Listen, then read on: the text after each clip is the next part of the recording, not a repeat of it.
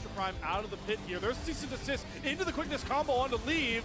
Crashdown comes through for Dway, and the flash is perfect. The skewer comes through as well for Sao on to 4. Allows Angel to set all the Sand Soldiers up to rip through all.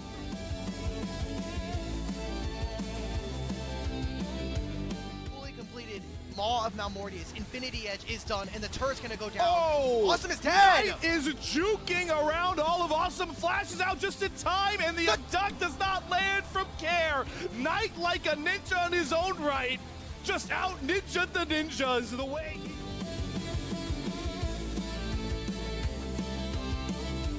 Just his presence alone is enough to allow for AL to regain control of the river. However, without that shield, becomes a little bit more vulnerable and is now down to half HP. The poking and prodding from top Esports will eventually result in Fudger going down, but he's going to stay alive long enough to throw out the ultimate and take down the Annie. Grand Starfall comes in and TN's forced to flash away. Anyone's Legend now has an advantage in this fight. Swan flashes in, but has to then get out of there. And now Fudger going to cancel the curtain call. The curtains will be shut right in front of top Esports' eyes.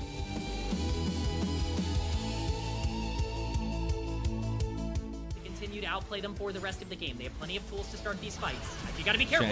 Shanks with the double tippers, the encore on top of it, and that is IG gone from this very plane of existence. Breathe is gonna join his teammates.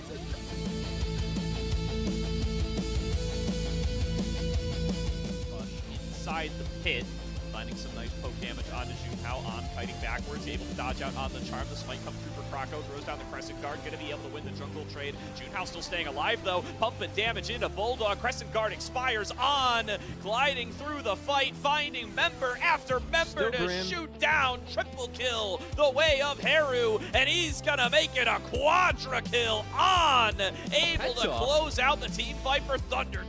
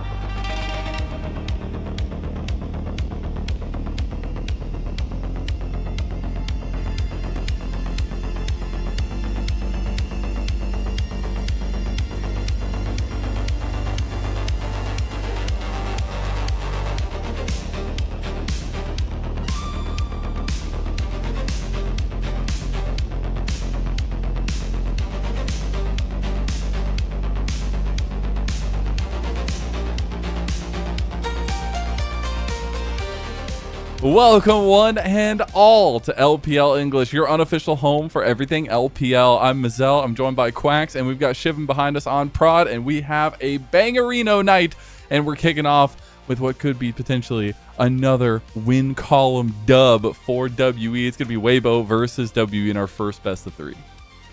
Yup, and both of these teams, Mazel, kind of having their placements locked in for playoffs. We're starting to kind of veer toward the end of the regular season, and I believe with the JDG win that we recently saw, I believe this now confirms Team Weibo to be in the bottom 4. And meanwhile, Team WE have been locked into the bottom of Group Ascend for quite some time, but now I think that this is going to be a really interesting next week and a half to 2 weeks where we see these teams with not a ton of standings implications really on the line. What can they bring out ahead of playoffs to really bolster themselves up in preparation for that? And the biggest thing that's now the focus is the positioning, right? On who you're going to be facing. I also love that the door just got slammed at the 7-win mark and nobody else can get past it. 3 wins back is the next highest team. So top 4 definitely secured there as we have the oval of results. As the Chinese broadcast had another way of saying it. The community has a tertiary way of saying it, but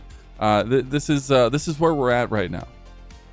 Yep. I mean, WE getting their first series win of the split. Better late than never, Mazel, right? We were hoping it would happen at some point. Like, Slayer and I were very excited when they got their first game win. And then the series win was just amazing. So it's all coming down to the wire. And being able to do it against Invictus Gaming, no less. Obviously a team that I think a lot of people would agree has kind of been slumping after their initial big rise at the start of Split 2. But now Weibo have been a squad mired with inconsistencies over the course of this split. So maybe Team WE, maybe they don't just get their first game, Mazel. Maybe they don't just get their first series. Maybe they get their second series. Their big win streak. At the end of the season. I know. Still some serious games to come down to for them, but we'll go ahead and take a look at their opposition for tonight in Weibo Gaming. A big change coming into the day. They have said Hung is out, the Hank is in. It's another H name, but maybe a difference of opinion in terms of what he brings to the table and how he influences the team around him. And he's going to be paired up with Elk, and I think Elk has been a player that you go back to split number 1, and this was the big savior of Weibo, right? What allowed them to finish top 3 in that split and really was the big firepower for this squad. This split, I feel like it has been harder for him to reach that level, and so now with the Hank, not only is he, looked at to step up as the big carry that he was in split number 1, for Weibo to finish off their regular season split strongly, but also now kind of having to be more of a leader to guide the Hank in the laning phase in those 2v2s. So having to kind of double down on that leadership role, having to step up even more than he already kind of has had to. So I'm going to be paying a lot of attention to Elk and the Hank and just how they kind of synergize with one another in the laning phase, because that is the big thing to look out for. And obviously, I think the thing that needs to improve going into the playoffs and the last few matches of the regular season. And all that preparation, all that growth needs to start coming to bear fruit at least. But somebody who's been on the up and down track, the roller coaster of a lifetime, it feels like, is Xiaohu. There was, at the beginning, tough times, some great moments from him. Then we had a pretty consistent streak of good performances, and then we've seen some serious fluctuation. So we're asking, where's Xiaohu at this point? Yeah, and Xiaohu... It's spring, man. I mean, I love that the Hank is also just there as well, like a little Easter egg. Like, what He's if trying to find him too.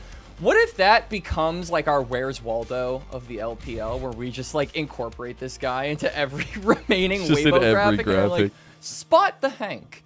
But yeah, I mean, on the subject of Xiaohu, I feel like this is a guy who you look at his gameplay and there isn't anything like particularly outstanding as far as like, oh, this is a huge mistake or this lost them the game. It feels like it's a lot of micro things, Mazel. It feels like it is just him not being on the same timers as the rest of the team. I think that his synergy and his setup with Jeje this split has also been kind of lacking, especially compared to other mid jungles in a sense. So just the synergy he's had with the rest of the team feels like something that we need to see kind of click and connect at this point, because again, we're getting down there. So you've got to make sure that this is something that you kind of have on lock.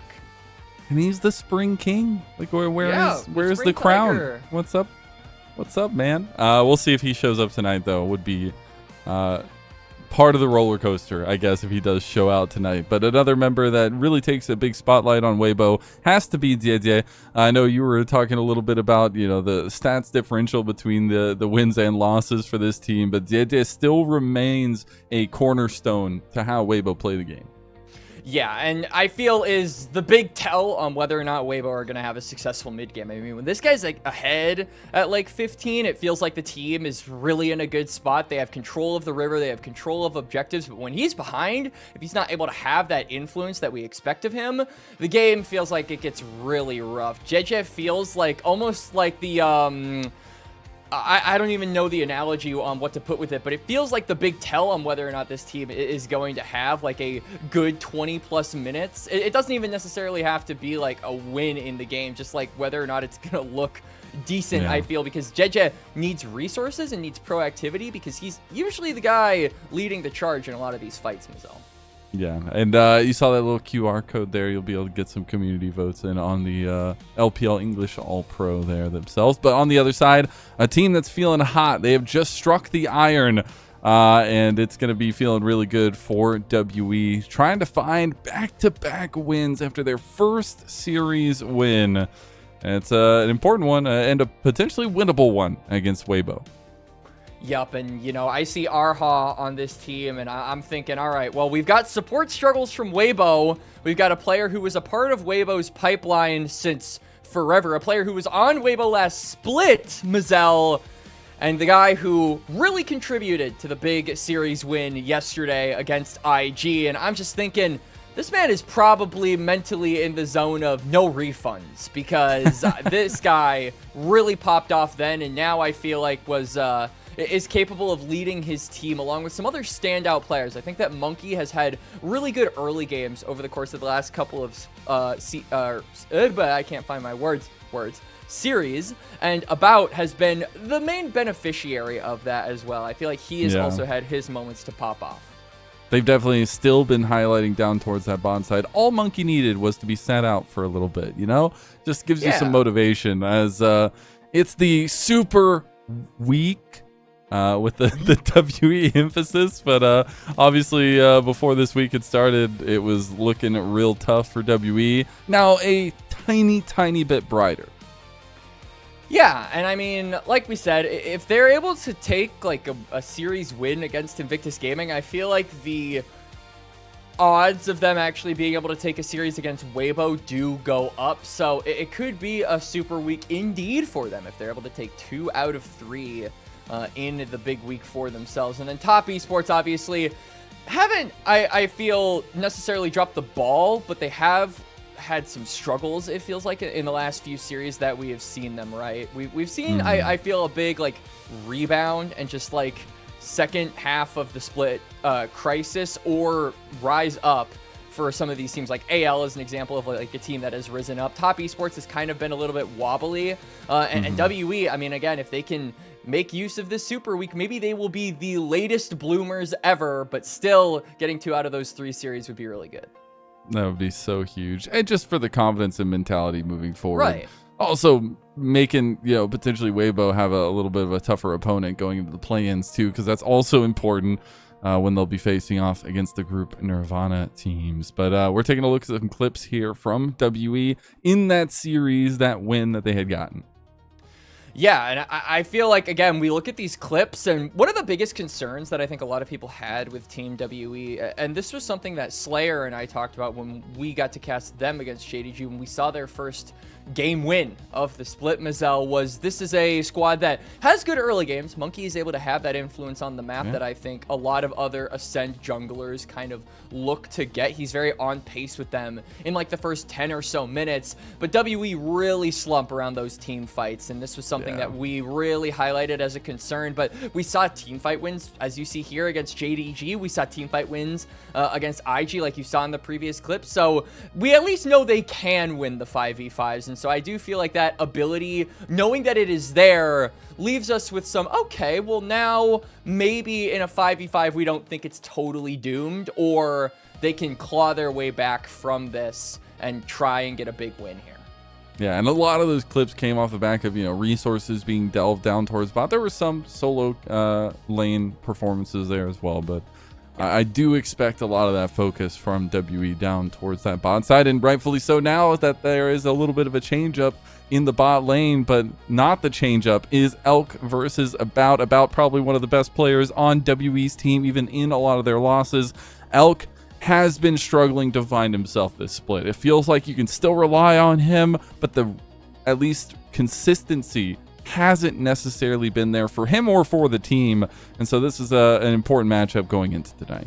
The ceiling either, I feel. This was a guy who was able to really pop off in split number 1, and I think a lot of people have fond memories of him being able to do that in the winter split, but we haven't really seen like a big pop-off Elk performance that I feel has stuck with us so far this split, Mazel. And so those high highs of this player have yet to be reached, in my opinion, and so if we are to see, I think, a return to form for Weibo, it does have to start in that bot lane. It has to start with Elk being that guy once again.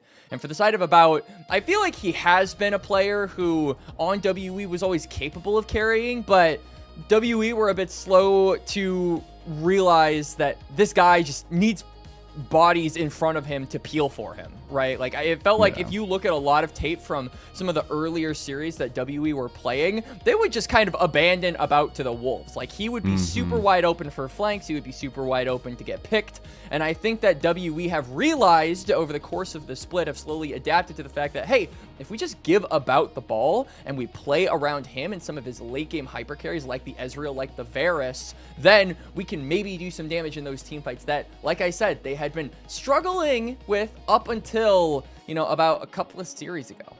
Yeah, and that's something that I'm really keeping a keen eye on tonight as well. But I just got to go back to the story of the supports, man. Like, I don't even know how you mentally think about this as Arha. You're like, why did you even replace me, bros? Like, it's so interesting to see how the rosters obviously have fluctuated a little bit, and hindsight is obviously 2020, but yes, it was a bit of a question mark when Arha had gotten dropped, but now we see the fluctuations in Weibo continue happening. And on the subject of the Hank, this is a player who I feel like we're going to be going into this series with a bit of a clean slate, Mazel. Obviously, this has been a player who was on BLG Juniors, right? So does have tape available around, I want to say, like middle of last year. I managed to catch a couple of games of that, but he was mostly put on those engage supports, right? The Braum, the Nautilus, Liliona. Those really aren't your big staple picks in the support role at this current moment. We are in support, Enchanter, Armageddon moment right now. So it's a completely different style than what we've seen from him. And that tape is, like I said, pretty limited. So a clean slate is probably what he's going to be getting here. Our expectations reset and just looking to see if he can actually fix any of the issues that Weibo have been mired with over the course of this spring split. And it's cool. I just gonna say, 2 rookies have had their debut in the Xi'an WE team arena. I think that's so cool. Nya had his big debut. Now we get another one in the Hank, his first time hitting the LPL. And I'm always about that. I'm always about developing players getting their shots. So let's hope they give him a little bit of comfort tonight, even if his comfort isn't necessarily the meta. But WE there, they've got to be sitting tall. I know there were some nice posts afterwards, as well as Arha talking about the win and just how the culmination of all the sad, the depressing moments leads to such elation on victory. And you might say, oh, but they've won 1 series. What does that matter? It matters to the players. They are out there every single day practicing, playing League of Legends for 16 hours a day. And it's nice that they've gotten the opportunity to show some of that growth. And that's the benefit that WE has from them earning that spot in Group Ascend for split number 2. Food feels best when you're really, really hungry, and for WE, they were starving for the longest time, but now finally they get a taste of victory. And so it'll be cool to see if, like we've kind of been alluding to, there could be a potential streak for them being able to beat IG. And I think a Weibo that is now struggling has a substitution in for the Hank. So 4 out of their 5 main members are here, which does leave maybe Arha a moment to shine yet again here, Mazel. this could be a 2 series in a row win for Team WE. They had been struggling to get just even 1 game for so long. This is character development. This is like the plot thickens. That's the beauty of it. And again, getting to play as many games as they have. Still some to go, though, here as well. I know we talked about him a little bit earlier, but I'm going to have a special eye for Xiaohu tonight. Really want to put a little bit of pressure on him to see how he's going to perform as well. Because, you know, against a matchup in Dakaris, if you're looking on paper, you're like, oh, Xiaohu handles this guy. But I'm not so certain as of late here for Xiaohu. So we'll see exactly how that pans down. But there he is, the Hank stepping in for Hung. Obviously a big replacement. Hung, having been around the league for a long while now, having to take a little bit of a back seat too. Yeah, I felt like Hung as well was like decent on some of the meta picks. Like I felt like his Nami wasn't super bad. I felt like his Melio and his Bard as well were some fun picks to look out for. But this is a guy who I think was more of an engaged support, right? Like when you saw, I felt like he looked a lot better when he was on things like the Rakan, things like the Nautilus. Like those were the games where I looked at him and felt like he just had that confidence where it was lacking in a lot of the enchanters. So that's what makes it interesting. Like the Hank, we've only seen this guy on engaged supports, and that kind of feels like the reason why Hung has been put on the sideline right now is because the meta just doesn't favor those engaged supports. So it's an interesting combination, right? We talk about the comfort for the Hank, but again, the limited tape leads me to believe that maybe this guy just plays what's good. And if he can play the enchanters and that's enough for Weibo to, you know, get some life breathed back into them, then I think everyone will walk away from this happy, except Team WE, who of course don't want to lose a series here to that. All I'm going to say, results-based analysis, Quacks, all 3 of WE's wins have come on blue side. They're on blue side for game number 1. GG, easy, ramp it up.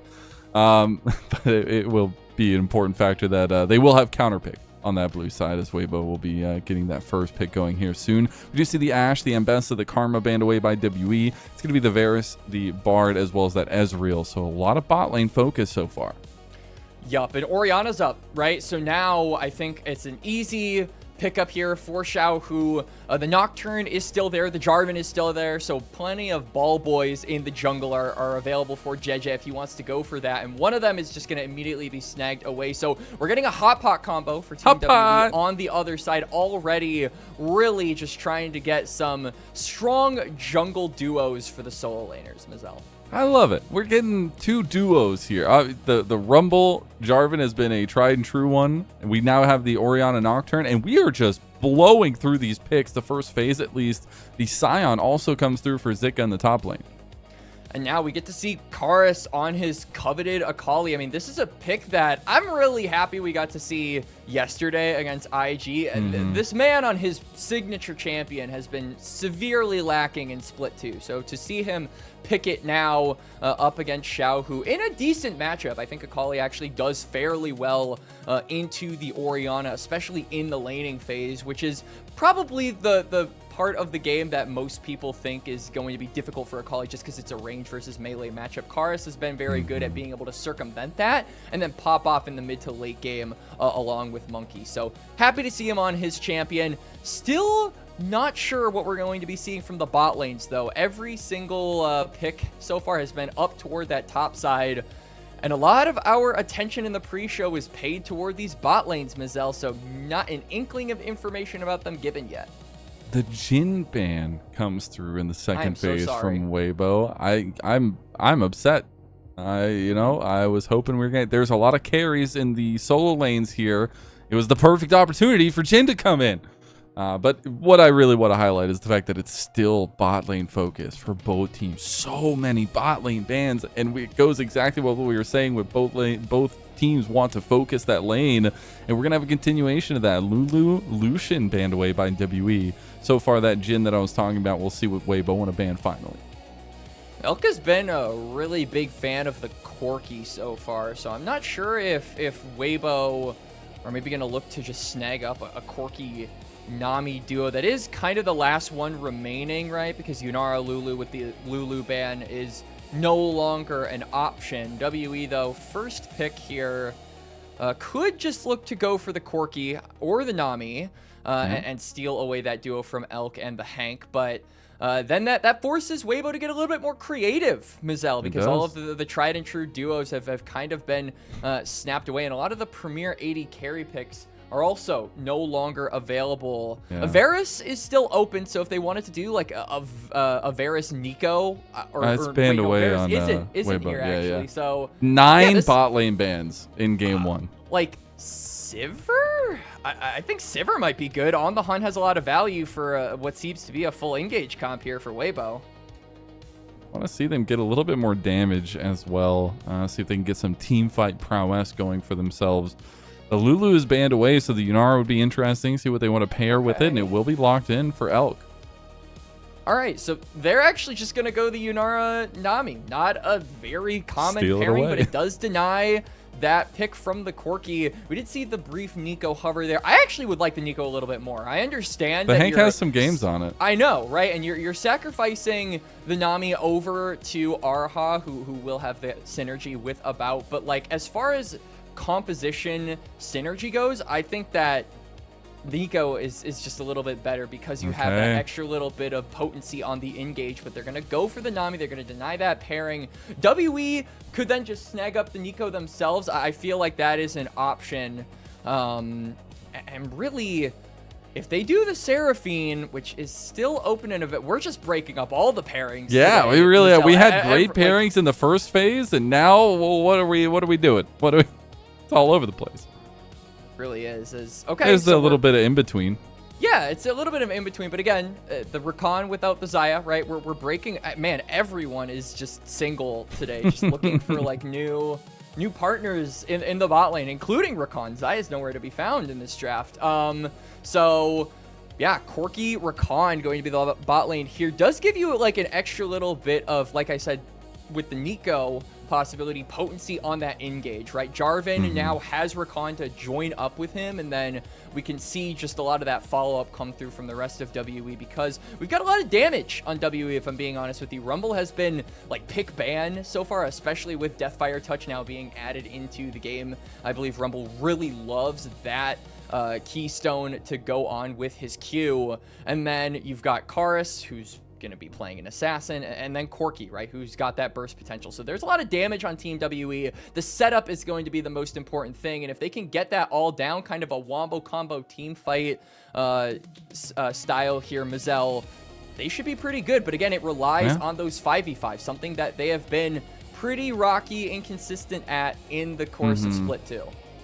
And I gotta say, you know, there's a tried and true duo in the Nocturne Orianna. I need to see Diede and Xiaohu perform on this duo. If they aren't, then things are gonna go really wrong for Weibo.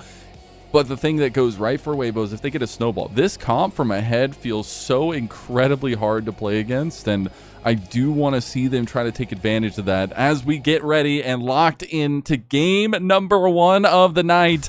It's a banger. Can WE continue their streak? Can they win another series? And can Weibo right the ship when it matters most?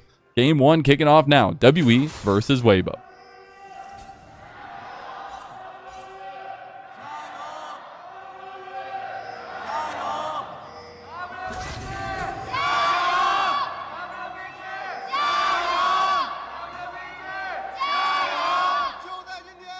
It was weak, but we'll give it to them. They, you know, they're living on a high from yesterday. So, you know, and rumor has it, the more games and series you win, the louder your gyos get. I think it's who you have on the team more, but you know that too. Popularity is king in the LPL. It really is. We do end up seeing the lethal tempo is going to be there for some of that skirmishing strength for Diede on the Nocturne. But the biggest thing that I want to warn of is Nocturne in this kind of comp, especially if Jarvan gets a little bit ahead, can just become a light switcher. And that's not what you want for Weibo. And I think when we've talked so much about how WE have found some decent early advantages across a lot of their games, even in their losses, something that can really set behind this comp from Weibo.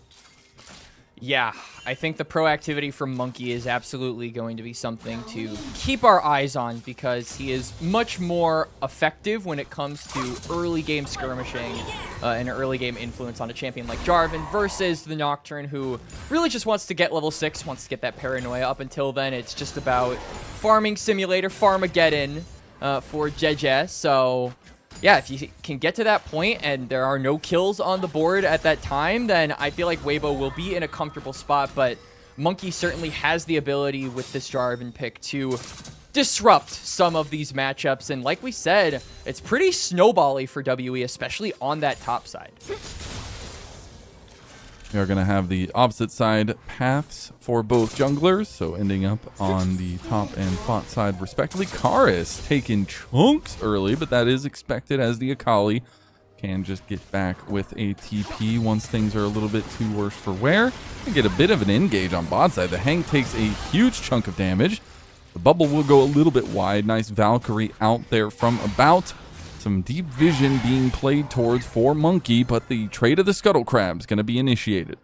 Yup. So we will see nothing too crazy happen. I mean, like we said, Karis is pretty low here, and JJ is just going to cross over, so he'll have a somewhat delayed back. Maybe this is something that Monkey can take advantage of on the Jarvan, as he now has his first items, and JJ on a ward as well, so we know that Nocturne is staying on the map a little bit longer, and that he's on that top side.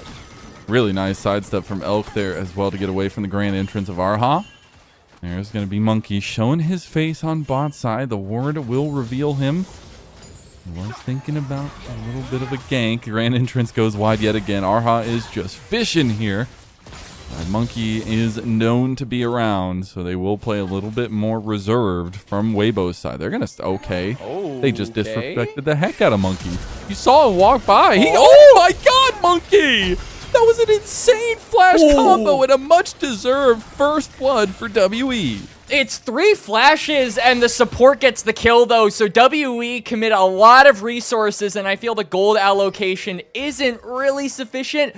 I might call that not worth it for Weibo in the end. Elk also does burn his own flash.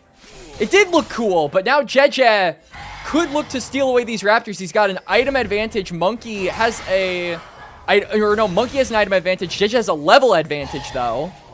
Gotta be careful. That lethal tempo will start hitting like a truck for JJ in these early skirmishes, but Kara is just trying to get as much farm as he can. Hovers around him, but I gotta see this back. A really awesome predict from Monkey here.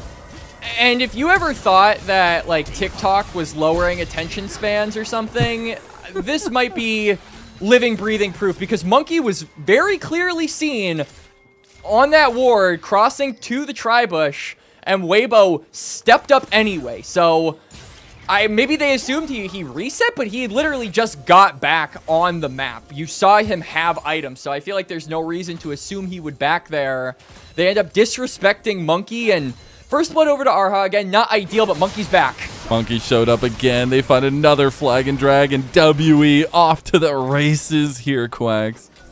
And this is the early pressure that we wanted to see from Monkey. This was what was foretold in the pre-show, Mazel. This guy being able to make his presence known, while JJ, on the other hand, has now been farming. This crab should give him level 6, so the Nocturne will have the ability from here on out to respond to those Monkey ganks. But the fact that he has gotten 2 of them off in bot lane, and both of them have had casualties, a beautiful start for Team WE. Xiaohu now in some trouble. Paranoia is going to be pawned by JJ. He did get that level 6. Oh, there's the combo that we said needed to be hitting true, but doesn't.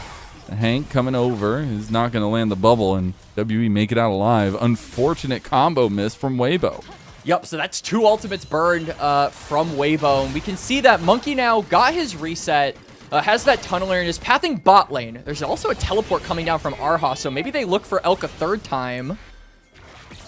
Zika is just getting bullied up there, as Elk about to get bullied by the bot lane to WE again. He does want to be a little careful, as Elk does have a good amount of damage to be able to return onto a bout with that auto attack reset.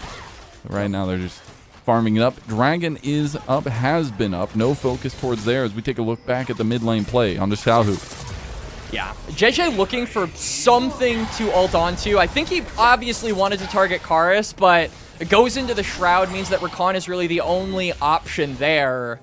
And it's not ideal because Rakan is a very slippery champion, so he manages to slide out of danger God, there. he just spotted again.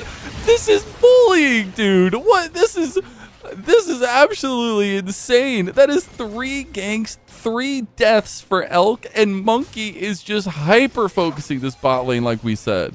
But I absolutely love to see it. Monkey's early game proactivity. Weibo not able to respond. Jeje doesn't have the paranoia up yet. It was on cooldown from that mid lane play that we got the replay of. So, yeah, the bullying will continue. He's shoving him into lockers. And what else is he? He's asking for lunch money? Like, what's after swirly. that? Yup. That's 3 of them. We got 3 of them. 3 bullying tactics down. We'll see if they want to add any more.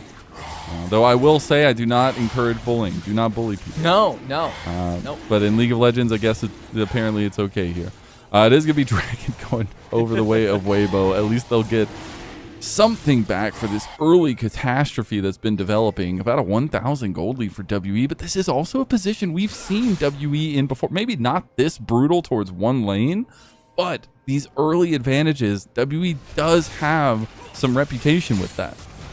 And WE will be able to trade objectives as well. They're going to go onto the grubs, and the way that this bot lane has been panning out, like if Monkey can continue this pressure in the bot lane, then that means About will get a lot of plates from these grubs because no Yunara means not a lot of wave clear and more gold over to the Corki. So I feel like this could have some pretty brutal returns the way WE have been playing, and if Weibo want to kind of stifle the advantage that these grubs give, they're going to have to play a little safer bot lane, which might hurt Elk in terms of getting ahead, but at least it won't set him further behind.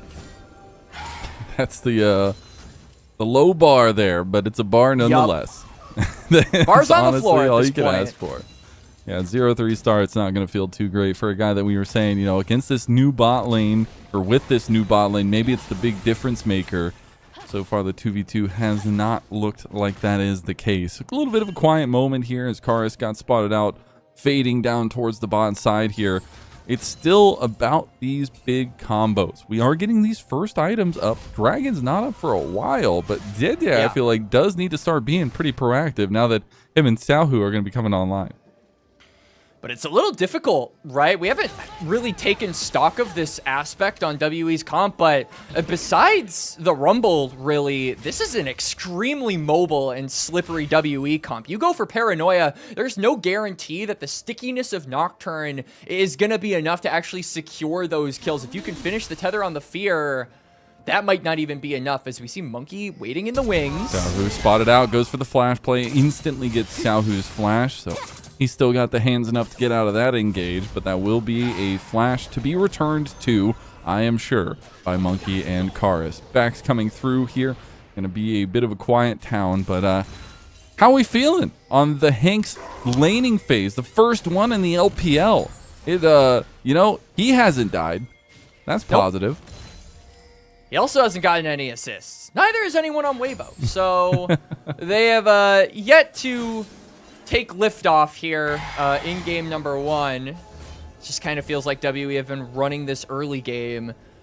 But this is like a big thing that we talked about in the draft, right? You're breaking up the pairing of Corki, Nami. Weibo thought it was worth to do that to deny About and Arha that 2v2. So you've got to make use of this Nami, right? If you're going to be denying it, you have to be able to play it, because otherwise it feels like that denial is a bit hollow here, as we do see some jockeying for at least some vision around this Phaelite on the bot side. Dragon's not going to be up for another 2 minutes, so not too consequential to get control of this river just yet, but it will be in about 30 seconds to 45 seconds. Yeah, I mean, they're there just ahead of time, I guess. First items have been completed for both junglers as well, both mid laners too, as we get a little 1v1 action. Bot's a nice sidestep from About. You do not win couple this. more autos. Got to be a little careful, though. About also worrisome about how he can approach that one. Zika will get the push off in topside. The equalizer going to equalize things, and the Dragon will no doubt be the big focus. Xiaohu, no flash. You got to remember, needs to be a little bit more careful with his positioning. Obviously, Weibo putting a lot of eggs in the Dragon basket. They are just holding position around this bot side. Zia is going to go try and stop Monkey from taking his chickens, but they are already gone. We could see that both top laners on that reset also got their first item. So big Leandri spike here for Cube, who now has the quest complete. Zika should be able to complete his quest in the next minute again until that dragon spawns. So there is a high likelihood that both top laners can and will get involved if both teams think it is worth it to actually fight around this objective. And for Zika, I feel like that's really crucial. Weibo having a frontliner for Elk to bounce off of and to actually defend him will be really crucial, because so far there has been very little defense for this Yunara in the first 12.5 minutes of the game. So big man Sion will be there to protect you. See if they do make that call. Backs coming through from the bot lane of W. I really want to see if About's going to finish his item here. I think it's going to be a little bit close, though, and I don't know if he's going to have it. He does. Trinity Force is such a huge spike if they want to go for this Dragon Quacks. Yeah, and Monkey is trying to get influence in the mid lane, but will be spotted out by a ward by Xiaohu. So we get the item onto About, but look at this. They lose Prio in bot lane. Elk is actually going to take a reset now, so never mind. WE are going to be first to the river because About's got item advantage. They've got push in mid, and WBG just frankly aren't strong enough to fight them right now, right? We've got a 2-0-1 first item Corki. That's consequential enough. You don't want to be messing with that, and there's really nothing to get on the other side. We're going to see a back come through from Jeje, so it's not like Cube is in any danger of a cross-map play. They just get this for free and equalize the dragon count without really anything on the other side. I think something that I'm noticing here from WE is they're very reserved in their play, but very aggressive when they want to go for it. Big double tidal wave coming out from the Hank, though, blocking a ton of the follow-through from WE. Monkey and Arha lose a chunk of health, flank. And here comes the unstoppable onslaught. Gonna land on the 2 here, but the equalizer! The equalizer might be the best one I've seen as of late. It forces all of Weibo away from the play. Does end up with the blue buff still going over to Weibo, and Weibo coming back out to finish some vision, but a very, very tight neck play in the mid side. Yeah, shout out to Cube there. Gets hit by the unstoppable onslaught from Zika, but drops his equalizer down in that really narrow corridor to where Weibo would quite literally and metaphorically have to walk through fire in order to join up with their top laner. So we get a replay here. Initial engage is good, but Shockwave is even better. It completely kills the engage that WE were hoping to set up for, and then I really want to see this again. So yeah, Cube gets hit. And look at that. They cannot link up with the Scion whatsoever. In fact, they burn Zika's flash. So that could be something WE look to punish. Monkey has been super good about that this game so far. But Zika is pretty tanky, so maybe not going to be as easy as an Elk without his flash. Yeah, he's going to be the solo frontliner for Weibo. But as we come to it, Rift Herald is on the map. WE looking to be more proactive here. Do have Jeje with the Paranoia and the Shockwave up from Xiaohu again, so they could look for a play. But Xiaohu will be reassigned to the side lanes. We have the bot lane duo coming to join Jeje in his roams. Yup, so he's going to pull the Herald up now. We've got a bit of a muddied lane assignment map right now. Both bot lanes in the mid lane just looking for that control to roam to that river. The big thing for me right now, Mazel, really is that Jeje, and because he doesn't find himself super ahead of the curve at the current moment, like, he is their sole source of engage if Zika cannot link up. So it's very, very costly for him to look on a target, because if he miscalculates, he's just going to get instantly one-shot, right? Arha has enough CC to just completely blow up the Nocturne. It means that it's super difficult for them to approach these rivers if they don't have firm control of them. And right now, WE have been controlling a lot of the contested space in this game so far. And that's something to think about as, again, these comps come to fruition as we start getting a little bit closer to 5-on-5s, how that's really going to manage out. Because if you're ahead in items, the kind of execution-based comp for WE is still going to feel really good if you can hit that bar. But a hallmark of WE have been the slip-ups in their mid-game. We talked about it so much, and it is still always looming. But right now, it does feel like WE are thriving off the confidence that their first series win gave them. And this comp is helping them out a lot. I feel like the comp feels really good for a Game 1 draft, besides the little switch up of the bot lane. But at least the top trio going to feel very, very stable. About 1 minute and 35 till that next dragon. It's not end-all be-all. It's not Soul Point. It's not Soul. But it could be a little bit of a trendsetter for who's looking to stack those dragons earlier. I think he is looking for something onto the flashless Zika. Hot pot. There we Wow. go. The fire has been put underneath. He's going to TP out. You can't do much. Oh, he TP'd right there. Yeah. And he'll walk away. He's fine. So that means WE, with 2 members on the bot side, Weibo are going to think try they and could do start it up the fast grubs. enough. But yeah, I mean, there's like WE also have 3 members on the map, so they're going to just immediately sniff that one out. Zika crucially burning that teleport, so he's not going to have the extra shield if there's a fight around this dragon. But there is also the Herald up, and with 45 seconds, I don't think WE could get both. Which means that Weibo, if they think, okay, we can't go for this dragon, maybe we could just go for a cross map. That is an option, but they're both really, or the mid jungle here are on the bot side river, so it seems like they want to set up for this objective. And again, it's very important that they be the first ones around this area just to give Jeje an easier time on this Nocturne, and they are the first ones to this river, and it looks like they are going to try and hold it for the time being as well. I could see WE just going for a Rift Herald play here as the opposite. Just give this dragon over. It is an Infernal Soul that they're stacking towards, but still something to think of for WE. The Monkey gonna move across the river here, so it does mean they want to contest for this one. And look at the top lane too. Zika's being bullied out of the lane, which means that he can't take any clear pathway toward the river. Just instant engage on the Elk. There comes the Knock Ori combo. They aren't going to find Monkey's the kill out in the end. Arha's going to get away. Now Cube comes in with the TP. You got to remember, Zika cannot join. This is a Cube differential, and they're going to be typing top diff in the chat here. That's going to be Dragon going to WE. And Cube, once again, with some kind of clutch factor around that fight. He wasn't allowing Zika access to the river. He was hard pushing that wave. And then WE knowing that Sion can't join up, knowing that that teleport is down, they get the numbers advantage. Cube manages to get his first kill of the game. They will trade plates for it, but that is a consolation prize at best for Weibo because WE get their second dragon, Mazel. And yes, Zika will get a little bit back with the turret, but it's still a massive play for the tempo of the game in favor of WE. And this all started off with their engage.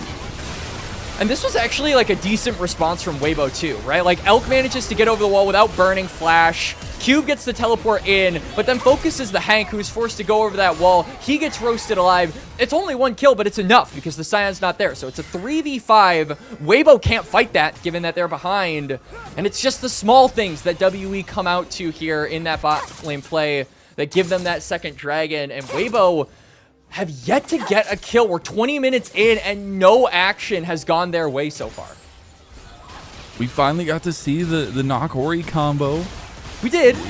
You know, it almost got the kill. Didn't get the kill, but it almost did. Participation trophy is going to be delved out, obviously. But it's still not enough at the moment. And a pretty solid feeling 2,000 gold lead for WE. Now, I will say, Weibo are still getting like decent marks on their item their item breakpoints, right? We see Yunara at around 2.5 items here.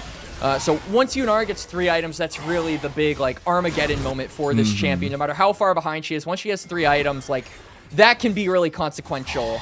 So WE have a little bit of that window left to continue punishing Elk, though he still does have that flash available. But Jeje as well has 2 items, so 10 stacks of Roar are there for Xiaohu. They have these items complete and willing to fight, but they are just behind that little bit of gold, and Team WE might be looking for something. Arha going for the trigger pull again. Does not find what he was looking for. Did get the tidal wave out of the Hank.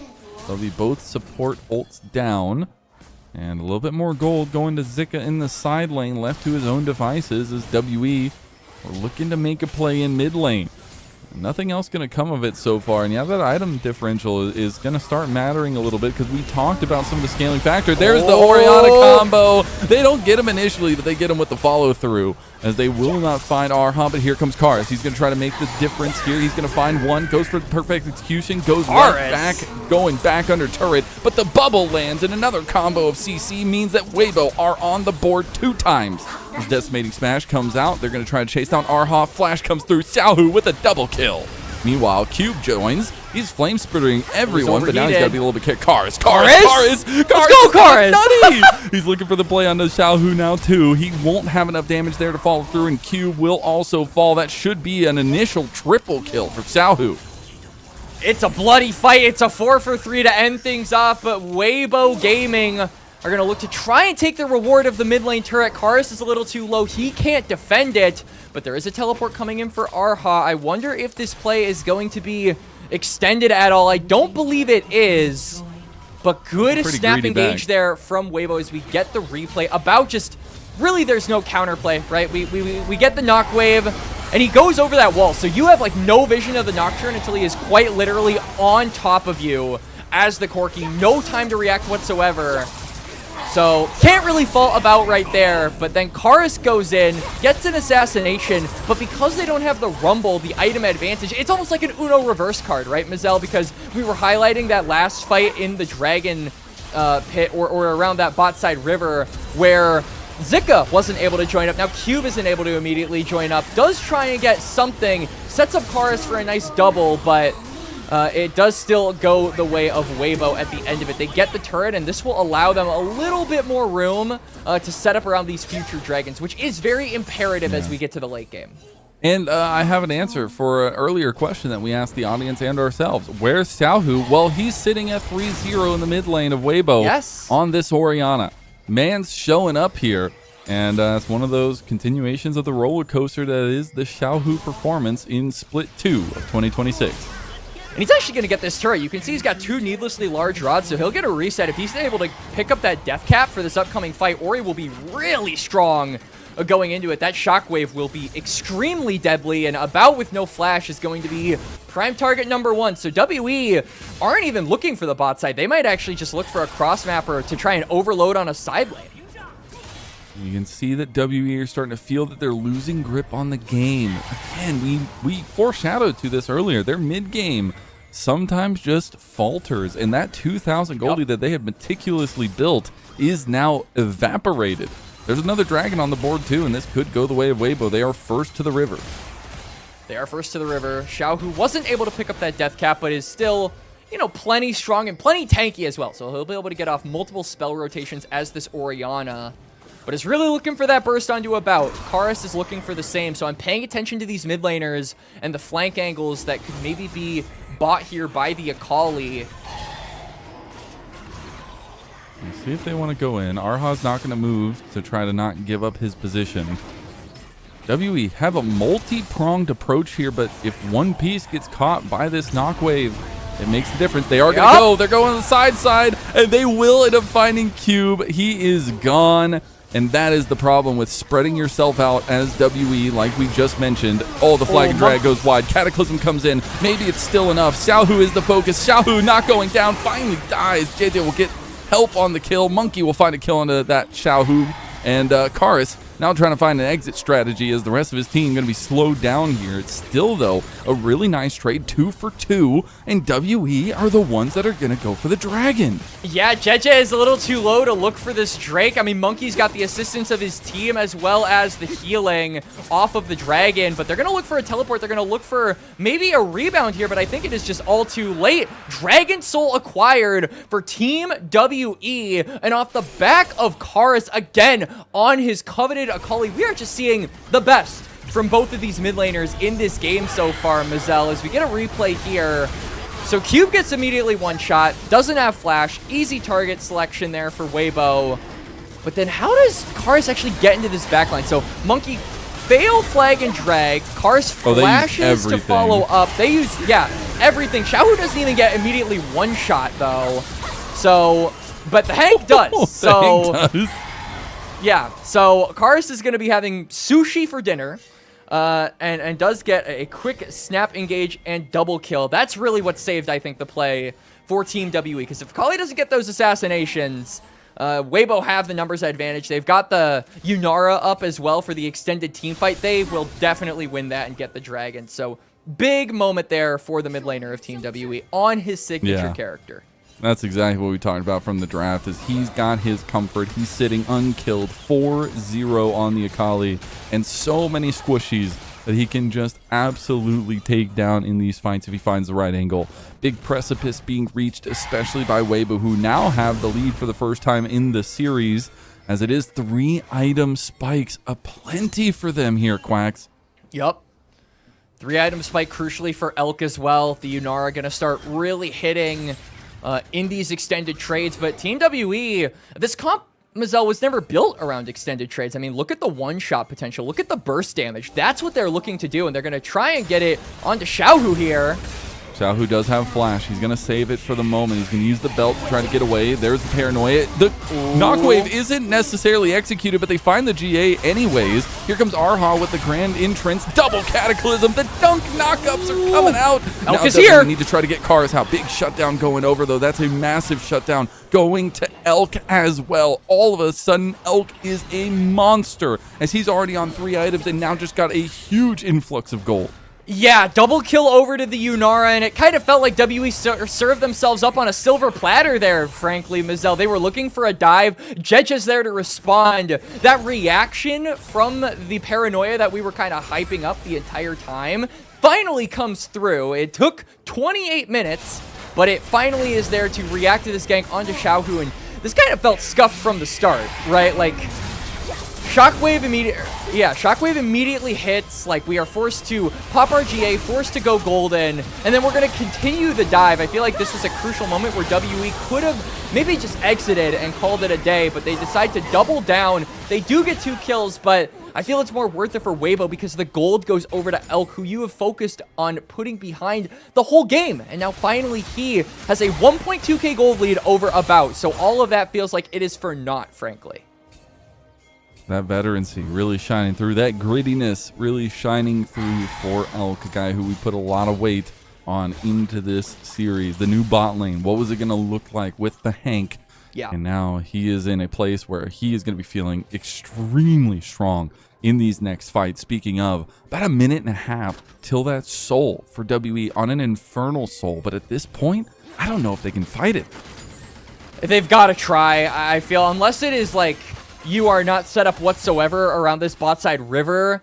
This is your chance to get more burst on your comp, right? One that desperately is reliant on it, especially with Elk. Like, he is going to be hitting really hard now in those extended trades. So if you can't one-shot him, it's going to be a very difficult game for you as WE. I feel like now is your best opportunity. If you can get that soul, it helps you with the burst. But the big thing is that Weibo got that mid turret so long ago, and WE have yet to get that mid lane tier 1, so it sets up an easier time for Weibo to have control of mid lane, and by extension, control of the bot side river, Mazel. And that control gonna mean a lot in this setup here for WE. Again, they've done so good in the earlier parts of this game, but they need to be able to try to pull it back. The decisiveness so far from Weibo has been super key, and a couple key item spikes as well, as the GA had gotten completed for Dede. The GA had been popped on Monkey, so that is a big difference coming into this fight. Elk is reset, though. If WE can pull the trigger here, maybe they can try something. But it's just the Scion. What do you do? He's unkillable, and now the knockwave tries to come through. Oh, it expired! Dede is just by himself here now. He's going to get his GA popped so fast. I don't think Weibo can join. Dede just pulled the trigger way too early. What? And now it's a 4v5 in front of the Infernal Soul. And no jungler, so the odds of you actually being able to steal this objective are 0 to, like, it's basically non-existent. WE have everyone around, but Monkey is completely alone. He's gonna flag and drag in. He's completely isolated. He's gonna die too. He's gonna go in for the play. Xiaohu is the focus right now, About with a beautiful Valkyrie, but the burn is still there. WE have turned it back around. It's like we're taking U-turns on the highway at this point, going 60 miles an hour as WE gonna slowly try to take down Zika. Monkey fell, but the dragon should still go over to WE. Yeah, WE are gonna get it, and I just gotta say, man, Akaris is a magician on this Akali. We were concerned about the split fight for Team WE, but Karis flash ult proto belts onto the back line. No. I want to see this again. So they look for About, good target selection, just uses it but too early. You did it too early, and then About forces Jeje over the wall. He says, wherever I go, you go, and you're gonna go into the grave. I'm not gonna go into the grave. So I guess statement 1 was completely untrue, but then Monkey gets isolated, doesn't have his team there. Elk and the Hank completely zone off anyone from joining up from that top side, and then flash proto belt ult. There's nothing Elk can do against that. Like, disgusting. And then Xiaohu is also taken down on the back end from the sacrifice of Monkey, being able to set up About to take the kill down, and now the lead has fluxed again back in WE's favor. Yeah, it's pretty minimal though, and we are 30 minutes into the game. Paranoia, they're going to try to find Cars. They've got the Infernal Soul. Wow. The real target was Arha, and Monkey will fall right alongside him. The GA just came back up, and it's going to go down again. Throws after throws, and unfortunately for WE, this one might hurt even more. It's the Baron going away to Weibo. And that driving from Zika on the ultimate, that gets you like 50 years minimum in prison. That was absolutely criminal from him. Weibo just going to snag up the Baron for themselves. So just like that, Weibo are right back in control of the gold lead, Mazel. Yeah, they are, and they find a little bit of a back-end play for WE here as they take down the outer turret, so trying to break down some of the defenses of Weibo ahead of this massive siege that's developing in the top side. This should go all the way down to the inhib, but it looks like Weibo might want to play it a little bit safer, take this quick back, reset onto the map, and see how strong they are. There's still a decent amount of standing gold here, right? I mean, you've got an outer turret on that bot side, so that's naturally where most of Weibo are going to redeploy to. I think Karis knows this. He's going to maybe just wait in this bush for some unsuspecting Weibo gaming victim to try and assassinate, but Jeje in the area, now level 3 ultimate. That range on the Paranoia is extremely long, which means he can react to any of these side lane plays WE are looking for. Oh boy. Yeah, getting set up for something. Oh boy, they're spotted! Oh no, here comes the Knockwave. He's gonna go golden though and buys a lot of time here. TP coming in from Zika, though. It's going to be Cube walking his way here, but he's going to be here too late. He's going to finally TP. Monkey's still alive. This is a little front to back that WE could be willing to take, but you've got to be extremely careful about the CC that Weibo has. Nice rocket from About, but the turret's still going to fall.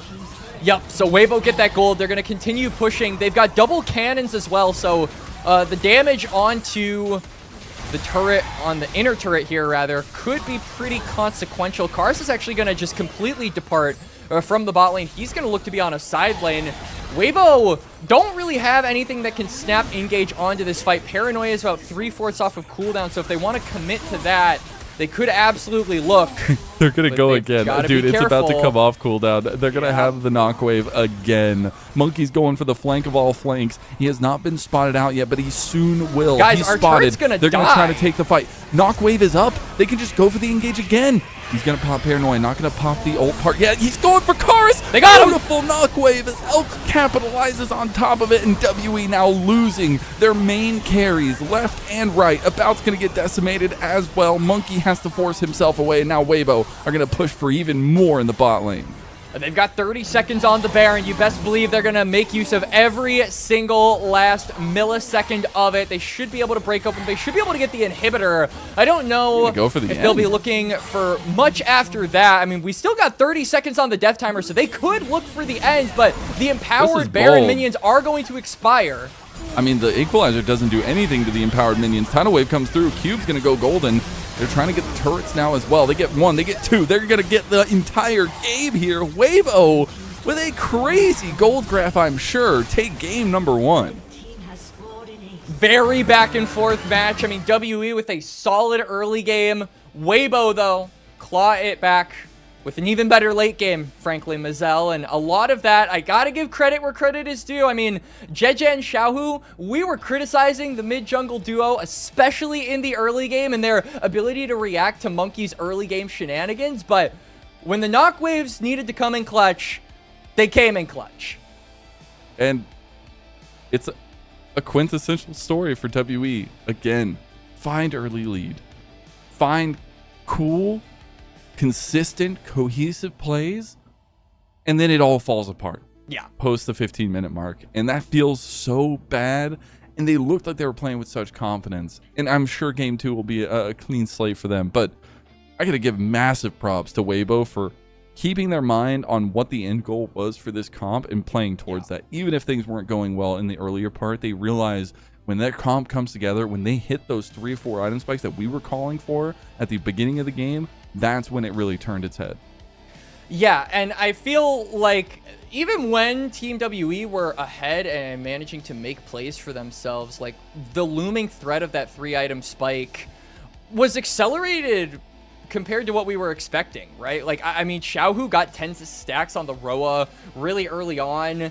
For all the pressure they put onto Elk, like he was still at 2 items with a relatively favorable timer for that breakpoint to hit. So, like, even though these guys fell behind, it wasn't so far behind that they couldn't claw their way, obviously, back into the game. So credit for Weibo, or credit to, rather, Weibo for holding on even when the early game was rough, because they were within, like, that relative gold contention compared to Team WE, to where, like, we saw a couple fights and you managed to take over the game.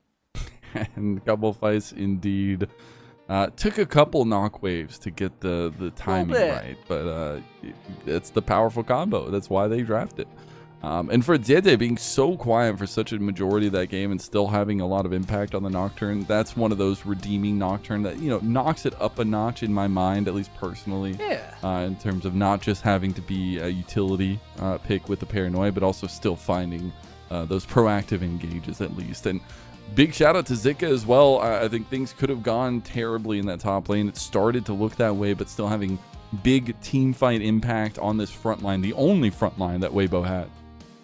No, I mean, Zika's been a really big fan of the Scions so far. Like, every top laner has been a fan of the Scions so far. Let's be real. But, like, Zika has been, I think, willing to play these frontline champions, but also willing to play the carries, right? Because you see things like the Scion, but then he's capable of going for the Jaces, the Ambesses. So I am wondering, as we are, you know, finished with game 1, maybe looking to game 2, if we'll see a different side of Zika on maybe more gold efficient carry oriented champions, because that has also been a style that I think Weibo have pulled out before in this split, but it has struggled a little bit. So if they maybe have another tank up their sleeve, like, more power to them. If it ain't broke, don't, or yeah, if it ain't broke, don't fix it.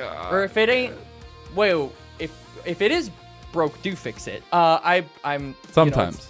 You know, yeah, sometimes. But if Zika can go for the carry champions, my point being, I think that would show, like, more dimensionality from Weibo, which is something that I would also like to see. I think if we can look at this team and think, okay, multiple different members of this squad can carry, and you have multiple different angles to play for, I'll be more confident in this team to do some damage going into the remainder of the regular split.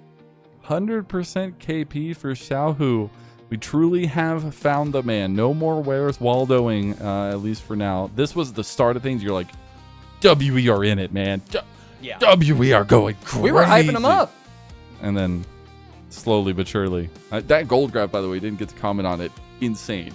Yeah. Just up and down, left and right. Back and forward. It was great. Using the Z-axis for sure in that one. Some highlight plays from Karis across this game itself, but when you have the ease of execution that the Orianna brings, and, you know, the other side of the coin being that Orianna is just really strong right now, it makes it a little bit easier to execute that fight. And it never feels, on the subject of Karis, it never feels good to lose a game on your main, right? Like, if I lose a game on Kha'Zix, personally, like, I'm really sad, especially one where I popped off. Mazel, I would imagine it's the same for you. If you have, like, a really good Jhin game and you still have the defeat screen, it's pretty brutal. So for Karis to lose access to that champion and still be down 0-1 after a really good game from him, definitely a bit of a feels bad for the mid laner of Team WE, but he's still got some other champions in the bag. But I just feel like in terms of versatility, Xiaohu has always been a mid laner capable of basically playing anything. The level of that play is what's called into question, but there's no doubt that he can play a multitude of champions. Yeah, I mean, the guy's been top, been mid. He's won championships. It's obviously a really nice track record there. But one thing is that the guy usually does focus on these kind of side lane picks, things that can kind of work out with his own macro ability as well. So I love to see kind of that focus on the control mages in mid, a little bit of control in the 1v1 itself. And obviously he had been keeping pressure on Karis for the majority of the game, even if Karis was starting to get ahead. As we take a look at some of these fights, this was the moment that, like, this is that big chunk back in the Goldie that almost got it back to 0. And then Weibo take a really big play in the end. Just a couple things not going right for WE. And I feel like it's off the back of this, right? Because, like, they get a huge fight set up very nicely. Like, it looked really difficult, especially after Cube got isolated, but they managed to claw it back. And we go into the replay, we're hyping it up, and then we immediately go back to live. Zika slams into 2 people. They get 3 kills. Baron, boom, the game is in their hands, and from there they managed to win it. So we didn't even get to see how that was really set up. There was no, like, tension building. It was no rising action. It was all just conflict, resolution. That's Bori storytelling here, Mazel. Where is this?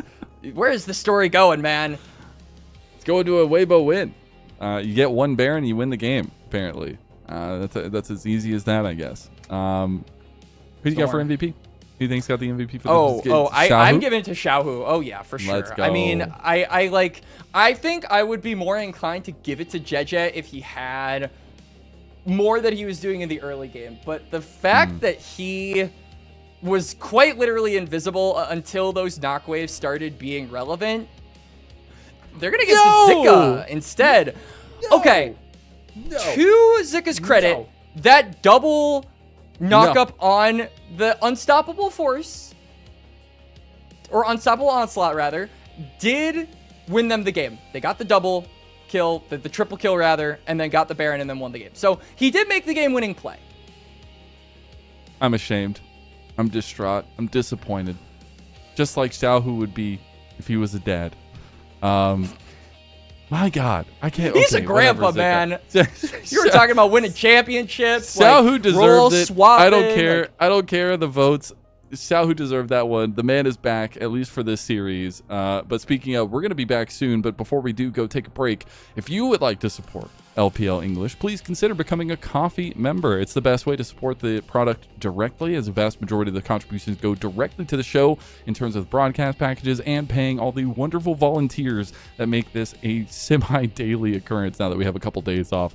Subscribe to our coffee. It's going to be linked in the chat. You can unlock some perks as well as early access to content and our interviews on the international stage. That being said, that is it for our first game of the day. WE, they had us in the first half, but Weibo had it in the second. We'll see what they do in game number 2.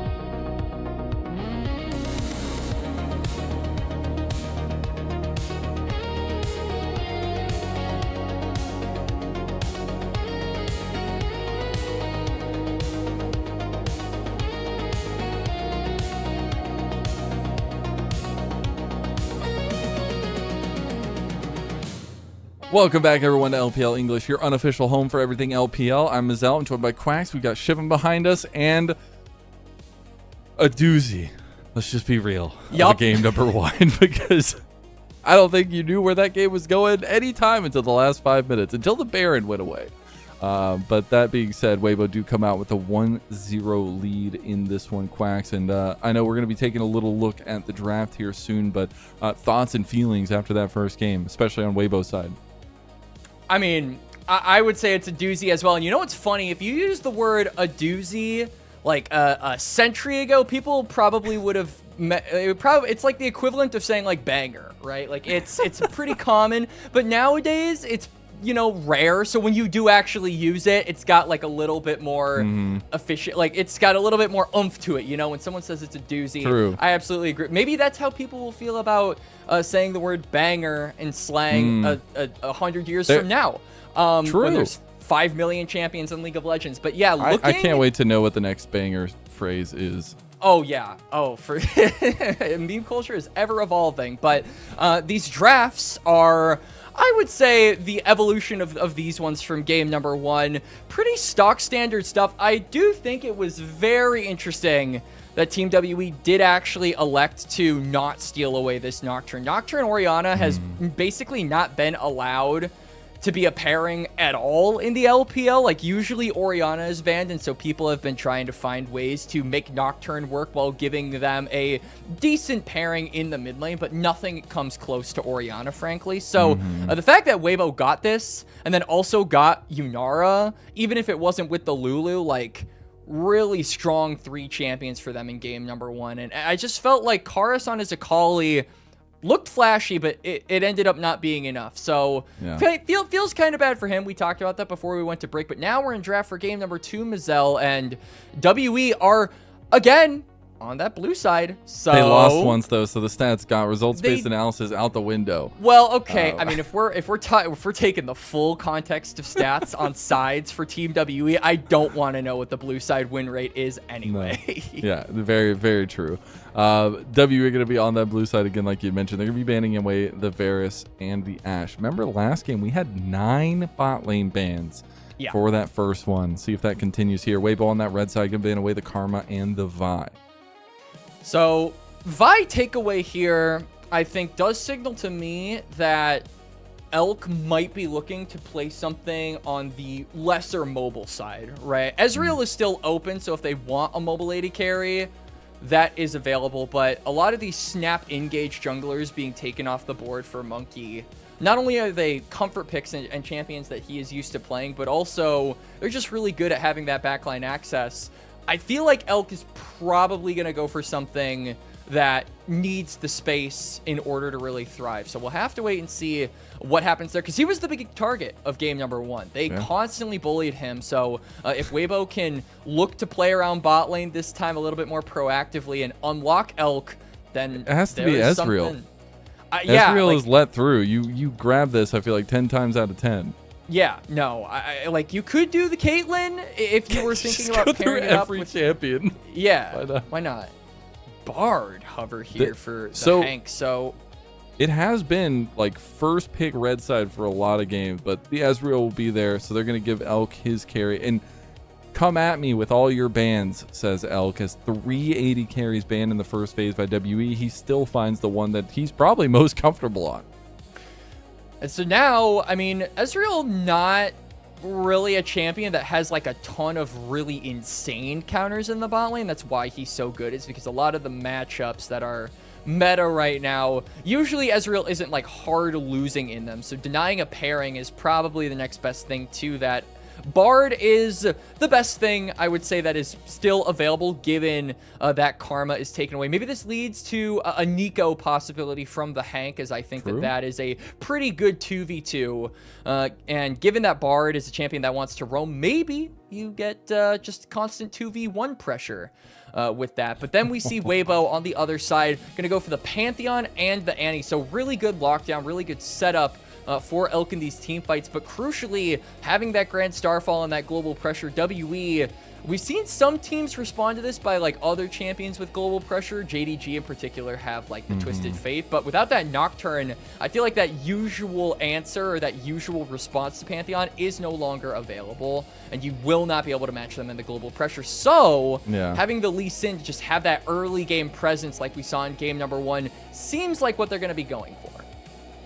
Back to the Annie Pantheon point, Weibo are just saying we're going to win this series through mid jungle. Like they are just going for full setup tools from this duo, and rightfully so, some of the most experienced members on the team, obviously, but it's something that allows the Hank to take a little bit of an ease off, right? There is this tried and true combo that they can go through for Weibo, and the CC Cheney is going to be immaculate. The Lee Sin, though, as you said, giving some versatility to Monkey, and as we go into the second phase of bans, we get more bot lane bans, but this time towards support for WE as they ban away the Nautilus and that Seraphine. So far, the Jhin and the Sivir going to be banned away by Weibo. And I feel like now we just need to give setup over to Monkey. We saw him play this Lee Sin yesterday against IG to great efficiency, managed to give them one of their wins in that series. So Renekton still on the board, could maybe give you that much needed lockdown along with the Rise for you to land those Qs. But right now we're going to be hovering the AD carry. So I like Caitlyn more than Misfortune. I don't feel like you've got set up enough to really make use of that bullet time. There is also just a lot of lockdown from Weibo that can interrupt that bullet time. So yeah, Caitlyn I think is a better answer just to match the range of the Ezreal in the fight as well. Not really confident in the Bard pairing completely. The Tempered Fate obviously does give you ample time to set up a trap and really get like a big burst combo on this champion, but I feel like all of that setup, really I'm just looking at it in regards to how it's going to play around this Lee Sin, because this is the big X factor that Team WE have to be centered around, especially in that early game. And that Renekton that we talked about, Mazel, just going to be denied here. I think that this is a beautiful denial, and Gnar is open, so you do have a good lane counter, but the lockdown, especially in mini, you're going to be trading one thing for another, and WE kind of found themselves in this predicament last game with the Nami Corki being denied by Weibo as well. Most comfort champ for Cube going to be coming out again. The Cassante locked in, but going back to the point of the Nico, it's super important to highlight the Hank. You know, a bit of a comfort, at least on paper, for him here, and going to have a large influence on how engages, or at least counter engages, are picked up by Weibo. Yeah, like we saw the Hank in the tape that we have, like he was playing in initiation supports, right? And I feel like Nico is probably, in the meta of like enchanter supports, I would say Nico is probably the closest thing you have to a fight starter as far as enchanters go, just because you've got that Pot Blossom plus the Proto Belt, the ability to really start up a fight. It is there for the Hank. So if he has that keen killer instinct eye that we saw from him earlier in last year when he was on BLG Juniors, maybe we can really see this guy pop off, and that's kind of what is going to be required of him. I felt like the Hank was pretty invisible in the early stages of game number 1, so if he can make his presence more known on the Nico, even if it's just poking with Elk, I feel like this will be a better game for Weibo, at least as far as the bot side goes, because this top side is pretty stable. I think really the only area of attack available for Team WE is going to be that mid lane on the Annie, just because she's immobile, and if you burn that flash, does create an easy target for the Lee Sin. And I mean, I know it's the center of the meta right now, but jungle is also so important in this one when you're looking at Pantheon getting active, when you're looking at Lee Sin getting active on the map, getting leads for their teams. It's going to start in jungle. Game 2 between WE and Weibo Gaming starting now. Arha. It's a flash burned already. Gets another Q over the wall, but nobody going to follow through with their own flashes. Just willing to get that burn out of the bot lane. How dare you interrupt the Gyos? That's sacrilege right there, but we are going to see, yeah, like you said, that burst coming out. So Arha forced to burn that summoner spell early. Maybe does give an easy target over to Jeje, as we see the Pantheon is pathing bot. Both junglers, in fact, are clearing on opposite sides of one another. So maybe this opens up the door for Monkey to look for an early invade as well. We see him pathing down and immediately crossing over to the river. So he is going to actually look for an early invade. Circumvents the vision that Weibo have laid down. They have no idea that he's doing this. Yeah, they think he's pathing down towards the bot side with the red clear, but he will be stealing away a little bit there. That's huge. Also, little things before we get too far into it. Some of the rune choices, the electrocute coming through for Xiaohu. I know we've seen some dipping into the Deathfire, but not going to be the case there. On the other side, though, Karis on the rise will be rocking that new rune. Yeah, so we at least get a little bit of Deathfire representation here, but I am continuing to keep my eye on Monkey. We see he's going to get level 3 off this Gromp, and that does open up the door for an early gank. We saw this last game, and Monkey just really does not like Elk. Yeah, hey, if there's going to be one person I would target early, it would be Elk to get him as far behind as possible, because you saw last game, he still came back. They have no idea this is coming. As no, Sonic Wave goes wide, and Monkey won't be able to find what he was looking for. But now it will be Dede that has the information. The rest of his bot side is probably gone. Bit of an awkward gank coming through there for Monkey. Does he go for the counter? I think he is. I mean, he's got the red buff available, so that advantage is there for him at least. He's also got a health bar advantage, which is extremely crucial. Monkey is going to go on to the Krugs. We'll be able to heal up a little bit, but Jeje, if Xiaohu can move, will have access to that Annie. And again, double point and click CC is super valuable in the early game, so I think Monkey, rightfully so, isn't going to mess with that. Knows that Karis doesn't really have the opportunity to move. No one on this bot side really has the opportunity to move. He's just going to look for a cross map and go for the crab. So bit of a disappointing start for the Lee Sin that we said needed to get ahead here, Mazel. Double reds and double blues. Won't be having the counter buffs here just yet, but we will get the Scuttle Crab trades. I really love some of the pressure that Xiaohu is putting on Karis in the mid lane right now. Obviously, he still has some good trading power in the earlier game as Annie.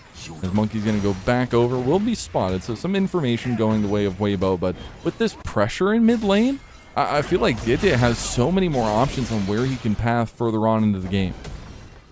And Jeje, especially with the priority, I think, is going to be getting that. We see Zika is pushing and shoving that wave under the Tower of Cubes, so he's actually just going to continue looking for these invades. He pinged it earlier. Yeah, he has access to his soul laners being able to link up with him, so why shouldn't he make this move? I mean, Monkey's camps are really disjointed on the respawns, so this is just going to set him further and further behind. This Lee Sin is off to a really rough start here, Lennon.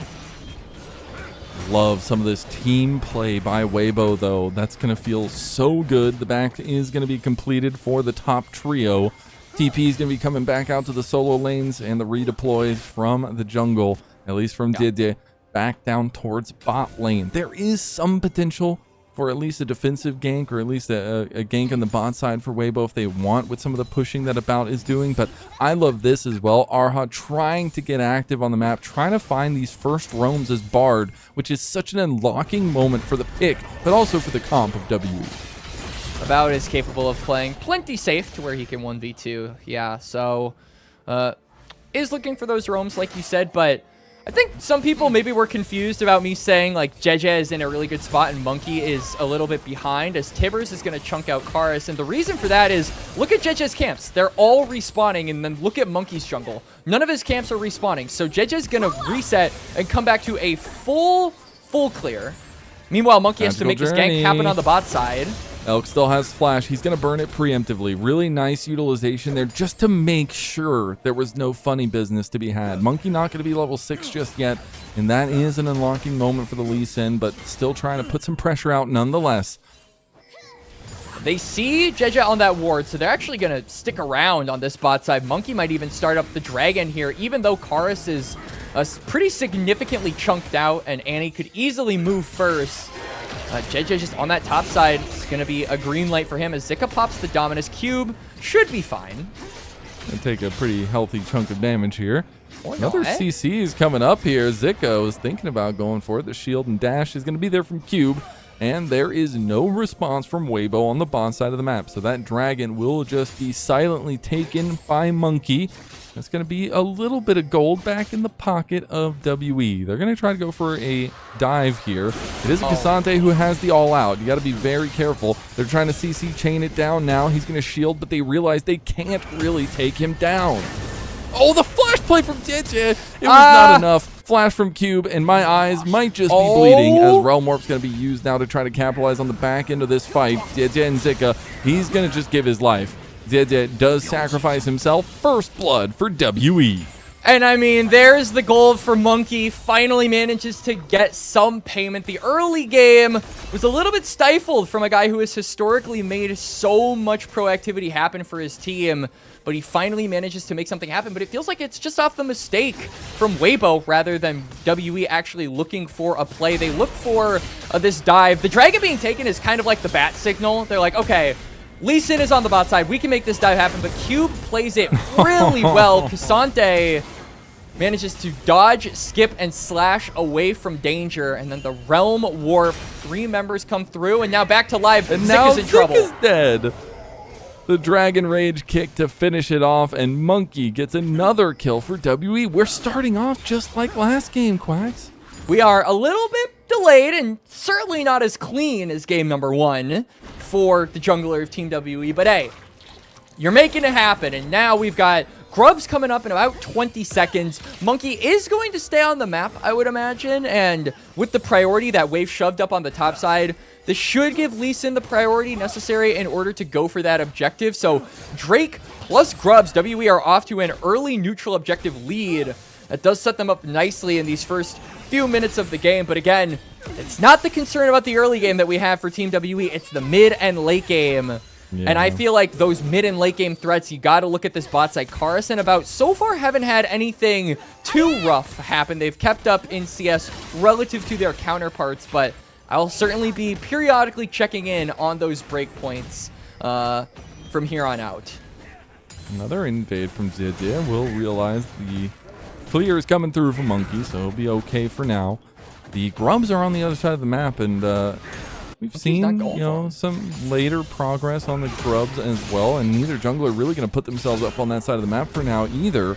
So that objective is going to sit by the wayside. Still a little while to that dragon, but could see an opportunity to trade those objectives if the Grubs do stay alive.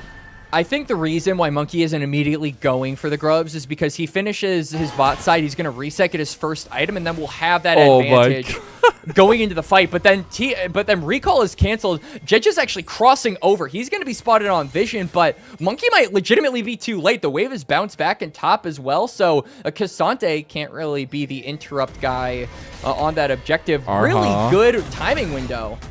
Arha is going to make his way up here as well, try to support Cube. Cube going to get all outed, but trying to flash away. Does not get the Q3 here from Cube, but it does mean the pressure is there, so Dziecie has to back off of the Grubs. Was able to get one. There's going to be the Tempered Fate on the Xiaohu. Xiaohu getting the flash through. Pop Blossom coming from the Hank, the new member of Weibo Gaming, making the first impactful play for the team. It will be an insta-trade back as Monkey was able to get the kill onto the Hank, and it's still a tussle over the Grubs. It's a 3v2 at the current moment. Zika is going to clear out his top side before joining up with the rest of the team, but they just don't feel confident, actually, to fight for this. I mean, Monkey's got that item advantage, so I guess that's enough to scare Weibo away from actually wanting to fight this Lee Sin, who is now 3-0 Mazel. Off to an incredible start here, and so it will be 2 Grubs given over to Team WE. I want to see how this fight actually started, because Xiaohu's got moves, man. Watch this flash. So they get the stun up onto Xiaohu, but then the Hank with that clutch engage factor. We talked about it as being something to look out for from his days on BLG Jr., and he manages to make it shine through here. Still not enough to get the objective, though. WE get the 2 Grubs. Now Monkey's going to cross over mid, gain control of this river, and Weibo, without their first item breakpoints yet, aren't going to feel comfortable really trying to contest him here. Monkey exerting some of his presence on the bot side as well. He does have that Sundered Sky already, and that's going to feel really good for some of the skirmish prowess of the Lee Sin. And this has just been a jungle kerfuffle here. They're just trading everywhere. There are invades coming out left and right. There's all these camps stolen away, and still a pretty dead even game between the two, except for all the kills that Monkey has been able to secure so far. Dragon is up. A lot of presence and vision from WE on that bot side. Yep, and Drake is available, but all of WE are looking to get resets, right? Now that the objective is up, this feels like a bit of a disjointed back timer for them, and that means they're not going to be fully grouped up around this Dragon. Weibo should actually be favored to get this objective, so they'll get the Dragon. Really good timing there for WBG. A bit of mismanaged timing there for Team WE, but now Karis is potentially looking for a cross map onto Zika, but that Croc with the Dominus is not to be trifled with, and they're going to end up getting nothing here so far, Mazel. I do want to say, it is nice, especially as a jungler, in games like this, you really are thankful for having a Bard on your team. When you're ahead as a jungler, and a mobile and aggressive one like Lee Sin at that, having a Bard in your back pocket is amazing. Just to follow up with a lot of your plays and be active around the map. This is the pick that can really take Monkey from being ahead in the early game to maintaining that lead after around the 15-minute mark when the champion historically falls off. See how that progression goes down. Still looking for some side lane picks or any pick potential from Zeze as well on the Pantheon, but when we're looking at scaling factors in both teams, again, just like in game number 1, they have options as time goes on. They do, and I feel like one of the options for Weibo and those scaling factors that you talk about is absolutely Elk, but he's getting a lot of pings toward the bot side. Monkey, I think, is making it apparent that he wants to at least try and bully Elk, so they're going to be zoned off of that tower for now, not really able to play up toward the minion wave. And even when he's not looking for ganks, like, he is still applying pressure onto the bot side. If Team WE can slowly but surely just take away these resources from Ezreal, delay that 2 to 3 item power spike of the champion, they should set themselves up for some timers where they can have those item advantages and look for the more crucial fights going forward. Nothing too crucial, though, is going to happen. I mean, in about 3 minutes, a Dragon will spawn. That'll only be the second for the team that gets it. I've really appreciated the vision game so far in this one. Yeah. It just feels like there's been so much information that is so quintessential to how they're playing these fights. Oh, I think they need a little bit more vision there, though. There's going to be the Hank selling pro plays and pro play accessories. That's going to be Monkey trying to get away, too. He does find it. He's got the mechanic. Grand Starfall goes completely wide. That might have hit my fridge as Monkey is trying to find an exit strat now. We'll have the lockdown. Hank is trying to get him now, too. And it's going to be Elf that gets the kill with the Mystic Shot. Arha gets through the wall, but he goes short. It doesn't go all the way through. Now Arha is going to be forced to flash away, but the Tangle Barms arrives. It's going to be the chain CC that's not there for Weibo. They find the pick at least on the Monkey.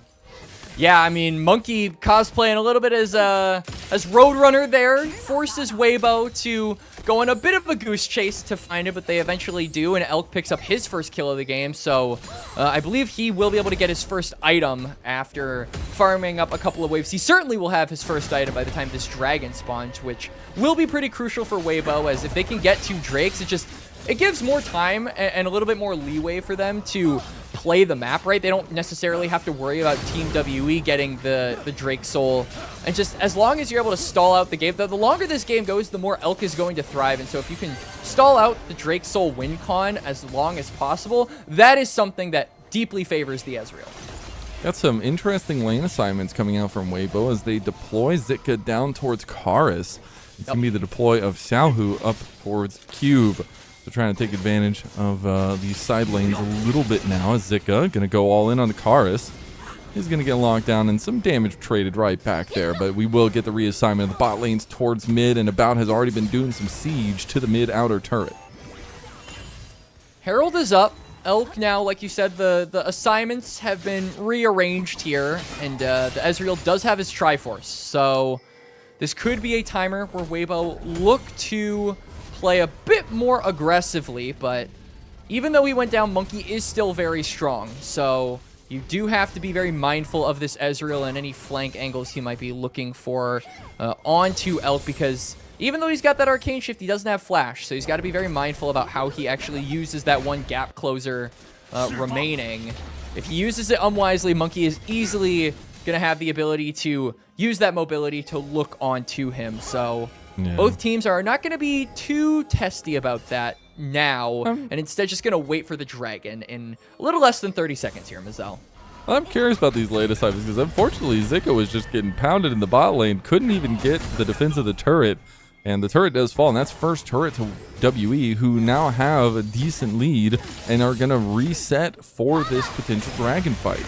Tempered Fate goes a little bit wide there from Arha. He's going to get locked down too, and the Hank has the perfect rebuttal back. He's going to go down, but so will Arha. Now Dede on the wrong side of the tracks will also be taken out by Monkey, who is now 5-1 on the Lee Sin. The Hank was schmoving in that fight, dodging a lot of spells and managing to get some form of engage there for Weibo, but unfortunately WE were just faster on the response. Monkey gets the kick and they take down Jeje, and now Zika is completely isolated. He's going to TP out. Is it enough? Oh, he gets away! The ace in the hole was there, but it was not second time he's done and now that he's this going to series. Dominus in the top side. He was thinking about taking the engage on the Q, but it'll be a turret in response here, and that's WE getting the dragon. Yup, so going to be able to secure the second one. Like you said, it's the turret on the top side that gets claimed. Weibo with control over that top side may look to just get vision around the Herald, but we'll have to check back in on that with live. Hank uses the Proto Belt, dodges out on the Q from Monkey, gets the Pop Blossom off, and even after all of that, he goes down. It's a 1 for 2. That's a little bit sad, honestly. Hank played that really well, and they still lost the trade. But in terms of objectives, they went even. We saw back on live that Weibo actually did go for the Herald, so Herald for second dragon is not bad, certainly for Weibo. Dede needs to be careful here, as Monkey is going to be back on the map now, and he's on 5 kills already on the Lee Sin. Lee Sin's been rising back in popularity in the meta, but not only that, Karis has been untouched, getting assists, and is now on 2 stacking, scaling items, but the Seraph's already completed. Yeah, I mean, to a lesser extent, About is also getting closer and closer to his second item. He has that Cull completed as well, so is probably, I would imagine, sitting on a pretty sizable sum of gold. We'll have to see what he does or what he buys on his next spec. But yeah, the scaling threats for Team WE are starting to really come online, and it feels like Weibo have only really one scaling threat, and that's Elk. And while he is in a decent position, this is something that I talked about with Slayer when we were casting, and as pertains to scaling threats, like 3 scaling threats, or 2 scaling threats, I guess, beats 1 scaling threat, right? 2 is a bigger number than 1. Nice. That's math right there for you. I know. Impressive. Very stuff. advanced, too. Yeah. But this game has been completely around the mid jungle, and that's who, you know, we were focusing coming in the draft for Weibo, but it's really been WE's mid jungle that has been performing extremely efficiently here. And now they're going to try to go towards this top side, take down the outer turret here, potentially, as they're going to leave Karis to his own dues. Xiaohu, he found himself on the other side of Cube, and side lane Goat is in need of extract. Oh, the sidestep. Oh, the Tibbers. The Grand Starfall. There's the extract, and the flashes come through. Cube gets still locked down. Flash from Dede. Do they have the execute? It's going to be enough. They find the play.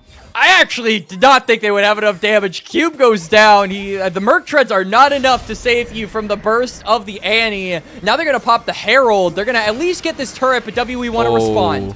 Good Tempered Fate. Nice block. Yeah, and now they are in some deep, deep trouble. They're just going to try to go for the kill on a Monkey, try to get the shutdown here, but he's just dashing and going all over the place, healing up too from the lifesteal, kicking Zedzia back, who goes under turret to try to finally get this last hit of the turret. Gonna take the Rift Herald, and he's got an exit.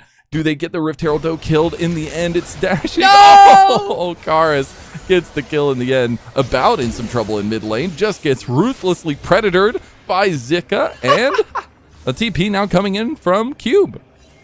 Cube won't be able to respond or get any subsequent kills, but just big cross-map plays being made on both sides, Mazel. But crucially, Karis is going to be left alone to his own devices. here on the bot lane, so he'll at least be able to farm up a wave and a couple of plates on top of the kill gold, highlighting this Ryzen and talking about how he's got these scaling items. He's going to get even more accelerated ahead of this dragon in a little less than a minute and a half, so these threats are starting to really compile and compound on the side of Team WE, and Weibo, I just feel, don't have the same amount of firepower going into this Drake. This might be a soul point once again for Team WE. Could be okay with giving that as long as they feel like 5 minutes will be enough time to get ready for the soul fight. Don't know if it's going to be enough. We take a look at the replay here, and Zete have a little bit of fun with it, almost finding the exit, and they almost actually got the kill back on a Monkey too. Yeah, I mean, this was pretty well played. Monkey gets taken down really low, but Sundered Sky is unfortunately an item in League of Legends, does keep him alive, and I mean, Jeje, respect for trying to use the Herald to get out here, but unfortunately isn't able to do so. Monkey actually goes back in to help try and kill it. What? That hits? No way. So. Refs. Nope. No refs. About 20 seconds till this next dragon. Again, like you were saying, there is still positioning from Weibo down towards this boss, so they might just be looking to contest it.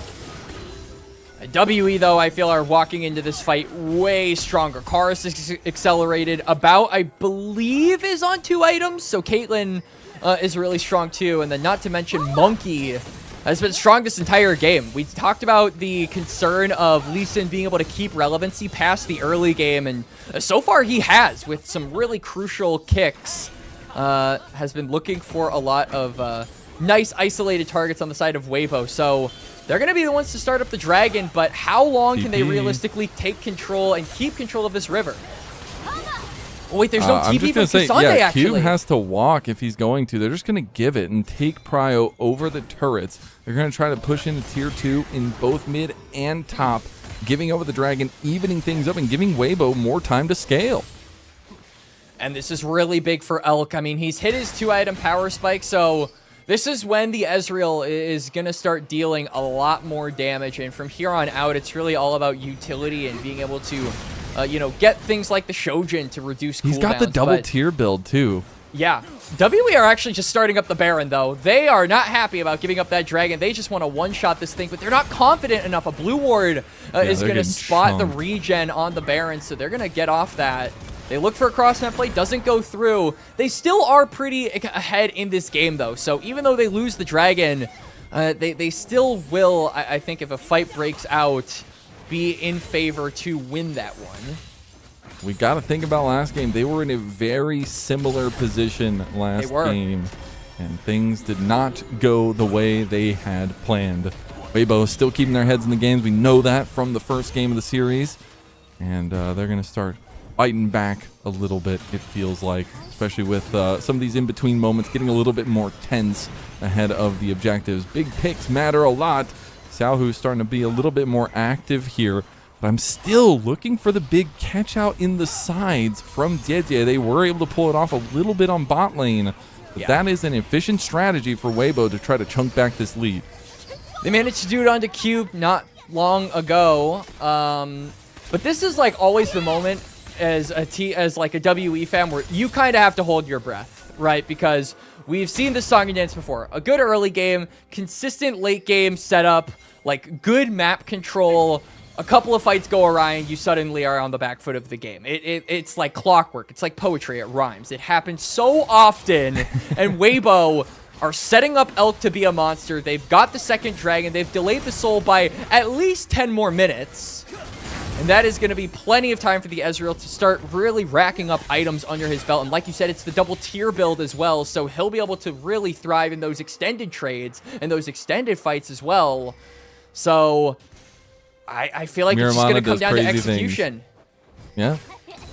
And again, some big comforts, at least when you're talking about Elk on his Ezreal. And we'll see what About can do in these later fights, but I think some good damage is going to need to be had, at least the consistent sustained damage from WE, from About. But Monkey Man, he's been the star of the show. The Lee Sin comes out, he just takes the game by his own hand, And so far, he's had the leading role here on the Rift for Game 2. Yeah, he really has. And now he's got the death stance, so a little bit more survivability in these fights. It really feels like we're gearing up for fights to last like 30 seconds at this point, Mazel. Everyone is really just preparing, at least item-wise, for some really elongated team fights. As we do see some movement on the top side, but it looks like Weibo will have access to the Empowered Crab. Tempered Fade.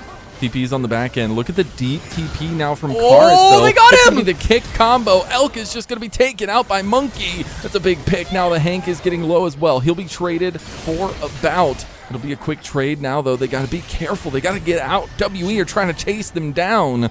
It's actually Monkey who takes some pit stops there for the jungle camps. Going to steal even more away from Didier. And they're going to try to push in this mid lane, too. Yep, Monkey is zoning them away from having access to that mid lane, so they're going to have to go all the way around. With the Crystalline Overgrowth, there should be plenty of time for them to take down this Tier 2 turret. So WE get their reward for the fight. They get their reward for getting a pick onto Elk, and I really want to see, actually, how Monkey positioned himself there, because it has to feel extra bad for Weibo, because they got the vision from the Crab, and they still saw their ADC was getting flanked. Like, they witnessed that from its inception. They do manage to get the return kill onto About. The chase down doesn't end up being successful. We won't get a look at how Monkey actually found himself to get that flank, so that's a little bit sad. But back to live I saw now. him go over the wall behind the Baron pit, which is just insane. Yeah, and then Karis went for a Realm Warp, but now dragging up in a little less than 30, WE with about a 3.4k gold lead over Weibo and control of the river. Whoever gets this will get Soul Point, and if they win the fight heavy enough, they could go on to the Baron. So extra consequences for Weibo if they don't execute on this fight. Extra consequences for WE if they don't either. Things have been building up for WE. They found their first game win. Then they found their first series win. Going on to Now they're Chorus. looking to take it to Weibo.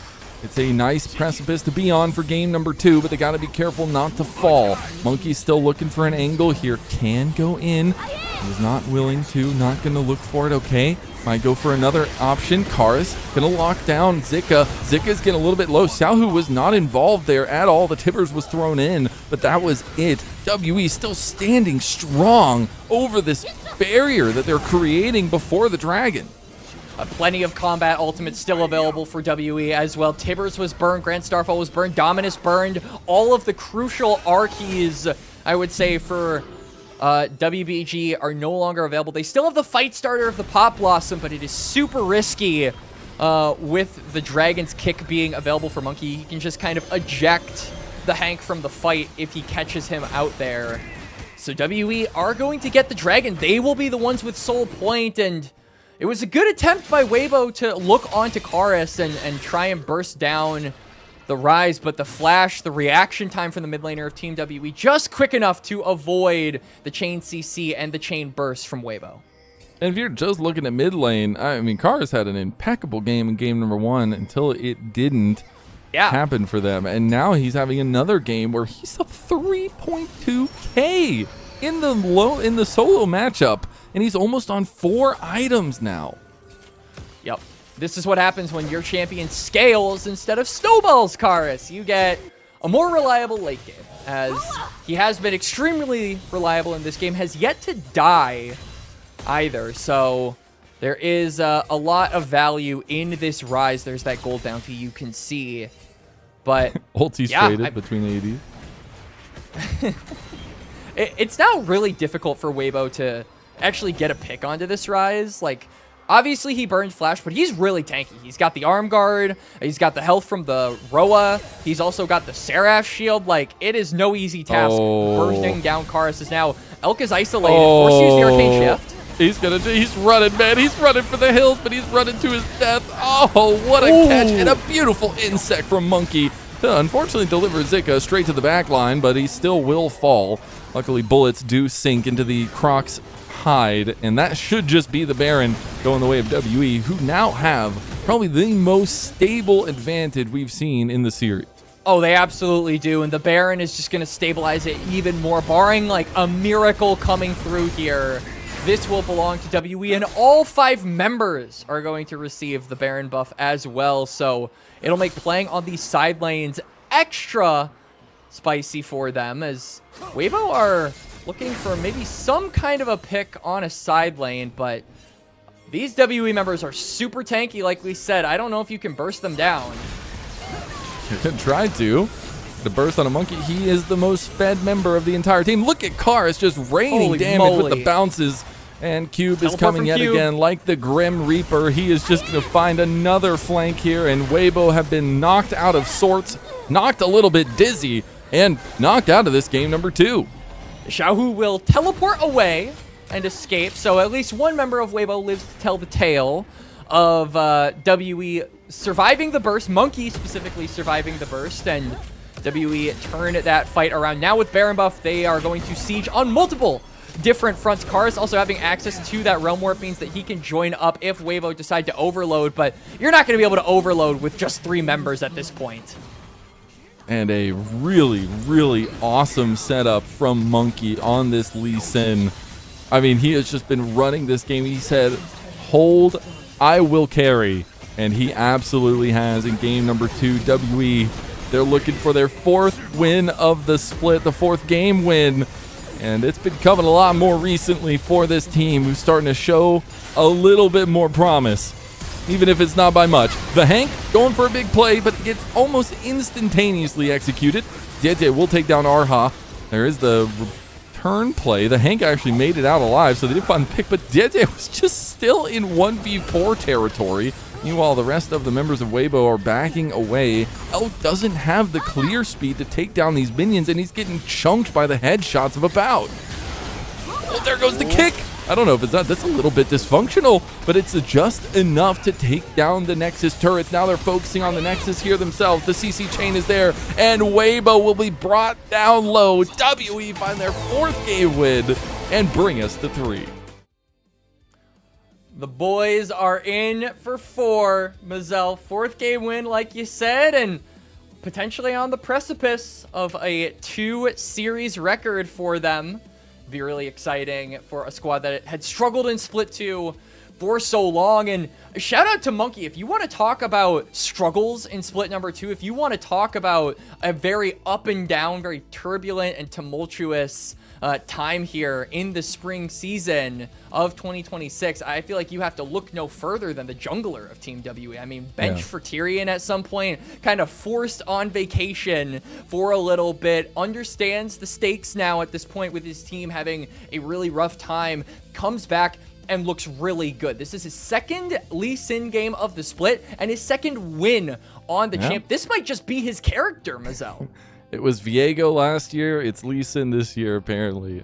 The guy has been a quintessential carry for WE, and it's nice to show him strut his stuff in this one, but some big head scratchers for Weibo. They just felt out of sorts this entire game and didn't get the snowball they wanted, and honestly didn't even look like they tried.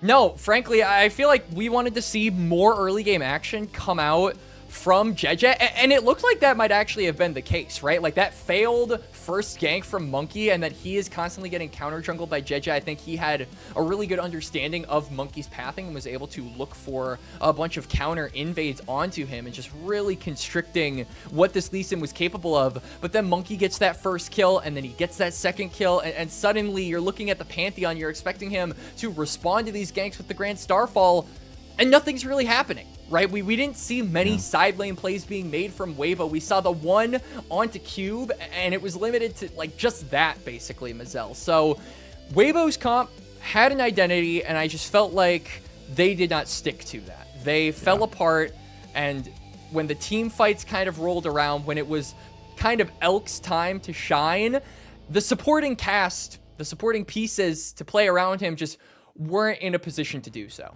Yeah, I mean, Xiaohu was like invisible this whole game pretty much, besides like the first parts of the laning phase.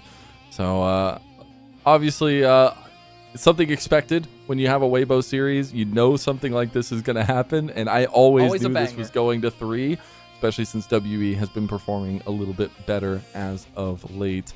And good performances across the board. I think when you're looking at Arha's influence, some great tempered fates, some missed tempered fates, but a lot of impact, like you were saying earlier on, just his movement around the map, giving that vision as well and the information over to Monkey to be able to dictate how he wanted to play the game. Yeah, and, you know, while we're on the subject of supports, like, Arha had a really good game.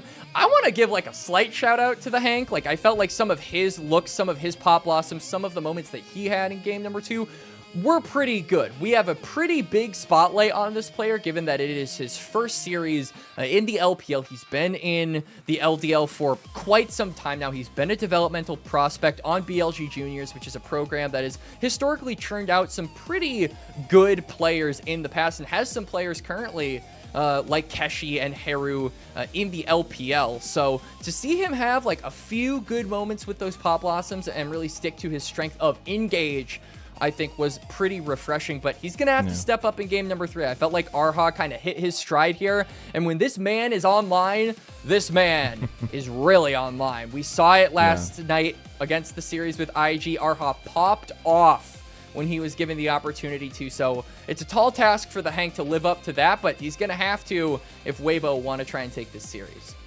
I'm going to be, just for a split moment, a little bit of a negative Nancy on the Hank. There were some times where he was using his flash for these aggressive plays and wasn't finding the big engages, and then just kind of left himself out on an island. Like, it happened like 3 or 4 times where things don't go right for him and he has no exit strategy. And I think that's something that the Nico obviously does inherently when you're looking for those big all or nothing engages. But I want to see if he can kind of at least keep himself a little bit safer as we move forward, obviously with a completely different pick in game 3. And I am wondering how Weibo are going to pivot their draft here for game number 3. Like, Nautilus is still open and available, and I feel like that is one of the only engage supports that you can get away in this current meta with picking. So if they really want to put the Hank onto comfort and make use of his engage, and maybe give him some more survivability, right? You were just talking about that. Then I think Nautilus would be like a pick that I am looking out for game number 3.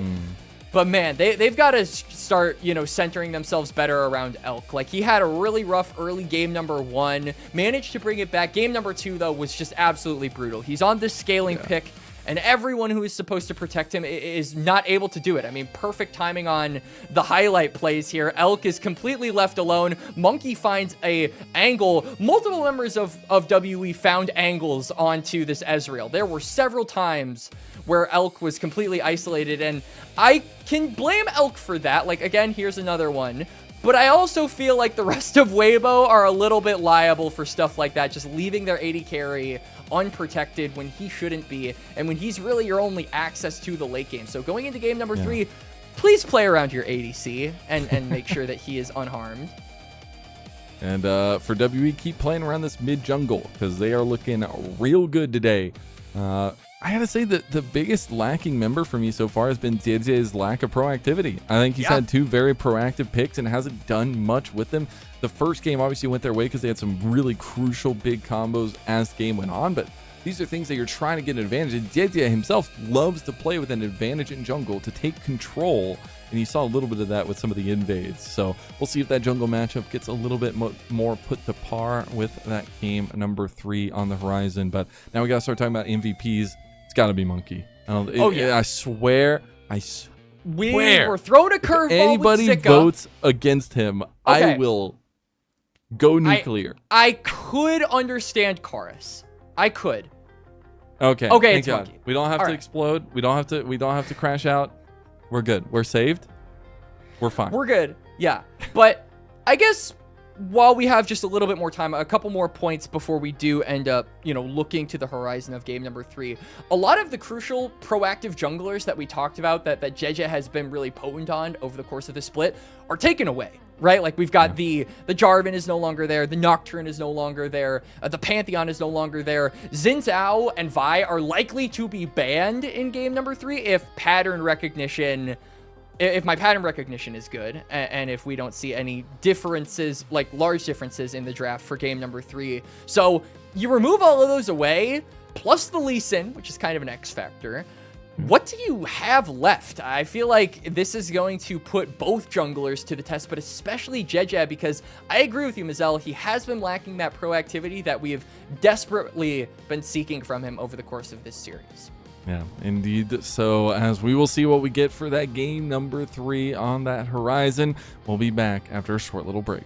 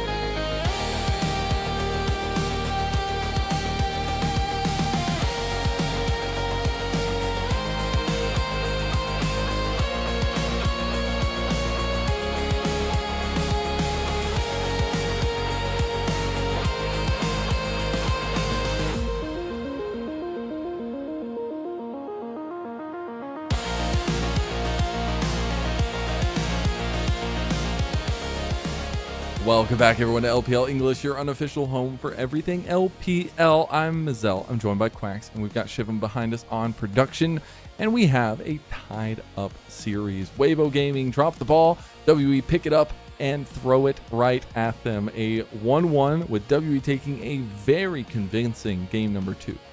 Yeah, certainly more clean than what we saw from Weibo in game number 1 with their win, as that was a very back and forth game, but WE with much more command over game number 2 and kind of alleviating and jumping over the hurdle of our biggest concern about them as a team going into this series, Mazel. Even though they have managed to show they're capable of having good team fights, having good mid to late games, we've been a little like, you know, series 1-9 record shows that there is still a lot of room to work on those things. So to see them kind of jump over that in game number 2 and have those really solid team fights, to have those really solid initiations, to have really good flanks, I think was a big highlight of game number 2, is something really positive to say about this team, and brings a lot of hopium, I think, to people who were maybe still doubting Team WE's ability to take wins even after their series victory over IG yesterday.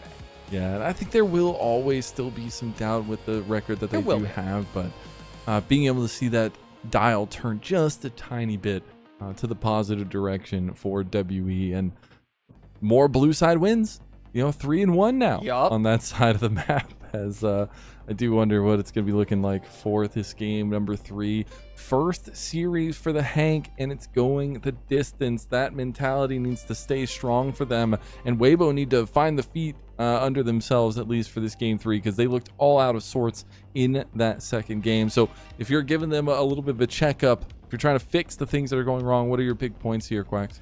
I mean, I really feel like the mid jungle was just invisible in game number 2. We've highlighted routinely and hammered home JJ's lack of proactivity. Even in game number 1, he was not nearly as quick on the trigger as Monkey, who was constantly making early impact. It really came from the recovery of that mid to late game and the knockwave combo that kind of got Weibo Gaming out of the bind that they found themselves in the early game of game number 1. Game number 2 just was like a completely different. It was barely a story, honestly. I was gonna say a completely different story, but they really weren't doing much. I felt like Jeje, even with the Pantheon, wasn't responsive at all with the Grand Starfall. A Xiaohu felt really invisible compared to game number 1 on the Orianna, where I felt like he had a pretty solid game himself. So game number 3, mid jungle is really what I'm looking at to improve, I guess, to try and get them this game 3 and subsequently series win, because if they're able to do well, that also means that Elk is going to be able to thrive, and I feel like we haven't been seeing the best of Elk so far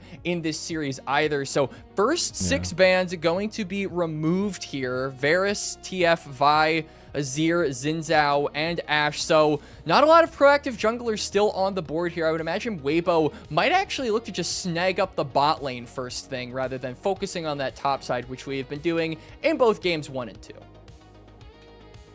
There's a lot of power picks I still think that are available as a first pick for Weibo, and they're going to go with the Karma, so give some more prio to that bot lane 2v2. Karma is incredible when paired up alongside the right 80s carry to just keep pressure in the bot lane.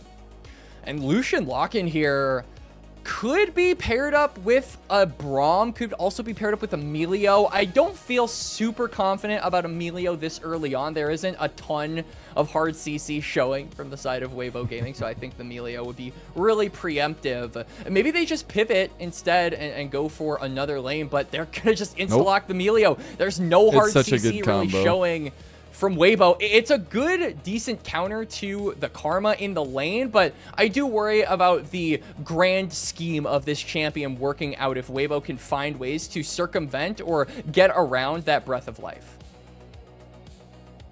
The combos with the Karma are plenty, but the Jhin is a special one. I know one of my favorites, but just very, very heavily pushing bot lane and going to be using that range over the Lucian to great success as well. But that Lucian Melio combo, it scares me, man. Once you get a couple items, that combo gets so disgusting.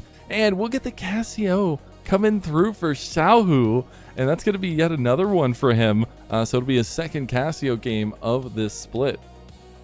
And now, I mean, we've seen no Anivia games from Chorus the Split so far, but I actually wouldn't hate an Anivia here. It's decent into the Casio, but instead they're just going to lock in the Jace. So likely going to give this over to Cube, and this is going to be a fun little test for him. I mean, this is a tank player through and through. Everyone associates the Scion, the Cassante, even the Yorick on his side lane pushing. Like, this has been Cube's identity for even just longer than just this year, frankly, Mazel. So to see him on the Jace is actually pretty exciting. I do want to open up the floor to this maybe being a Jace mid. That is possible, but I would lean more on it being unlikely. Whatever Monkey and Karis want, give them that. That's what I say WE's forethought is. Whatever they want.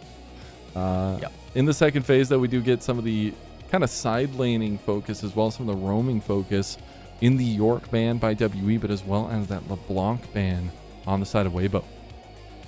Yeah, and I'm wondering if we'll pivot at all to any jungle focus. We did see the 2 remaining prio picks in the jungle kind of taken away with the Zinzao and the Vi no longer available. Ambessa as well is a pseudo jungle ban if we want to see JJ maybe get a little bit spicy with it. So that also won't be available. I think that JJ's options are significantly limited here. I mean, was on board with something like a Skarner, but then you see something like the Melio and you just hard nope out of that. I think that you are really going to be pressed for hard CC junglers at this point in time. So like Nefiri is up, but like I feel that comes with a lot of inherent risk. Just Melio is good against that too, with the super mega fire kick being able to kind of knock Nefiri to the wayside the moment they go for that ultimate in. So significantly pinched on that point, but WE still have plenty of mids they can go for. We did talk about the Anivia. The Victor, though, being hovered. Basically, anything that outranges the Casio, I'm on board with. It's going to be the Mel, so maybe not the option I was thinking of immediately, but still some space provided there and some carry potential coming out of Karis. Yeah, and does kind of sync up nicely with the Jace. You've got a lot of poke as well, so there is that option to just kind of outrange Weibo at the current moment, who are pretty short-ranged, minus like the Jin Current Call and the Deadly Flourish, which you're not looking at to be like big damage tools by themselves. So Weibo now, I feel like this is probably the only champion you can go for. Like Trundle is something that JJ likes, and the Vayne lock-in here, double marksman. So that is going to be going up against the Jace. That's interesting. Usually Vayne is good into champions that aren't ranged. So it's going to be a ranged on ranged matchup here. And oh, Monkey, don't threaten me with a good time with this Graves hover, my friend. Dude, I just feel like the Trundle is such a... I mean, I know the choices are getting fewer and farther between, but Trundle is such a weird pick here with the setup that Weibo having. They really have no engage. Like, literally no engage except running at people. The Nefiri going to be locked in, so Monkey taking the reins yet again for WE. And WE really have no engage either. I mean, they've got, like, the ability to look for picks. Like, other. What are you gonna ult as Nefiri to start up a fight? Like, that is not a thing. So very little CC on the side of Team WE, if I'm being completely honest with myself. You've got like a root from Mel, a tiny knockback from Jace, and a tiny knockback from Melio. That's it. So you quite literally... Such a weird draft. These are 2 drafts that are just... This is Call of Duty Black... Like, this is Deathmatch. This is Team Deathmatch. This is not League of Legends. Just run at people and see what happens. You see them, you shoot them, you kill them, and you hope for the best. So early game is really what I'm looking at for here. If you are accelerated in this match, it means more damage. And more damage means your higher chances of winning. I feel like that is about as basic as it gets. That's as basic as you can illustrate it here, Mazel. And to end this series off, this is definitely going to be a banger. Or a doozy, like you say. Yeah, one of the two. There's also Humdinger. That's I heard my old grandma say that one time. I was born in West Virginia. I've never heard that. There was like an old Porsche driving by, and she's like, "That's a Humdinger," and I was like, "What? That's a word?" Anything you want. You can choose what word you want, but what I'm choosing is a very chaotic game number 3. One that we expected to get to. WE have shown a lot more promise as of late. Obviously, just taking their first series win. But Weibo, they're on the roller coaster, man. Is it going to be a high? Is it going to be a low? Are you throwing up your popcorn? Are you having a great time with taking the pictures on the big ride? Like, I'm just so curious what version of Weibo we get out there on the Rift for Game 3. Yup, and you know, this is going to be a very important game as far as early tempo goes. So I feel like Team WE have shown time and time again, not even just in this series alone, but especially in their matches, I guess, against Weibo Gaming, that they are willing to look for early invades, that they are willing to look for early aggression. Monkey has been so good at that, and Jeje has really been lacking in that regard. So a bit of an edit on the sign there that is really funny. Just had to change it real quick, you know? Yeah, just a little bit. But I feel like this is a game where WE can really play to their strengths, and as long as they play that game, they should have a pretty good time. Meanwhile, though, Weibo really have to turn it around, and it has to come, I feel, from Jeje in order to make that happen. Zika as well, you're on the vein. So clock's a ticking to really make your impact known in this game. And yeah, this is definitely going to be a game of all time, Mazel. This has the possibility of being like a super bloody game right from the get-go, or being extremely slow and drawn out. I don't think there's an in-between. I don't think so either. And also, they're just keeping us antsy with waiting to get in game. So you know, this is going to be the second vein for Zika in his competitive career. Very, very interesting place to pick it as well, when, you know, some of Zika's biggest strengths have been the stability from the top lane, but now it's a double marksman comp that approaches the later parts of the game very differently and has a lot of damage at the forefront and no engage to get on that damage. So inherently, if I'm looking at the drafts just plain and simple, like, the double marksman comp feels good because there's not many answers to that front to back. There's actually a lot of firsts for these players now that I'm looking like at the stats. Like, Jeje has not played a Trundle game yet this split. Monkey has not yet played a Nefiri game this split. So both junglers are first timing their champions. And like, that is pretty dang exciting.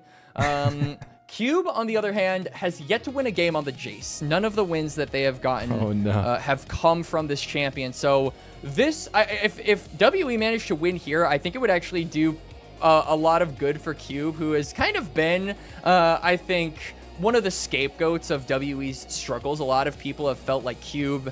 There was a graphic a few series ago for Team WE that said like he had the lowest kill participation in the entirety of the LPL at like 25 or something like that. I think even lower than that. So it was 23, I believe. It was 23. So yeah, so like, this is a game where you want to be pretty involved in the kills. You want to be killing often as Jace. You want to be snowballing on this champion. You can't be cordial in the laning phase. So a good test for Cube to kind of turn around the narrative on him personally if he's able to perform. I hope they know that there's another best of 3 after this, and that they hurry up. It's unfortunate tech pause, I'm sure. But like when things are getting good, we had this crazy comp. We're like, we're gonna get into game, and they're like, no, we're gonna pause for 10 minutes.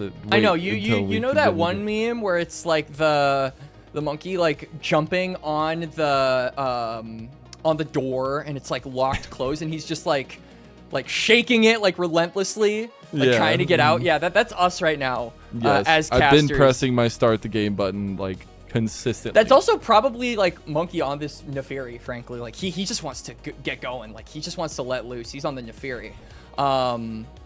Yeah, we're just waiting for the game. There's probably a tech pause. Probably something along those lines.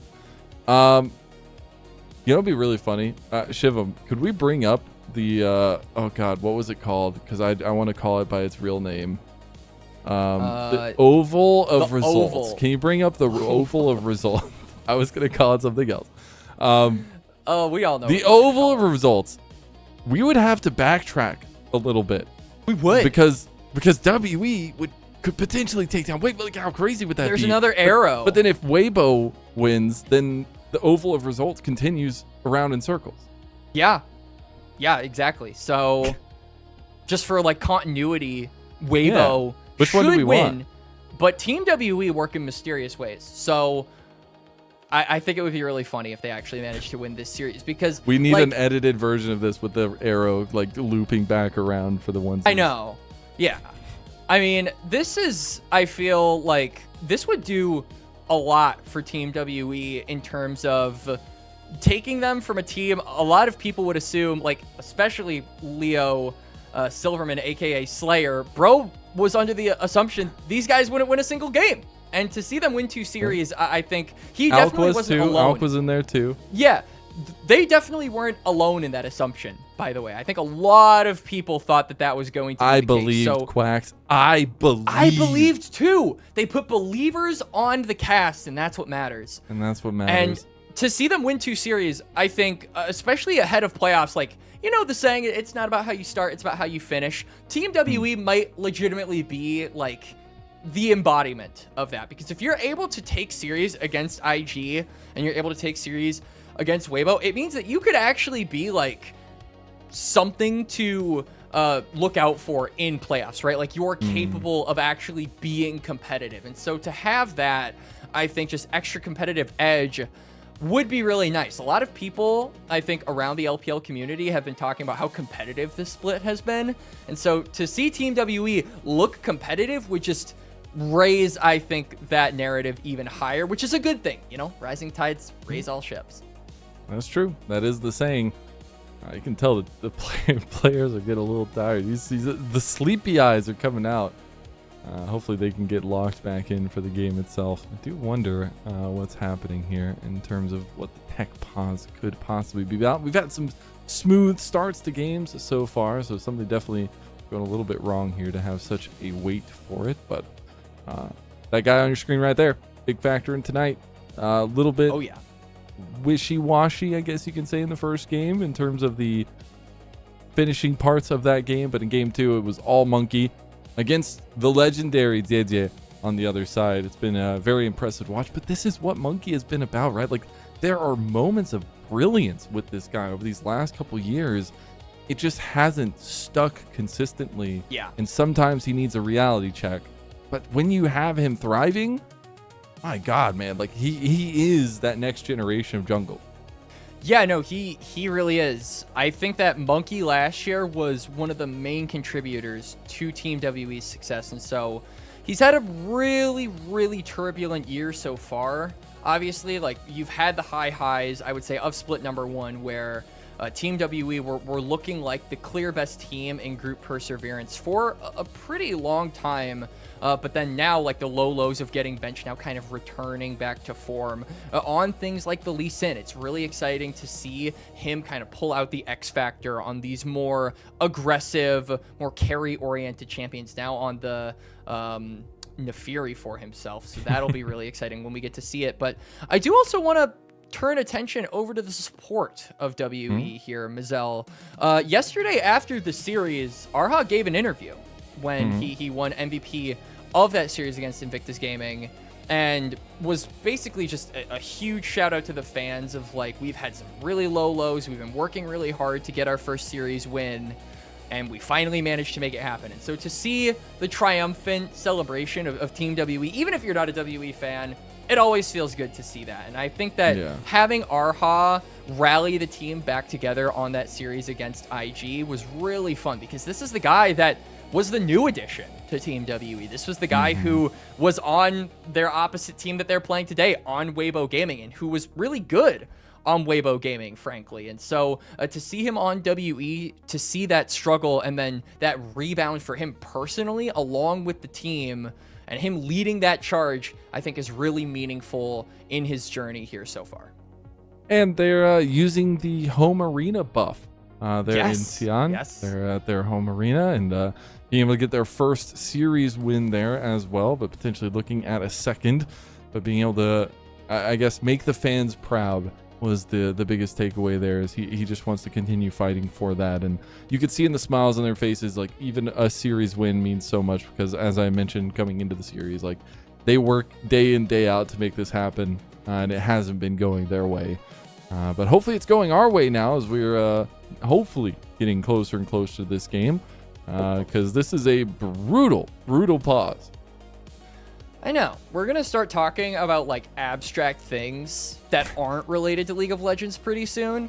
Because, I mean, we've touched on most players. We talked about how Cube is not on a tank. We've talked about Monkey being awesome. We've talked about Arha being really cool.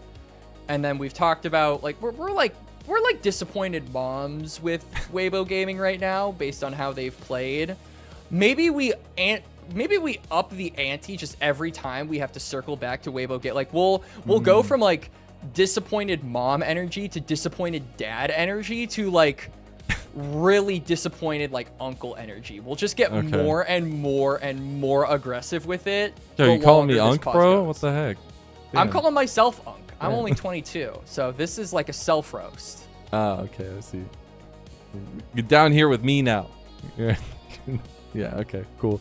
Yeah, hopefully we don't get down to the rabbit hole too much, but I guess that being said, in a potential rabbit hole, what's been your favorite moment? At least I know it's a hard question, but has there been any recent favorite moments of the LPL?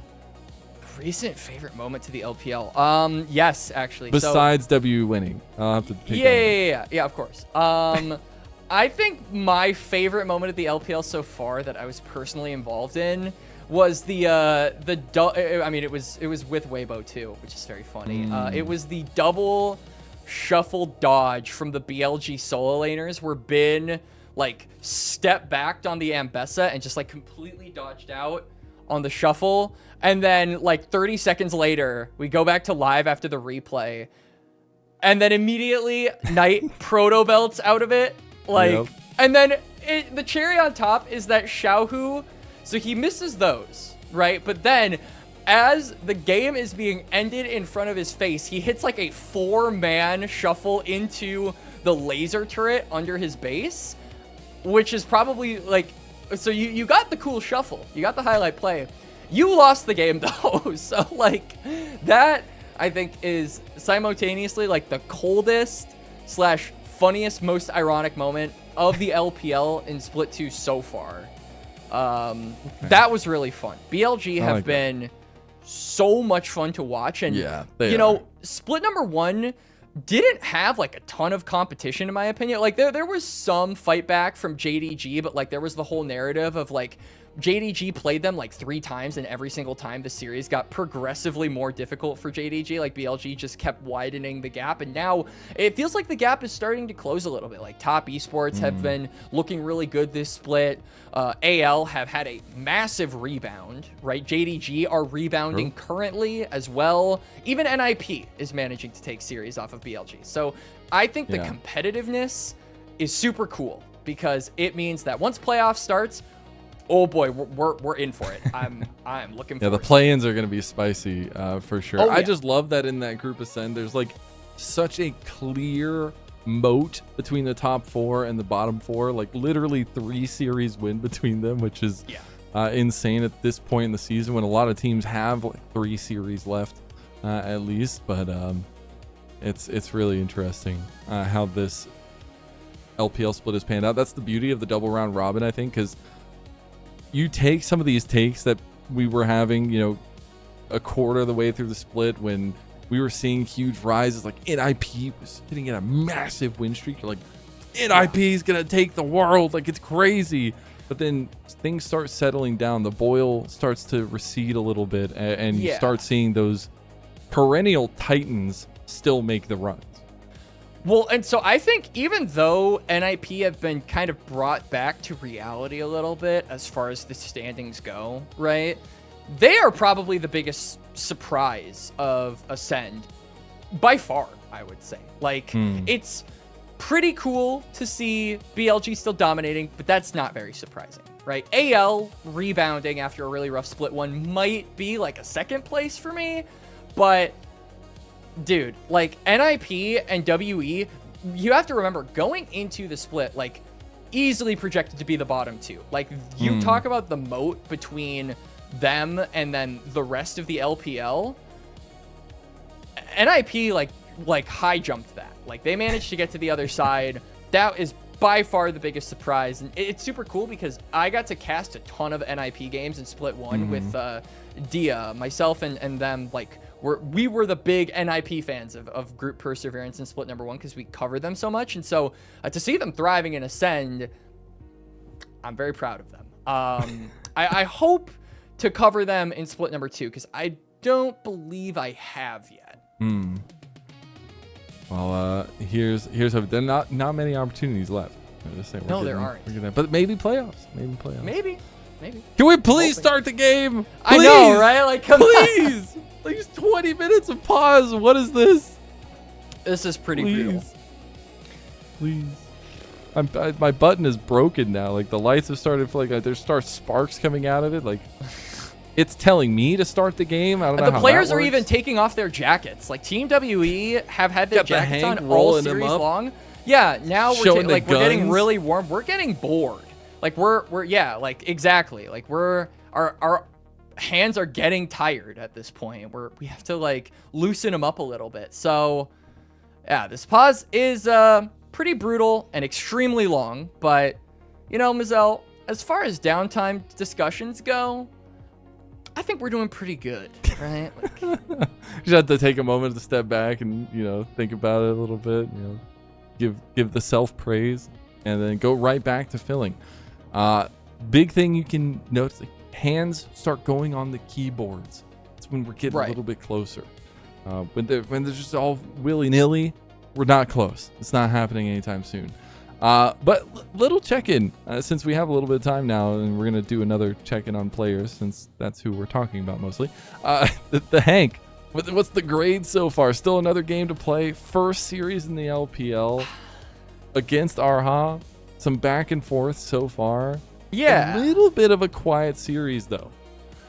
Yeah, I mean, he had some explosive moments with the Nico in game number 2. Game number 1, he was pretty invisible on the Nami, if I'm being a little bit more on the candid side of my opinion. But I just feel like this is a player who we haven't seen his full strength built up to yet. Like, obviously, this is his first series, so we're not expecting him to hit the ground running and be amazing right out of the gate, especially as a rookie, and this being his first LPL series. But this is a guy who we saw on Engage Supports. The tape that we have available for him was on things like the Nautilus, things like the Leona, and he looked really comfortable on them. So I feel like if we can see him on like a Nautilus, then we can get like a more apt judgment of this guy. But until I would say the grade as we did it! Oh my god, we made it. We did it! I hope the crowd is still alive. Game 3, WE Weibo, starting now.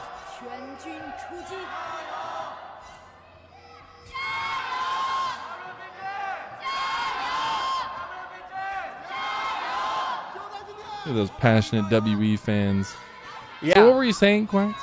Well, forget what I was saying. I have to talk about the Gyos from WE. We were disappointed in game number 1. We said it was going to ramp up, it was going to rev, it was going to scale a lot louder than it was at game number 1. So credit to the WE fans, as we are seeing already some very cheeky jungle initiative being brought here. Both junglers invading each other's red sides, but both teams know that the junglers are invading their red sides. So that information, I'm wondering if we'll see any early crazy ganks come out here for either of them.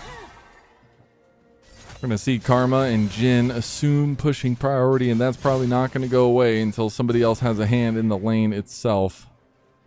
And that's going to feel tough for About and Arha, who've been a pretty big focus throughout a lot of WE's games, but maybe not necessarily today, as it's been mostly about that mid jungle that we talked so much about. And it looks like we're actually going to get full invade clears as well. So just a little bit of vertical jungling going on. I actually really favor this for Team WE. I think that Melio is there. It makes it very easy for Team WE's bot lane to play safe. Obviously, that's not what a champion like Lucian wants, but it is there. Meanwhile, Zika has to do this. He had to know something was coming for him. The exhaust flash going to be burned from him. He should be okay. Going to get some decent damage back, though, as he's trying to take a good trade into Cube. Cube's electrocute going to do a decent amount. Now Monkey's looking for a possible flash play. He goes for it. The Darkened Daggers sink their teeth, and first blood goes to Monkey. And that's exactly why we vertical jungle, kids. I mean, this matchup in top lane is so volatile. Monkey going for those Raptors, manages to get the first blood, and Zika is going to come back to lane. Look at his wave state. I mean, the wave is pushing into the Tower of Cube. There's no summoners available for the Vayne. This is a horrible start for Zika. And worse yet, Mazel, worse yet, Monkey's going to stay on the top side. He might legitimately look for a regank, but JJ is in the area to try and contest for this top side crap. Diete didn't get his blue buff here, interestingly enough. Trying to fight for the double scuttle, potentially.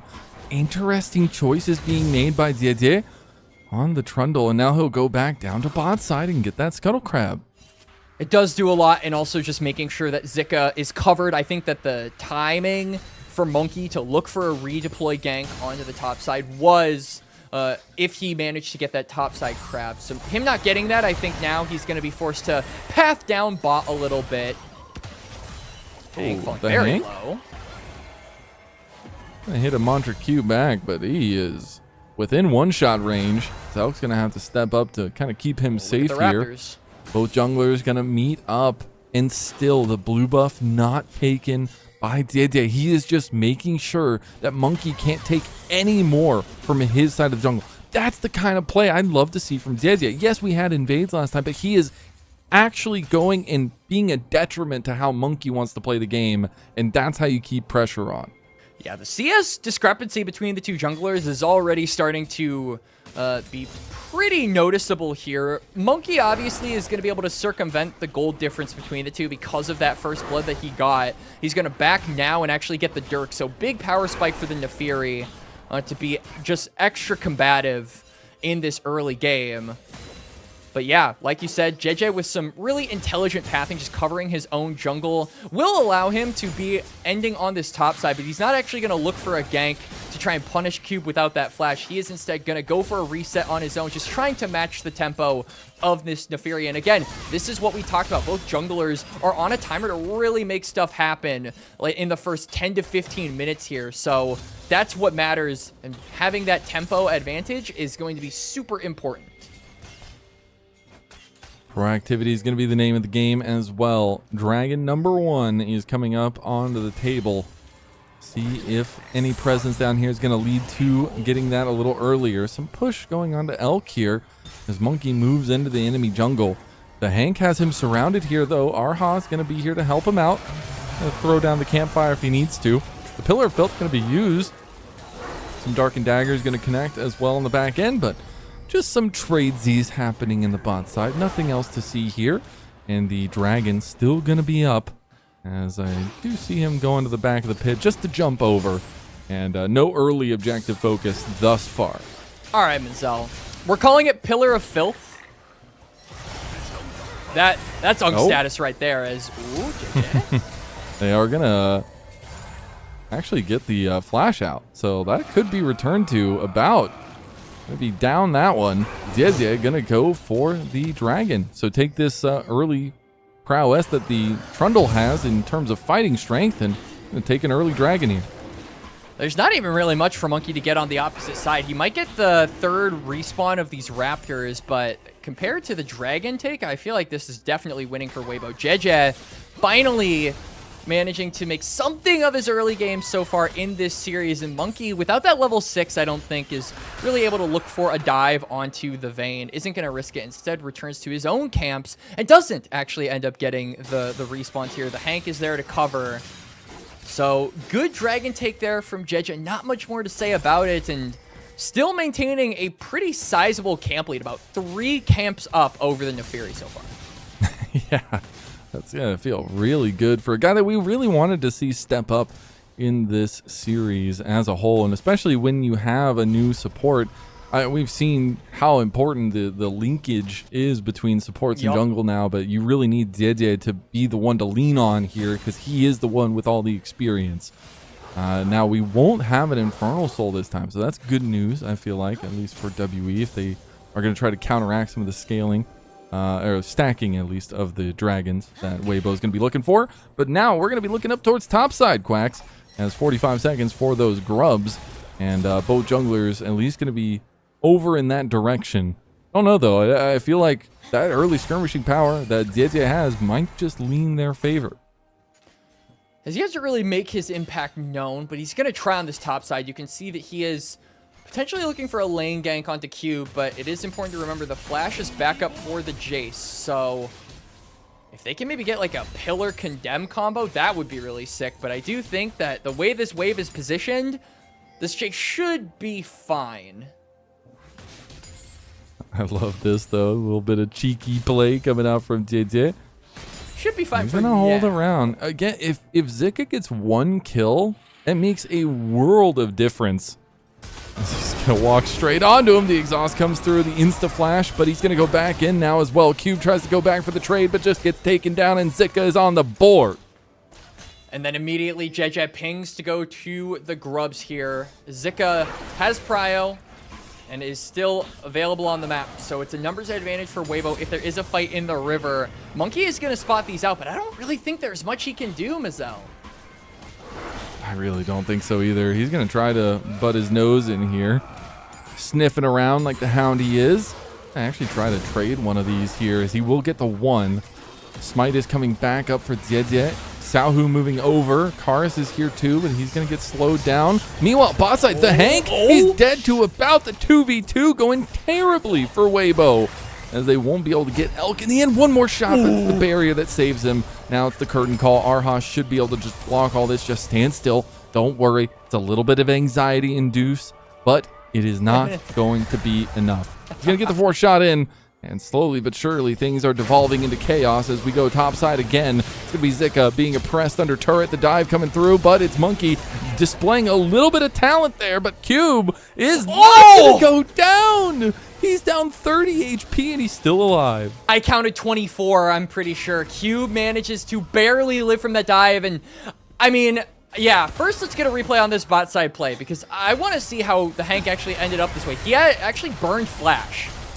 So what happened here? So he just gets culling about, is there to follow up, and just a bit of a misposition from the Karma leads to the Hank's demise, and about going to get his first kill of the game. You can see that he's also very close to completing his first item. So I believe Essence Reaver is going to be in order here. So big item spike for the Lucian. This is a really big moment for him to pop off and show that early game presence of the champion. And see if they want to push and move that anywhere or utilize that strength, especially for that next dragon that's going to be coming up in about a minute. As WE want to try to stop some of that stacking from Weibo. Didier going for a bit of an angle here on top side. Will not be spotted out by vision just yet. Oh, is he get a gamer? Oh, that's a gamer flash right there. Zika dodging away. Is going to get the condemn through. Not into the wall, but it will be enough to get the kill. A lot of focus towards topside so far from both junglers. Yup, exactly where we were expecting it to be. But now we have to kind of veer our eyes toward the bot side. Mazel dragging up in about 30 seconds. Weibo got the first one, but Monkey has already kind of planted himself on all fours, literally, around this side of the map. Is going to steal away this blue buff, plant down some vision around this area on the map as well. So it might be difficult for Weibo to approach this river.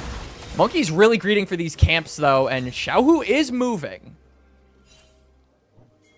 I wonder if he's going to make it there in time. Okay, so the back is going to be initiated. All right. Ships in the night. Monkey decides to stick around, actually. Wonder what he wants to go for. Just go clear some of the vision right now in front of the dragon pit. Just want to make sure Didier can't just do this for free. Elk has the curtain call. Didier going to be shown in the bot side. Going to be a 3v3 setup with a little bit of a move, turning into a 4v3 in favor of WE for the moment. Arha is also really low. He's about half HP. Does have the flash to get to safety, but is going to be forced to recall. So WE loosening their grip on this river a bit, and Mal Karis might be in trouble because of that. He's going to be forced to flash the miasma, though. He can't flash over. He's going to get touched by He turned at the last second into it and just gets stunned to stone. Elk's going to get the kill. That is so unfortunate for Karis. I mean, he was miasma'd, really good placement from Xiaohu, and then the pillar doesn't let him leave. He gets stunned, like you said, from the petrifying gaze. There's nothing he can do. He gets taken down, dragging along with it. Weibo off to a 2 Drake lead, and this is probably the cleanest early game we've seen from them so far this series, Mazel. Xiaohu got the angle here. I love the... Oh, this is pain. This is physical pain looking at that. The one spot that he had to try to flash over the wall gets blocked by the pillar. Really nicely used utility there by Didier on his first Trundle of the split here. Obviously, Trundle enjoyer nonetheless, but so far, so good. Dead even game. The first time it's been a dead even game this early into the game so far this series as well. For sure, and I mean, for Team WE, I feel like it's a little bit of a compliment simply because you find them down 2 dragons, and usually they're down at about 1,000 gold at this point in the game. So to see the gold actually even, I know we've been singing the praises of this team, but still, you have to remember they are a 1-9 series score. So the average WE experience, I think, is worse than this at around 14 minutes. But for Weibo, this is the best they've looked in 13 and a half minutes. So really big shout out to JJ in particular on this Trundle. Even though he doesn't have a single kill, he's put in action where it needs to be, as culling thrown out there by About, but no kill to be had. Just trying to lay down this pressure and utilize that Essence Reaver advantage.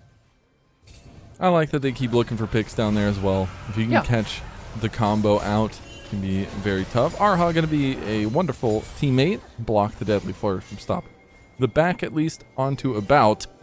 We did see red buff picked up by Zika, by the way, up towards top side, so see if that has anything to do with the 1v1. Diete is in a 1v2 right now and feeling okay because of that extra movement speed he gets, and was able to at least have a little bit of influence on the bot side play. He's also going to cross over mid there, just looking for something on Karis. As, yeah, checking in back on that top side. Both top laners actually hitting their one-item spikes. Cube with the new and improved Cyclo Sword that now procs the Energized on ability. So those empowered shock blasts are really going to start hitting. And this is something that we unfortunately really weren't able to cover in the draft. But I feel like the poke element of these soul laners on Team WE is maybe something that really gives them an advantage. We talk about the lack of tanks for both of these teams, and so if you can have like a Hextech Soul as Team WE plus the poke you have with Mel and Jace, that is absolutely huge. But so far they don't have any dragons, so the Hextech Soul is kind of a pipe dream at the current moment, as Weibo are going to continue their supremacy of the neutrals and look onto the Herald. I'm not gonna lie, I feel like this game is going to be like one of those scenes from Star Wars, like a battlefield where there's just lasers going left and right. Like, that's just going to be this game, because nobody's engaging, everybody's just shooting stuff at people, and I think that's going to be important to keep an eye on. And Karis is the only one with a lightsaber. He's the only guy that can deflect those laser blasts. There's no laser blast coming his way. There's just some cold hard arrows. And nice play, the bait of a century from Karis. It is going to be responded to, though. Weibo say, all right, you've got both your soul laners on the bot side. Well, we've got a Herald. We're going to get the first turret of the game. It's going to be likely traded back here by WE. So, yeah, a little bit of gold going into this Mel and this Jace on top of the kill they got to Zika. But I think Weibo, with a very good respond here, they're going to actually get 2 turrets instead of just the 1. Ooh, nope. I don't know if they Never mind. Karis stops it. Wave clears there. He's going to chomp it down. Really nicely used from Didier. Does end up getting that tier 2. Some plates going over to Cube on the bot side as a return, but there's still a lot more gold going to Weibo there. Still a bit of an advantage for WE, though. And I like this look up by Zika, right? This is a thing where if the root lands, it's really over for Karis. He even still lands the root, but Zika's got the flash, uses it to close the gap, but then Cube, who had teleported down to the bot side, makes the difference. So in the 1v2, Zika just cannot stand up for himself. Still, though, I think the response play from Weibo was really good, as now About 10 seconds until the dragon comes up. WE have control over mid and got that turret on bot side, so they will be first to the river.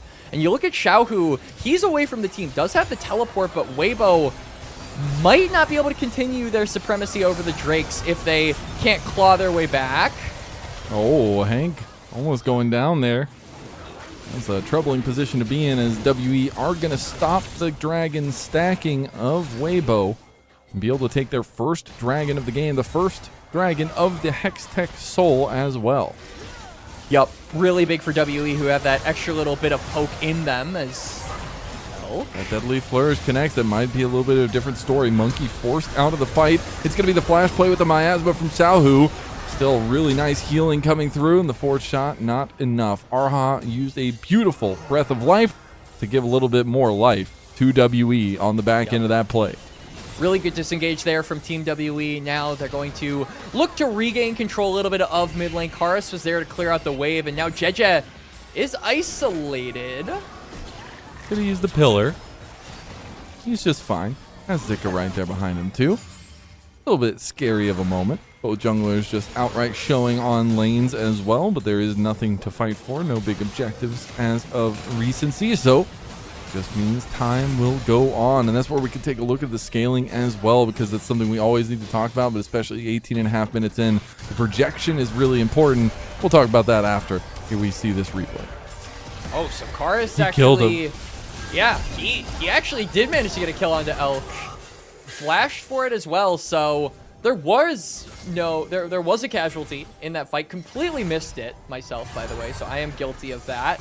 But just the second one going over to the Mel with a bit of an interesting build. Seraph's first for Karis does get the Rocket Belt, okay.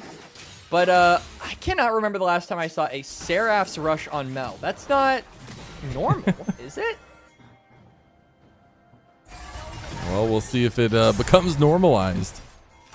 The belt, though, is important because you can just make that gap close to get the root down to be so tough to play into. And the consistent damage, at least, is going to be coming from two central sources in Zika and Xiaohu on the other side. So trying to figure out how to lock those two down and take them out of the fight will be of utmost importance for Karis, who had a pretty good series and still is on the verge of it, obviously. Yep. Let's see if he can kind of close this one out, as is the holistic idea of WE, because it would be incredible to see them go from 0 series wins to 2 series wins in a row, and it would also bring Weibo down to 3 losses in a row. And Weibo would have a really tight timeline to turn around their performances if they ended up going down, as like we've been kind of alluding to, playoffs are right around the corner, and I think Weibo, relative to last split, they had a really good performance, and now we see Jeje isolated from his team. Ult from Monkey. Doesn't have Zika there with him. It's a 1v1, a little bit split. TP got utilized by Karis, and both teams just back away from the fight. Yeah, ow. Monkey definitely did not want to continue scuffling with Jeje there. He uses the Subjugate, bites him once, and that's half HP gone from the Neferi. Big catch out from Karis, though. And get some damage onto Xiaohu. Curtain Call gets used, and a little half health onto About.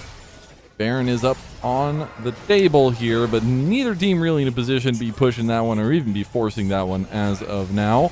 Still about a minute and a half till that next dragon as well. Could be soul point for Weibo. Really nice shield from the Hank there to block all that damage onto Elk.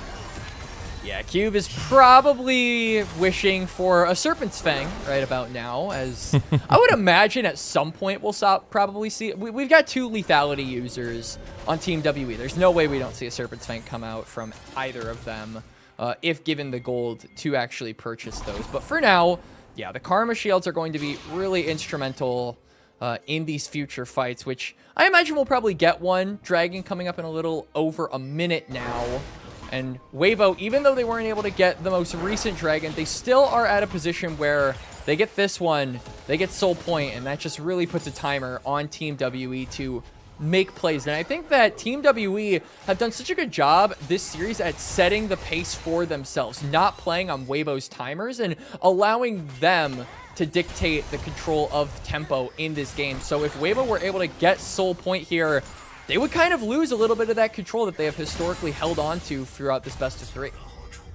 Indeed, they would. I do, man. I like these 3 item spikes are right around the corner, and Lucian gets so strong at 2 items, but 3 items as well.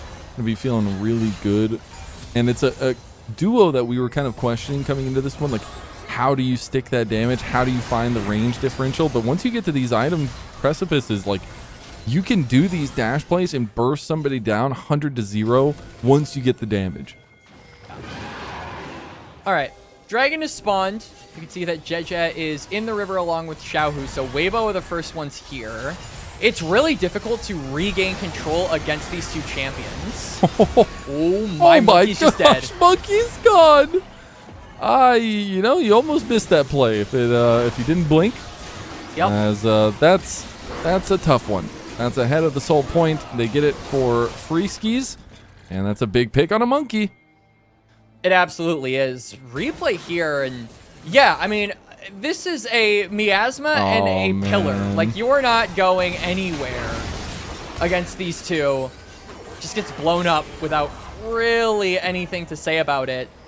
And I think that this highlights the importance of WE. Again, it's been a pretty common theme over the course of this best of 3, but WE being first to the objective is a must in this game, because regaining control of the river from a Cassiopeia who, you know, has the miasma and has the ability to completely cut you off from any mobility in your kits, plus the pillar, which can totally divide you. Like, these are 2 tools that make it very difficult to, especially in tight spaces, regain control of the map. And giving some respect back over to Diedier and Xiaohu. Being able to have these kinds of moments, being able to use this space and the know-how to lock down some of these mobile members as well. Self's going to need to be shielded to run away from a bout. Who is on that 3rd item now? Has that Lord Doms. CC chain coming through. Golden Eclipse will not be used just yet. Kara's just trying to poke down as much as possible. Xiaohu going to get caught on the entrance on the side. Was potentially looking for a flank play. We really just want to knock down this turret and are trying to leverage their range, but Jeje. Not again. Okay, he's going to be fine now. Dancing Grenade. Gonna wreck his little doggies, and Monkey will be forced to walk away from the fight, giving Weibo all kinds of control in the mid lane, potentially trying to siege down this outer turret.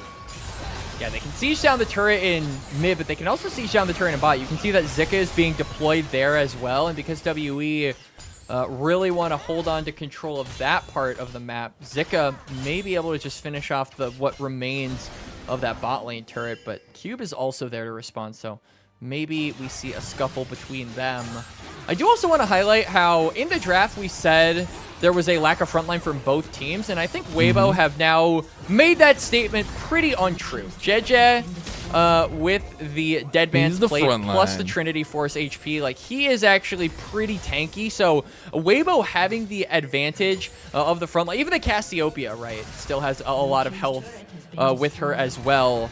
So Weibo just have more of a front line. They just have more durability, and I think that Jeje has really stepped up to the plate like we said was required of him in this game. Yeah. And that has been kind of the big tell. And that's where we can talk a little bit about, you know, we're getting closer and closer to all pros here for LPL English and obviously the official side of things. But Jeje is definitely in the consideration with his kind of solo plays. If you want to vote, make sure you go get that QR code going for yourself. But it's been some fluctuations, but with Weibo as a whole. But if there's a piece that I would continue to build around and work around, it has been Jeje. Yeah.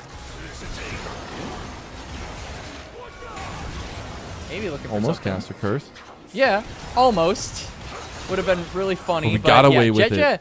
I think it's funny too, because even in their losses, like, I don't think that Jeje's performance is like particularly egregious. He's not like feeding in any of the in a lot of the losses that we see from Weibo. It's just his lack of proactivity that is highlighted, right? The fact that he isn't actively making the game harder, he's just not doing anything to make the game easier for his team is kind of the biggest conceit of his gameplay in the losses that Weibo have had. But in the wins, he's usually the main driving force. So credit over to him for that. You can see 10.9 almost, or 10.9 exactly, actually, KDA on Weibo wins. So when they're winning, this guy knows how to pop off.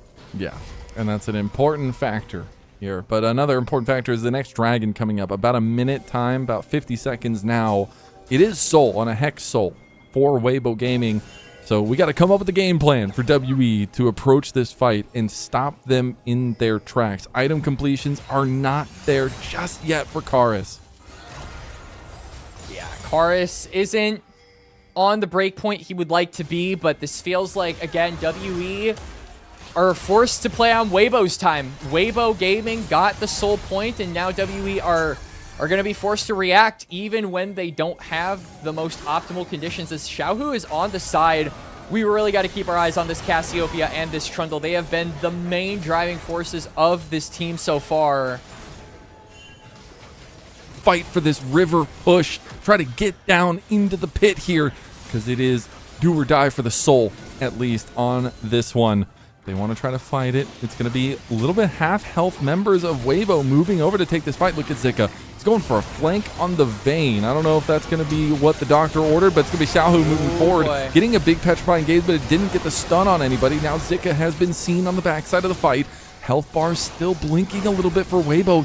WE should feel confident to move forward here. It's going to be everything used on the Zika, though. He should have known he was going to get caught. He goes into the pit. It's the Dragon Soul secured by Weibo. As JJ's able to CC that one away. It's going to be the catch out, though. They can't get him. The Golden Eclipse comes down from the sky, and Karis gets the kill. Now Monkey is looking for more. Monkey is looking for the wraparound. Xiaohu not going to be able to get away. You're alone. Miasma is going to slow them down. He gets the speed up, too, because now Cassiopeia can get boots, by the way, and being able to get out of that one is huge for Weibo. They have the Soul, they got the trade, and now they're in a beautiful position to push this one forward.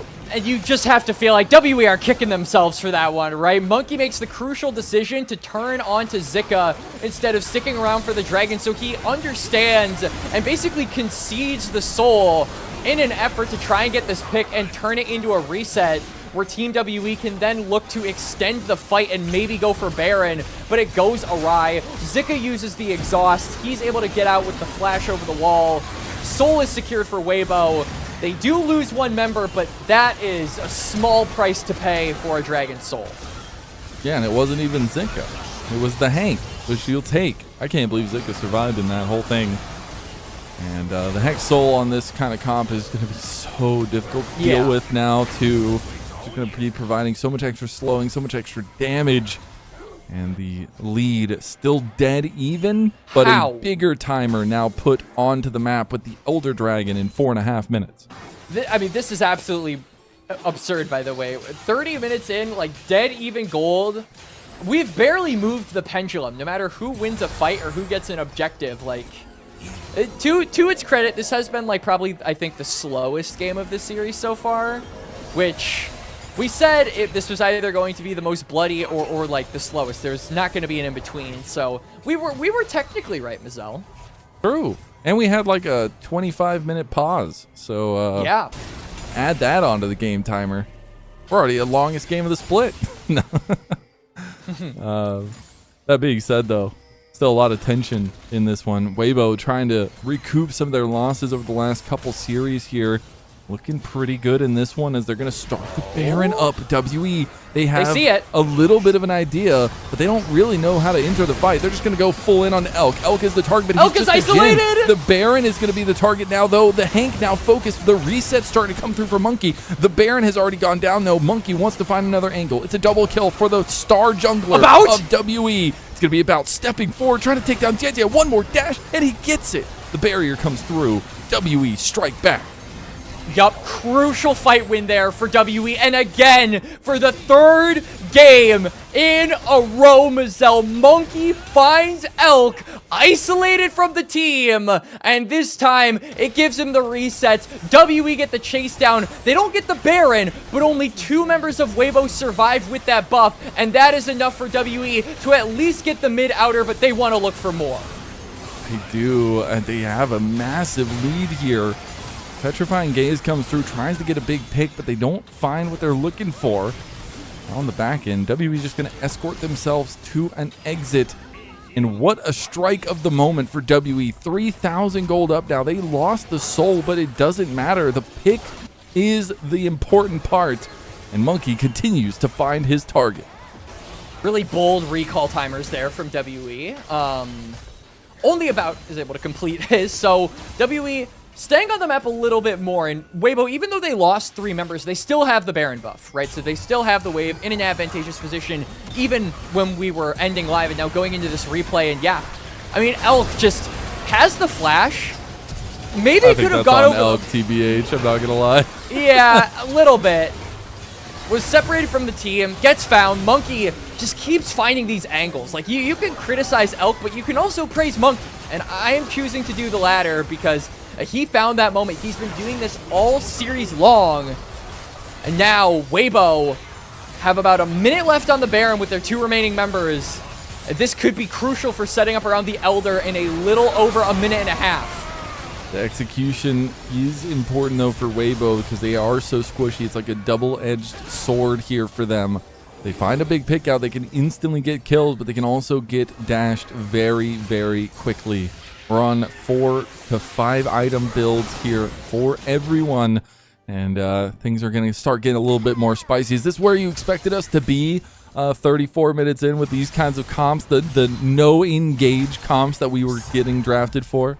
I mean, it's the slowest game of this series, and probably because nobody can start up a damn fight, Mazel. There is, like, no guarantee that if you go in and you're the guy starting up these engages that you're getting out whatsoever. So no one really wants to run that risk, and I feel like that risk is going to continue to compound and increase because the longer we go into this game, the longer the death timers are, the more consequential dying actually is.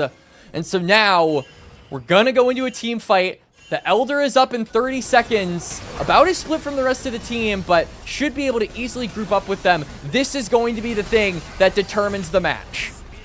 You can see the hunger in WE trying to pick up that other win, trying to continue this spree that they're going on at the latter half of the season. You can feel that they're trying to keep control of the pit here. Xiaohu will be spotted out. He could just get bursted down. Petrifying Gaze going in. Breath of Life was a little early. About is found! Breath of Life was a little bit early, and now that means that this fight is holistically in Weibo's favor. One ability goes a bit different, and it's WE that are headed for the hills and headed for the graveyard. Yup, really good fight there from the Cassiopeia. Xiaohu, not only does he get the Petrifying Gaze, but he gets the Zhonya's. He denies the counter engage from Team WE. All members of Team WE are down. It is a clean ace for Weibo. There's a massive wave in top, and they should be able to end this series with 20-second death timers, Mazel. The Hanks even get it in the family picture. It's been a little bit of a carousel for the support role for Weibo, but they may have found their next piece. But it's Xiaohu who has come alive on the Casio. 2-1 Weibo. Xiaohu and Jejab, we questioned them in games 1 and games 2 a little bit, Mazel. But game number 3, they make it happen. Really solid Trundle performance, really solid Cassiopeia performance, and it all came to a head in that last fight. A crucial Petrifying Gaze to find About, turn that play around, and Weibo get their series win. About thought he had him stuck in there with him. It was truly the other way around. And the Hank gets his first LPL win. A little bit of a quiet one for him for sure. Yeah. But you got Daddy Xiaohu in the mid lane, making sure the car ride goes well. Yup, I mean, him and like JJ was in like the passenger seat too. Let's be real, JJ was driving. Xiaohu was falling asleep sometimes, but he's there in the passenger seat. Xiaohu was in the passenger seat, and then you know how when you have to switch lanes, you have to like look over. Like Xiaohu was helping him in that regard, just like, all right, yeah, no, there's no cars on this side. That was snacks. Like, yeah, that was like and then yeah, you had everyone else in the back seat like begging comes out for snacks, or like saying like, "Are we there yet?" Yeah. The Petrifying Gaze was him bringing out a big old basket of sandwiches that he had pre-made, and the whole car is just elated. Yup, exactly. So I'm glad we could go down this rabbit hole. Weibo Gaming being well fed, both literally, I guess, with our analogy, and metaphorically, as now they will get another series win for themselves. And I will say, game 3, I was very convinced But games 1 and 2, a little bit shaky. I do think that the knock wave combos of game number 1, while somewhat inconsistent, were the main driving force for Weibo to win game number 1. But this is still a team that I got to keep my eye on, right? We are still in the last sunsets of the regular season, and Weibo have high expectations going into playoffs, right? Especially considering what they were able to do in split number 1 and the caliber of players that they have on their team. You want this squad to go far, given the history of this organization and given the player history that is a part of this team today. Trying to fight yourself up into a better positioning to face an easier quote-unquote opponent from Group Nirvana in the play-ins, and that's why these series matter so much. I think WE is pretty locked now that they've lost this series into that final place, but we'll see where the others land out. And hey, they've got a really funny game score that I don't think I can say. But on the flip side, I guess, you know, we're talking about the standings and we're talking about where these teams will end up in placements, Mazel.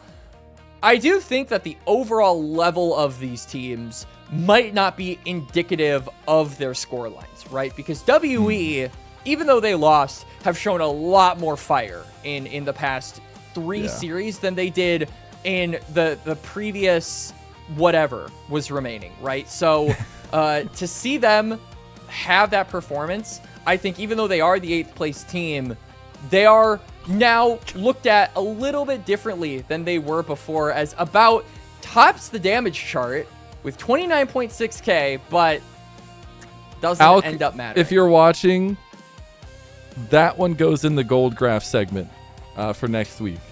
Yeah.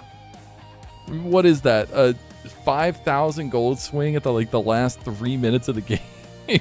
Yeah. Incredible stuff. JJ 100% dramatic. KP too. Yeah. JJ, I mean, Xiaohu was 100% KP in game number 1, so JJ is there to stand right up next to him for the game number 3 win. But yeah, kind of going back to what we were talking about a little bit with the standings, Mazel, even though these teams are like locked into their placements, that doesn't necessarily mean that you got to play like what your placement reflects, right? We can see WE turning it around a little bit. We can see that they've got some fire in them. Weibo Gaming managed to take a series win here, looked decent in game number 1 and looked pretty dang good in game number 3, if I am going to give them a lot of flowers. So this, I feel, makes it so that they are still competitive regardless of the seeding that they get. As long as everyone looks like they can do some damage in the playoffs, we're going to have a really competitive end of May / beginning of June, I believe. Yeah, something along those lines. Something like that. Man, I want to see that last play. Like, again, I know we've said it before, hindsight's 2020, but if the Breath of Light actually gets the CC off, does it make a difference? Like, I'm really curious to see, and maybe we won't even get that play. We're getting a little bit closer to it, but it was such a fell swoop from Weibo Gaming after that win, after that team fight win, and it was Xiaohu that stepped into, or was getting stepped on by 5 people at least, and able to kind of turn it around. Yeah, no, I mean, Xiaohu on the Cassiopeia was a really pleasant surprise, right? We've been kind of used to this guy in the split playing control mages that he's known for, like the Orianna, like the Rise. Those have been, I think, his 2 premier picks over the course of the split. So to see him kind of, and not necessarily abandon that play style, but go for something more aggressive. Yeah, here we go. So Breath of Life, it just wasn't enough. It got one of them. Yeah, I think there was another. It got one of them, but there's CC like it can only cleanse one thing, right? So if you throw multiple different sources of CC at them, then Breath of Life isn't going to be able to deal with all of those, and that's exactly what Weibo did. A little deadly flourish in the end. Fitting for the moment for Weibo. We won't get to obviously see it live, but do you have any MVP / player of the series votes? I would give it over to Jeje, honestly. We had player the of the highest series? Yeah, or a game? yeah. Player of the series, I think. We had the highest of expectations for this guy going into the series, and I think he met them, honestly. Like, game number 2 was like really sus from him. Game number 1, though, like the Nocturne performance combined with the Orianna was really fun to watch. And then game number 3, he had Monkey's number. Like, Monkey was on fire in this series, I think, from games 1 and 2, and he managed to shut him down completely. So, tall task to do that, but he managed to accomplish it and managed to, in my opinion, be the leading contributor to the series victory for Weibo. Yeah, it's impressive stuff from Weibo to keep their head in the game. Gotta say, though, there's still a whole nother best of 3 on the line. It's NIP versus AL. It should be a pretty big banger. We'll be heading off into the sunset. Meanwhile, we're going to have K-Man and Rafa come in as replacements for that second series. Quacks, it was a pleasure. Shivam, thank you for pressing all the buttons behind the scenes, and we will see what happens in our next series. But for now, it's signing off with the Weibo 2-1 over WE.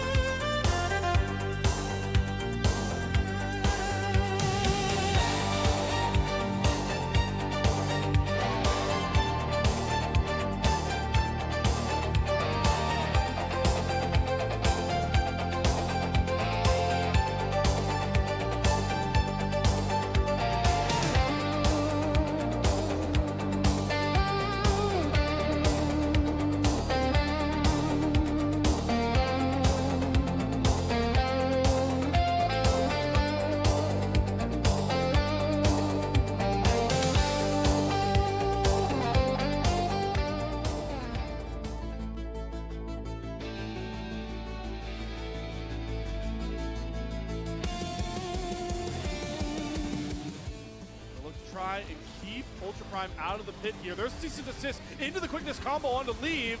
Crashdown comes through for Dway, and the flash is perfect. The skewer comes through as well for Sao on to 4. Allows Angel to set all the Sand Soldiers up to rip through all.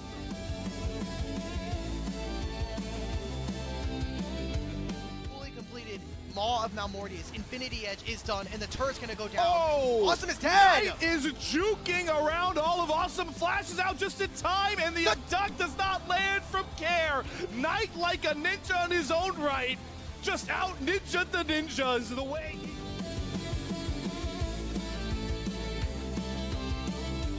Just his presence alone is enough to allow for AL to regain control of the river. However, without that shield, becomes a little bit more vulnerable and is now down to half HP. The poking and prodding from top Esports will eventually result in Fudger going down, but he's going to stay alive long enough to throw out the ultimate and take down the Annie. Grand Starfall comes in and TN's forced to flash away. Anyone's Legend now has an advantage in this fight. Swan flashes in, but has to then get out of there. And now Fudger going to cancel the curtain call. The curtains will be shut right in front of top Esports' eyes.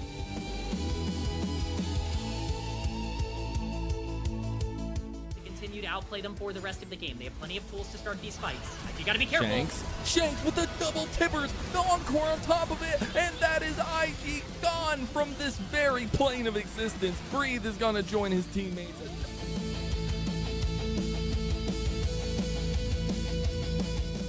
Inside the pit, finding some nice poke damage onto Junhao on, fighting backwards, able to dodge out on the charm. The smite comes through for Krakow, throws down the Crescent Guard, gonna be able to win the jungle trade. Junhao still staying alive though, pumping damage into Bulldog. Crescent Guard expires on, gliding through the fight, finding member after member to shoot down. Triple kill the way of Haru, and he's gonna make it a quadra kill on, able to close out the team fight for Thunderdog.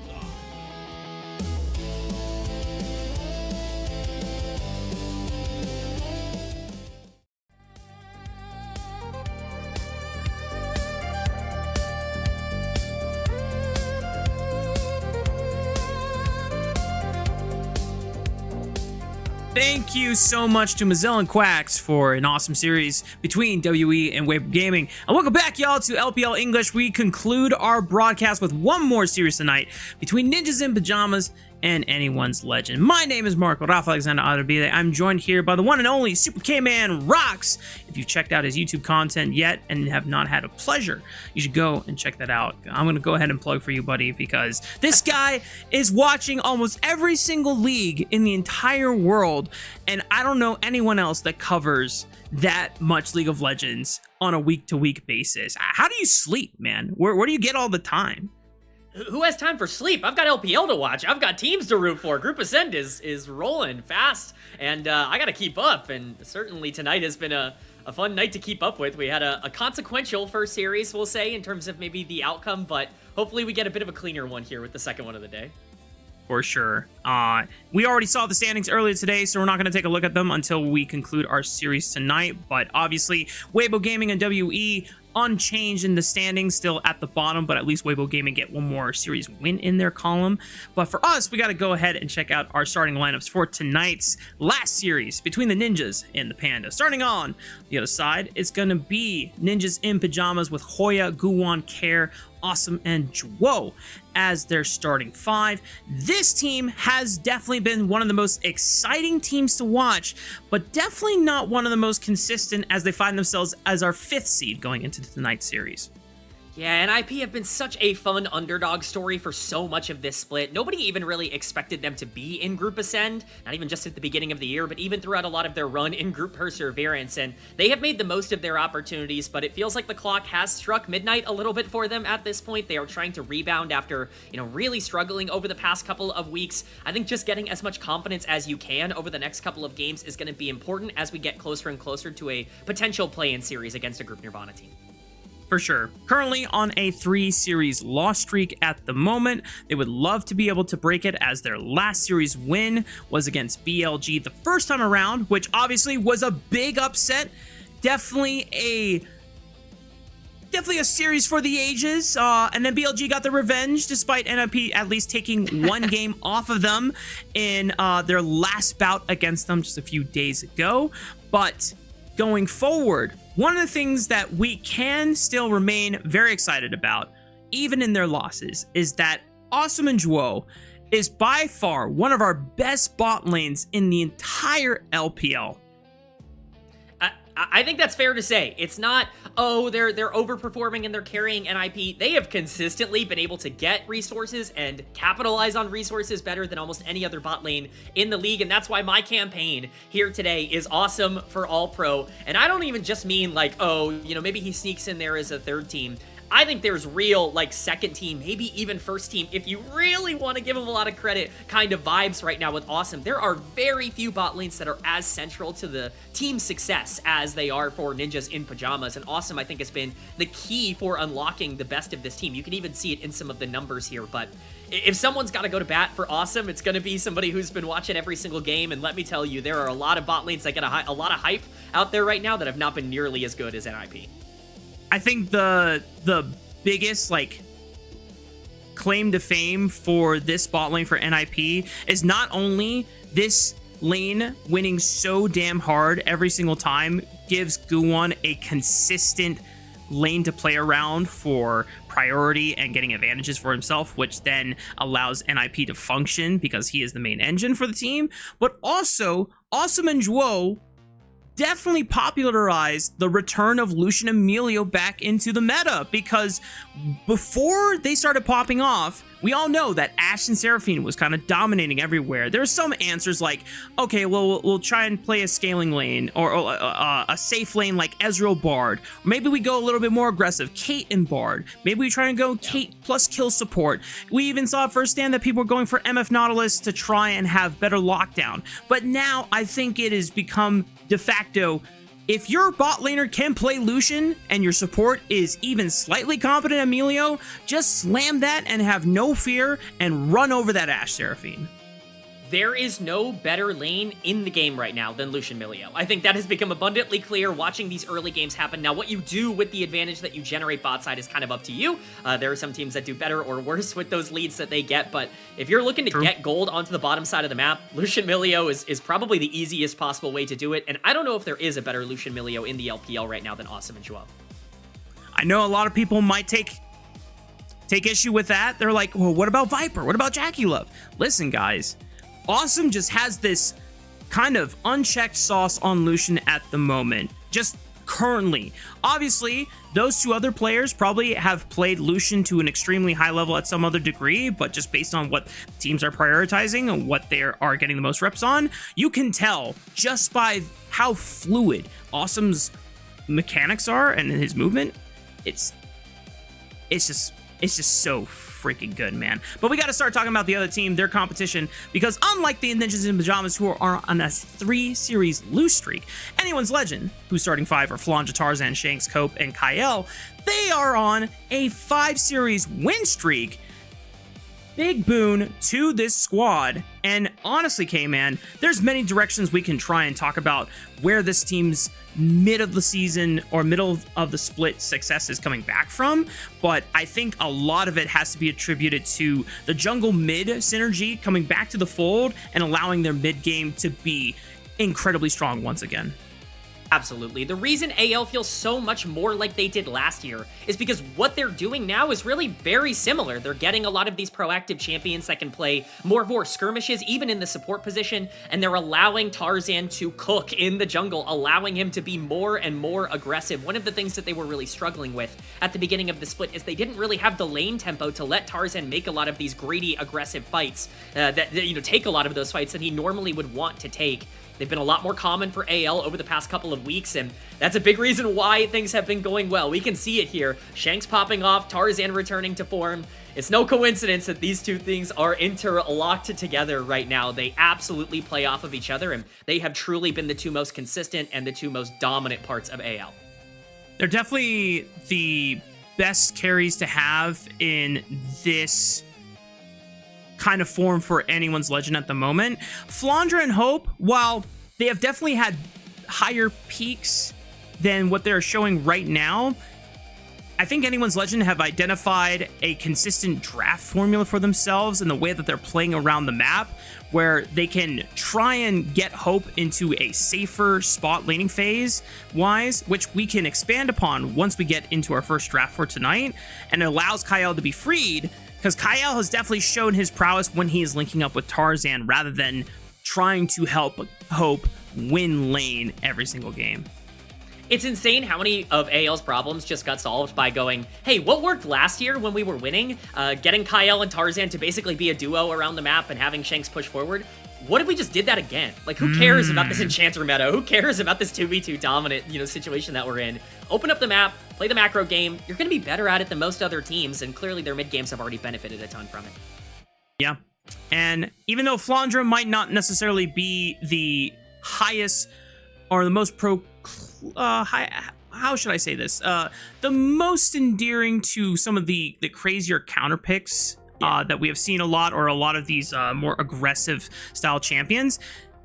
We know that Flandra loves to start thinking outside the box when it comes to trying to figure out what can be next on the patch. I think one of the most fun quotes I remember Tabe talking about Flandra is that he is one of the few champions that I've worked with that actually reads patch notes, and he tries to think about how this can be applied to the current meta, which for some reason it's not uncommon for pro players to just never read patch notes and just have their team and their coaches tell them what's good, and then they just spam that and they kind of base it on feel. But Hoya also known to pull out some crazy stuff, and me and K-Man took a dive into their solo queue accounts on the Korean ladder, because we don't have access to the Chinese solo queue ladder, but both of these guys have been spamming solo queue over there, and this is what has come up so far as their most played right now. And any of the champions that have the golden borders, those are overlapping ones as well. I think there are some really interesting things to pull here. That's a number 10 above the Varus for Flandra. He's played 10 Varus games in his last however many games that we have here. His last 17, 10 of those have been Varus games. That's absurd. That is a lot of slamming an AD carry onto the top side. We have a Victor top game in there, and even things like the Gragas on the other side that are also not quite as popular. We've already seen Hoya pull that out in terms of what we've seen so far in the LPL. Both of these guys are known to be, very interesting counter pick oriented players, and especially on a new patch that has changed so much about the top lane, we could definitely see some more interesting picks out of this series than maybe we have in some of the other ones. Yeah, the way I look at that is that Flandra, recognizing the importance of Varus top having been popularized by Hoya back in Split 1, and realizing I need to get as many reps onto both of these marksmen as I can, because it's not just Varus that he's been spamming, but he's also been putting in his fair share of Vayne games as well, recognizing anytime the enemy top laner goes for a Gnar blind and they have not banned the Vayne, I have to slam it here, because it is the one way that I can guarantee I'm going to be able to hard punish it. But some other notable things to point out that could not make the cut because there's so many champions to pick from, and we could only fit 5 on the graphic there. There are some Nefiri top lane games from Hoya, which we know that Flandra first popularized as an answer into the Varus. So Hoya also understanding that Nefiri is going to be an important one in case, especially in this one, Varus gets contested as a top laner. And while we have both of our teams taking to the stage here ahead of our first draft, our last graphic I want to show is for this patch specifically, 26.9. If you didn't catch our earlier show yesterday, Grapes and Fools kind of did a breakdown of some of the biggest changes on the patch. And some of those were keystone and new itemization changes. So first of all, Deathfire Touch gets added into the game. And intuitively, you might think, oh, this would be good on burn spells. It's actually most effective on single target abilities. They don't even need to burn. They just need to be single target, because the way Deathfire Touch works, it will automatically burn for 4 seconds if it is just a single target. For Gangplank, Parlay, level 1 plus Scourge, this guy not only hard smashes matchups, he now is able to win matchups that he used to lose in the past. Yeah. I think that's what makes it so scary, right? Is you're looking at multiple of these champions that have these single target abilities. You point out Nefiri top, obviously, with Hail of Blades getting kind of reworked, and generally Nefiri just being in such a great spot. And then, of course, Gangplank as well, being great users of that. it is really important to not lose early on in top lane right now, which is why I kind of, against your will a little bit, threw in Yone towards the bottom of this ranking. Like because with Doran's bow being introduced, and obviously Sejuani kind of coming back into the meta a little bit, Yone actually proves to be a really big problem early in games now. His laning phase is a ton easier to try and execute on, and all of this to say, top lane hopefully will be more interesting than it's been over the past couple of months in terms of some of the picks that you can get. There are so many more counters that I think are on the table, and it's really just about what have these teams practiced and what do they feel comfortable playing on stage. Yeah, and just because when we look at Flandre and Hoya, we know that their career and history has seen multiple instances of them thinking outside the box, but we finally get to our first draft for the series, and right away, one of the things we want to point out, NIP have done their homework. Look at this. Ezreal ban off the top. K-Man, tell them why.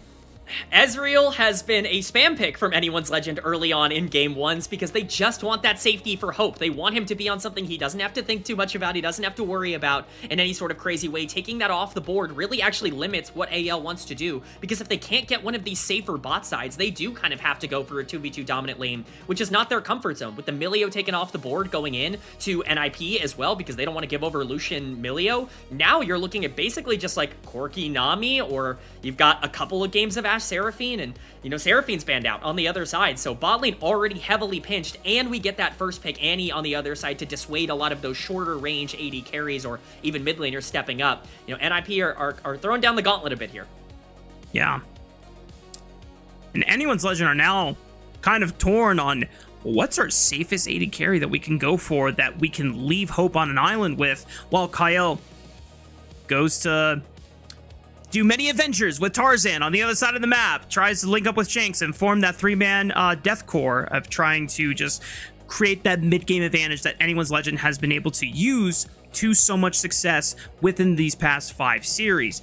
Jhin is the lock-in for AL, which to me doesn't necessarily say, yes, I am a safe laning ADC, but he can sit back in team fights, he can provide utility, and at the very least, Anyone's Legend might think, if we all just dive the enemy team, then no one is really attacking Hope. Yeah.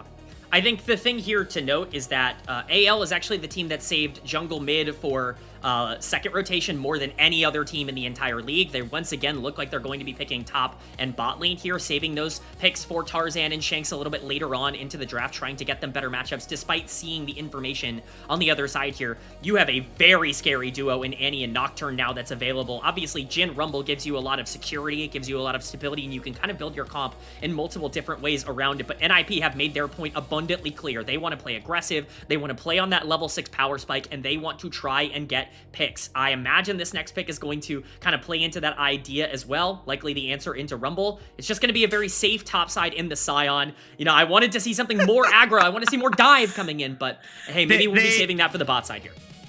NIP definitely toyed with our hearts a bit, going with a lot of very fun champions before just finally settling down on the Scion. Now, normally this Bard gets paired a lot with Hope's Ezreal because it makes the most sense in a little bit of laning power, but also being able to roam around. Well, they're going to try to extend the same formula just with the Jhin this time around, but this has been Kyle's preferred support for Anyone's Legend in a lot of their first game of the series. But one of the things that did not get picked up right away that is the most banned currently against Anyone's Legend is that Pantheon. With Ryze being the first ban, I'm curious if NIP are going to try to take that away from Tarzan. I mean, you kind of have to. Tarzan is so good on Pantheon, but there are plenty of other options for Tarzan that are still available. Bard's going to be moving around the map, which means you can afford to be a bit more aggressive with one of your picks. Nefiri, Skarner, both are still on the table as potential options here. I like the bans from AL. The Lulu is out and the Nautilus is out. That takes away a couple of combinations. There's really only one bot lane duo that is left for NIP that they have played at all throughout this year, and that's going to be the Corki Nami. Tristana would then be the next potential pick coming in here from someone like Awesome, who has shown the ability to play some of these more aggressive laning phases. We've even seen things like Shen and Gragas out of Zhuo over the course of this split as well. So going to be interesting to see the bot lane priority from NIP, because that's really going to round out this comp, whether they want to go for more dive or not. Yone, the final ban as well for Ninjas in Pajamas, which just goes to show that they don't want to try and set up for that Sejuani-Yone combo that could potentially be coming in from the other side. Tarzan, one of the best Sejuanis of all time, kind of limiting AL to either have to blind pick I guess not blind pick, but pick their jungler and show their cards right now with what they want to do with Tarzan, or potentially just try and get a safer matchup for someone like Shanks in the mid lane, which looks like is going to be the case.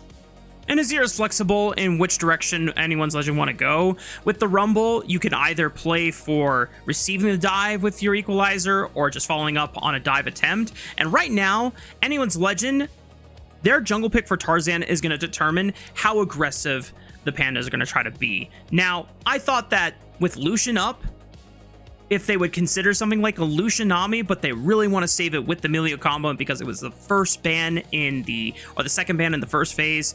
They're just saving it for later in the series. So like you called out, Corki Nami going to end up being the go-to bot lane into the answer of Jhin and Bard. So now, AL, you have little to no engage so far. Yeah. So Skarner makes the most sense in just being able to have a go button in any scenario where anyone's legend have to be the first ones to make a move.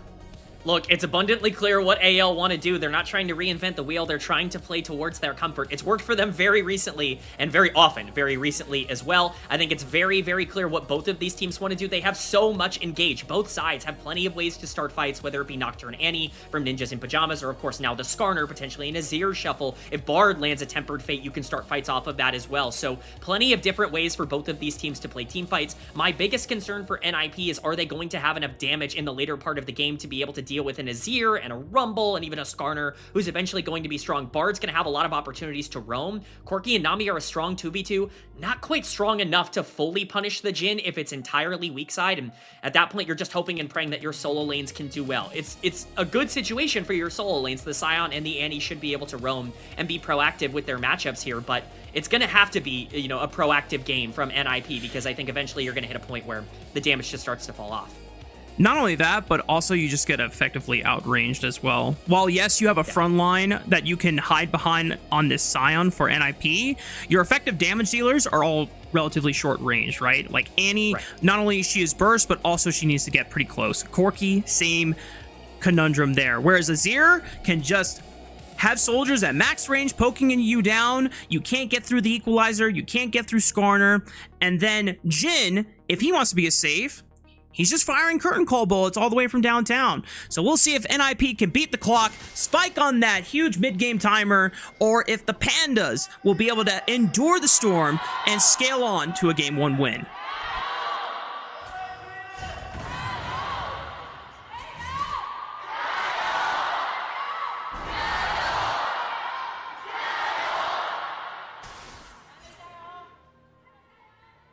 We are excited. The crowd is pumped. I am pumped, Rafa. I am very excited for this series. I think both of these teams are, kind of playing with a bit of a chip on their shoulder. You talked about NIP wanting to rebound, of course, from their loss streak, but AL still have a lot to prove. This was a team that had their own sets of problems throughout the regular season. They're still trying to showcase that they are consistent enough to be considered a true international threat to come out of the LPL. They have a good draft here, but a couple of things to watch out for in terms of the pathing. Both junglers starting on top side could mean some action decently early if either of them feel a little bit frisky on the bottom side.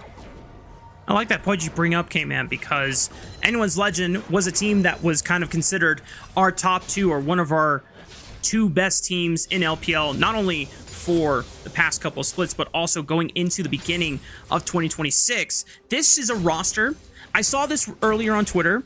This roster now has by far the most games recorded as the same 5-man roster since its creation. So from 2025 to 2026, there's no other LPL team in history that has been able to, I think it's like 206 now. This would now be 207 games played together. And that just goes to show how much trust that this roster has in each other as 5 individuals, that this is the best iteration they can get, as this all-in trading is starting to pay off in dividends for Hope and Kyle. The flash forward on both of them, just not enough damage to take out Awesome. Juo is not needing to burn the flash either, but that is multiple summoner spells gone in this early 2v2. Yeah, that's really, really scary, because one of the big things that you need to rely on when it comes to the Corki Nami lane is being able to get that shove into Jhin so that it's harder for the Bard to be able to move around the map and make all these creative plays. You want to try and punish that aggression, and with all of these summoners now burned on the bot side, it's going to be even harder to do that. Hope basically gets a free reset here to kind of put himself back into a good spot. The wave is going to be in a good spot for him as well, so it's a really nice trade for anyone's Legend, and once again, just pushes towards their own win condition of trying to get their support out on the map. Tarzan, already level 4, looking to intercept Care, immediately burns the flash out of Annie. I'm a big fan of anyone just respecting the Skarner gank, because there's been so many times in the past game, man, where someone sees a Skarner running at them at not super fast speeds, but pretty relatively fast, and they're like, I can beat this. I can flash over it. Just flash it, bro. And Care does exactly that. Sometimes you just have to bite the bullet. The summoner sucks to lose, especially for something like Annie, because you would love to have that flash up when you hit that level 6 to try and make a play happen, but I think you'll take your life instead, as Tarzan trying to invade now with Care kind of stuck onto the tower. We have a teleport coming into the mid lane here as well. This is what Kyle does. He just changes the game. And it all comes from the fact that Hope and Kyle are actually able to win that 2v2 all-in push. Kyle gets the first roam. However, Juo is matching that roam and forcing Tarzan to flash away from the bubble. Guwon wants to change it. Flandre has first push. He can try and move into the river, but he might not be able to save his jungle in time as Guwon flashes forward just to make sure he can take down the Scorpion. Shanks flashes forward just to make sure that he can also get a trade guaranteed. But now Hoya has joined the fray. He wants to get in on the party. He finds a smash onto Shanks, who had no flash from the skirmish. It's an all-out brawl here in the top side. River Flandre trying to burn him down with the flame spinner, hits him with the electro harpoon, but he doesn't want to use flash to tase him because he just does not have enough damage in the tank. Flandre will at least try to make sure Hoya cannot get back to lane, but already NIP are able to get nice counter punches in this early game. It's a huge punish from Ninjas in Pajamas. They desperately needed to try to make something happen there. We get a replay here. Tarzan and Kyle, they've linked up plenty of times around these exact Raptors to try to take advantage of a lot of these teams that are slow on the push, but Care has teleport back up. He comes back in as the Annie, and at this point, Tarzan's got to realize he has overstayed his welcome. Despite the portal to get out, Kyle is not there to be able to stun up with a Q after Guwon goes through the portal alongside him. The flash just secures the kill there to be able to heal Guwon back up, try to keep him alive for as long as possible. He does trade his life, but with Hoya making his way down as well, you're looking at a situation where Shanks is completely out of position, and the shield here from the Scion is massive. The fact that Hoya survives this does change a lot of the equation, because the kill goes to Kyle when you do punish that 2-for-1. Meanwhile, on the other side, now Scion and Nocturne are both accelerated, and IP are going to feel really good about that play.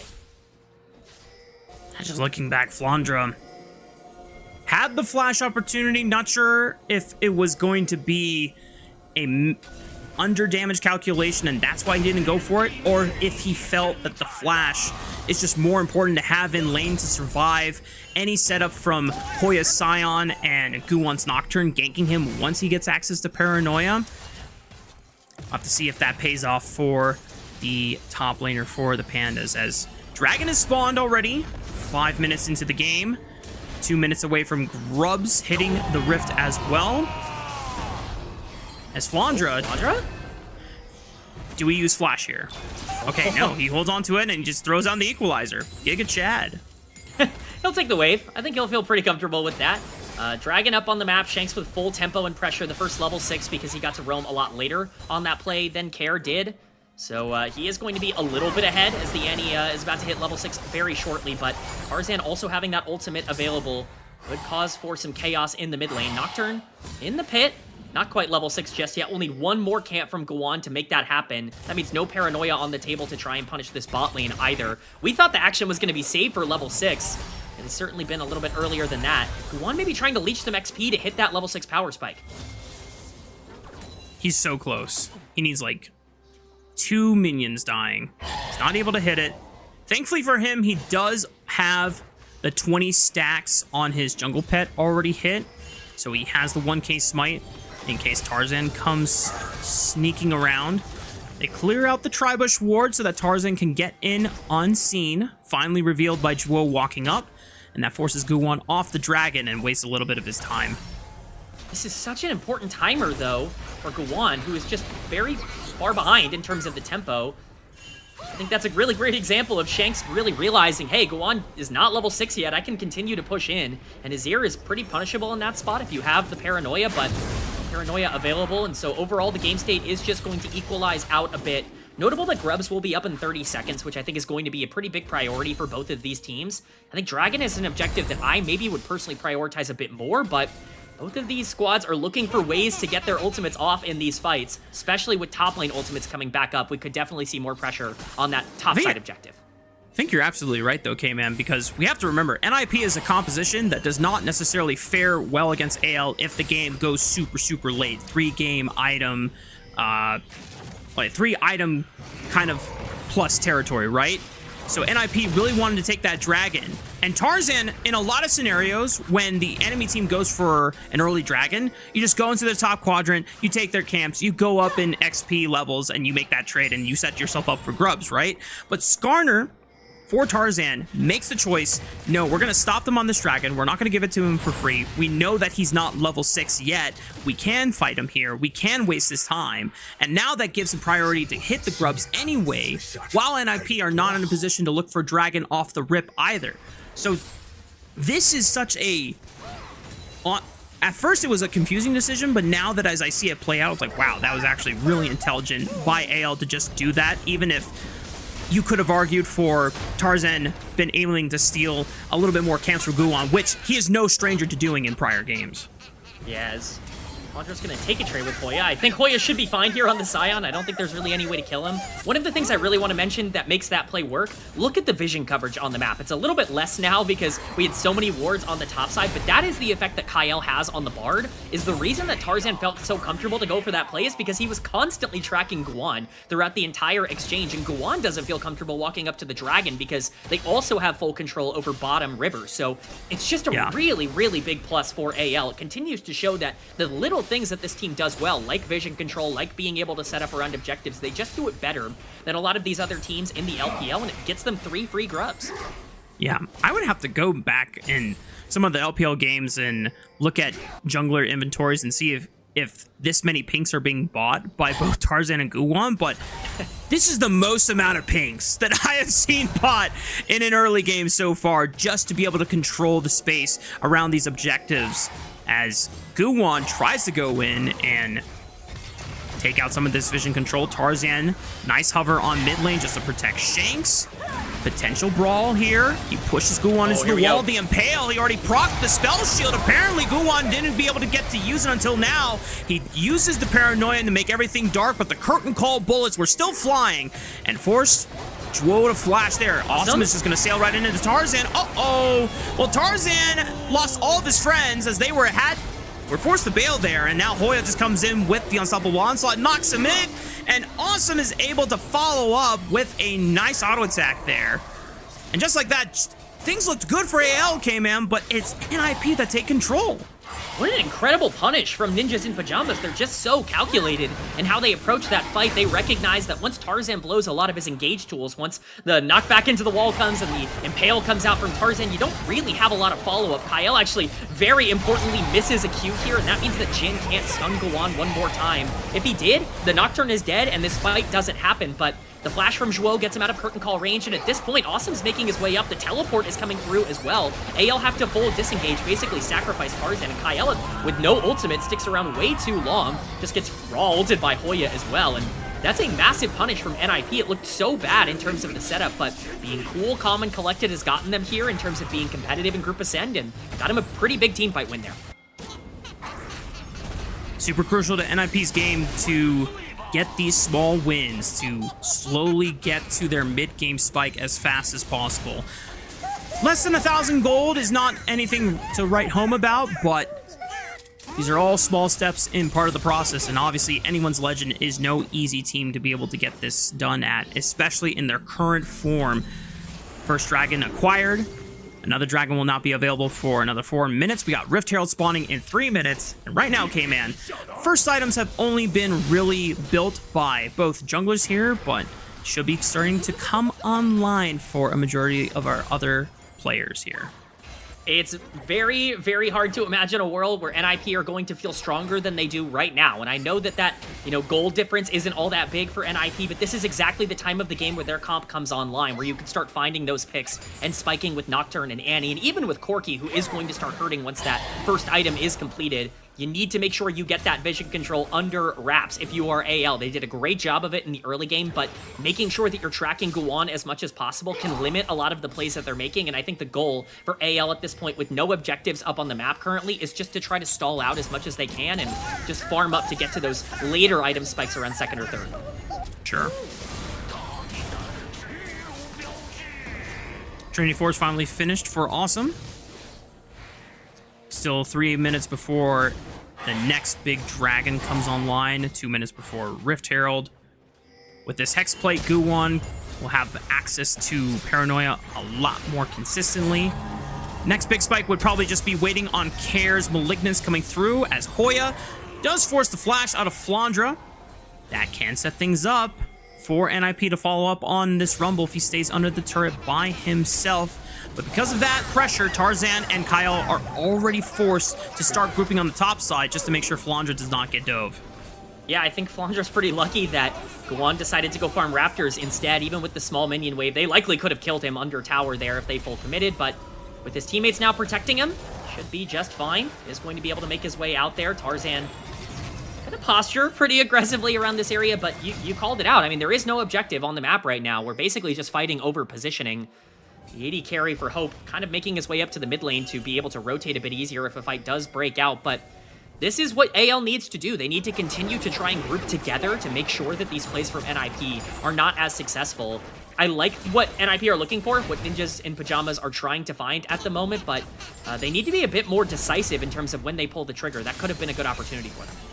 I think the next big decisive thing I want to see them really conclude on is whether they want to try and fish for any summoner spells or ultimates ahead of Dragon, or use them for Rift Herald and potentially sacrifice your agency to then go for Dragon after Rift Herald.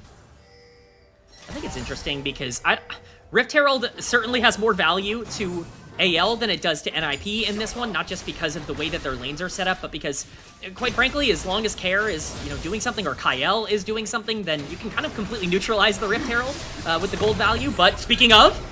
Oh, Shanks gets outplayed on the tower! He tried to just dive Annie full frontal face, and NIP, it's a big punish. What? Huh? What's the thought process there from Shanks? Someone who has been so consistent. It's a completely pointless dive that gets punished so hard, and now NIP are going to look for more. I'm just really flabbergasted. I'm assuming Shanks thought that maybe he was able to pull the combo fast enough onto Care that he wouldn't have been able to react, but I don't know. I would have to look at a replay to see how many stacks Care had before his fourth one for the stun.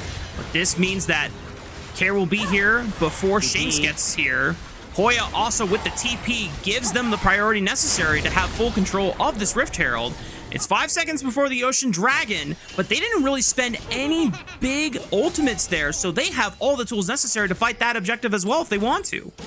Yeah, Care had to use Flash. I guess that's something, but still, overall, it's a really good play for NIP, who make their way immediately towards this Dragon. They already got the first one. This will be their second Drake of the game. If they do just want to start it up here, would be a bit aggressive, but I certainly would go for it. We're going to get a replay of exactly what happened. It's just the level 11 spike that Shanks feels he can take advantage of. Care uses the stun on the wave to, thin it there, but Care hits level 11, and at this point, he's had plenty of time to start charging it back up. Bro. And he's just able to get the stun, drop Tivers, and it's a completely pointless dive from Shanks. A massive mistake. I will say it only gets punished with the Rift Herald, which generally makes it a little bit better. Azir and Bard, like I said, can both stop that, but the question now is, have you given too much gold over to priority targets, and, what do you want to do now that Dragon is off the map as well? Yeah.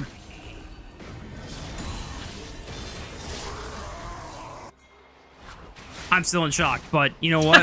You have to I'm live with you, man. with the actions I don't get it. You have to live with the consequences of your actions now, Shanks. As like you said, Rift Herald was really so far the only kind of potential punish, as the Dragon seemed already was going to be somewhat favored for NIP. Tarzan used Impale on Hoya and got his flash. Is that what I saw? Yeah, I mean, that is what we saw. Okay. You got Scion Flash.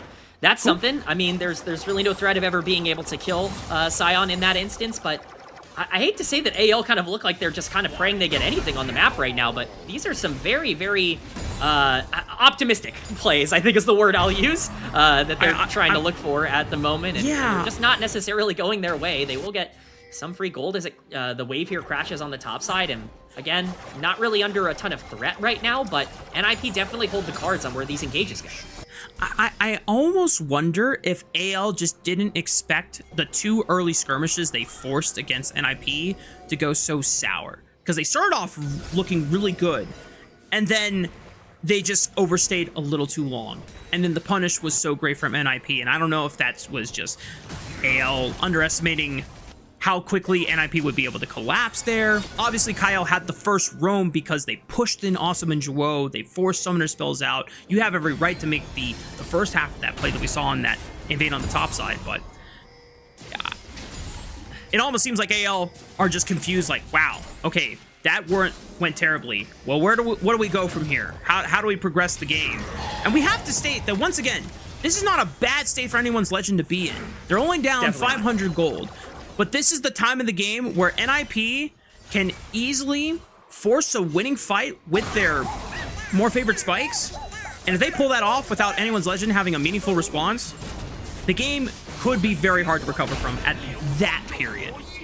Absolutely. It's more so just the foreboding bad plays that they're making, where it's like, you can make those now, but just don't make them later, because that's when they really count. Yes. One of the things that I think is really important, as we get a couple of teleports down onto the bottom side to point out here, still a 500 gold lead for Shanks. Think of the gold lead he would have if that top lane play didn't happen. He has been in a really good spot in terms of his side laning and his ability to catch those minion waves. This Azir is crucial towards this comp's ability to win in the late game. It's all well and good for Skarner and Bard to find a lot of these plays to make. The Azir and the Rumble in particular, the 2 solo laners for anyone's legend, are going to be crucial towards whether or not they can actually win in these close quarter skirmishes that are almost certainly going to happen around these dragons that are being stacked. It's a Cloud Soul as well this game, so definitely something that NIP are going to look for, and AL need to make sure that they're as strong as possible when those fights occur.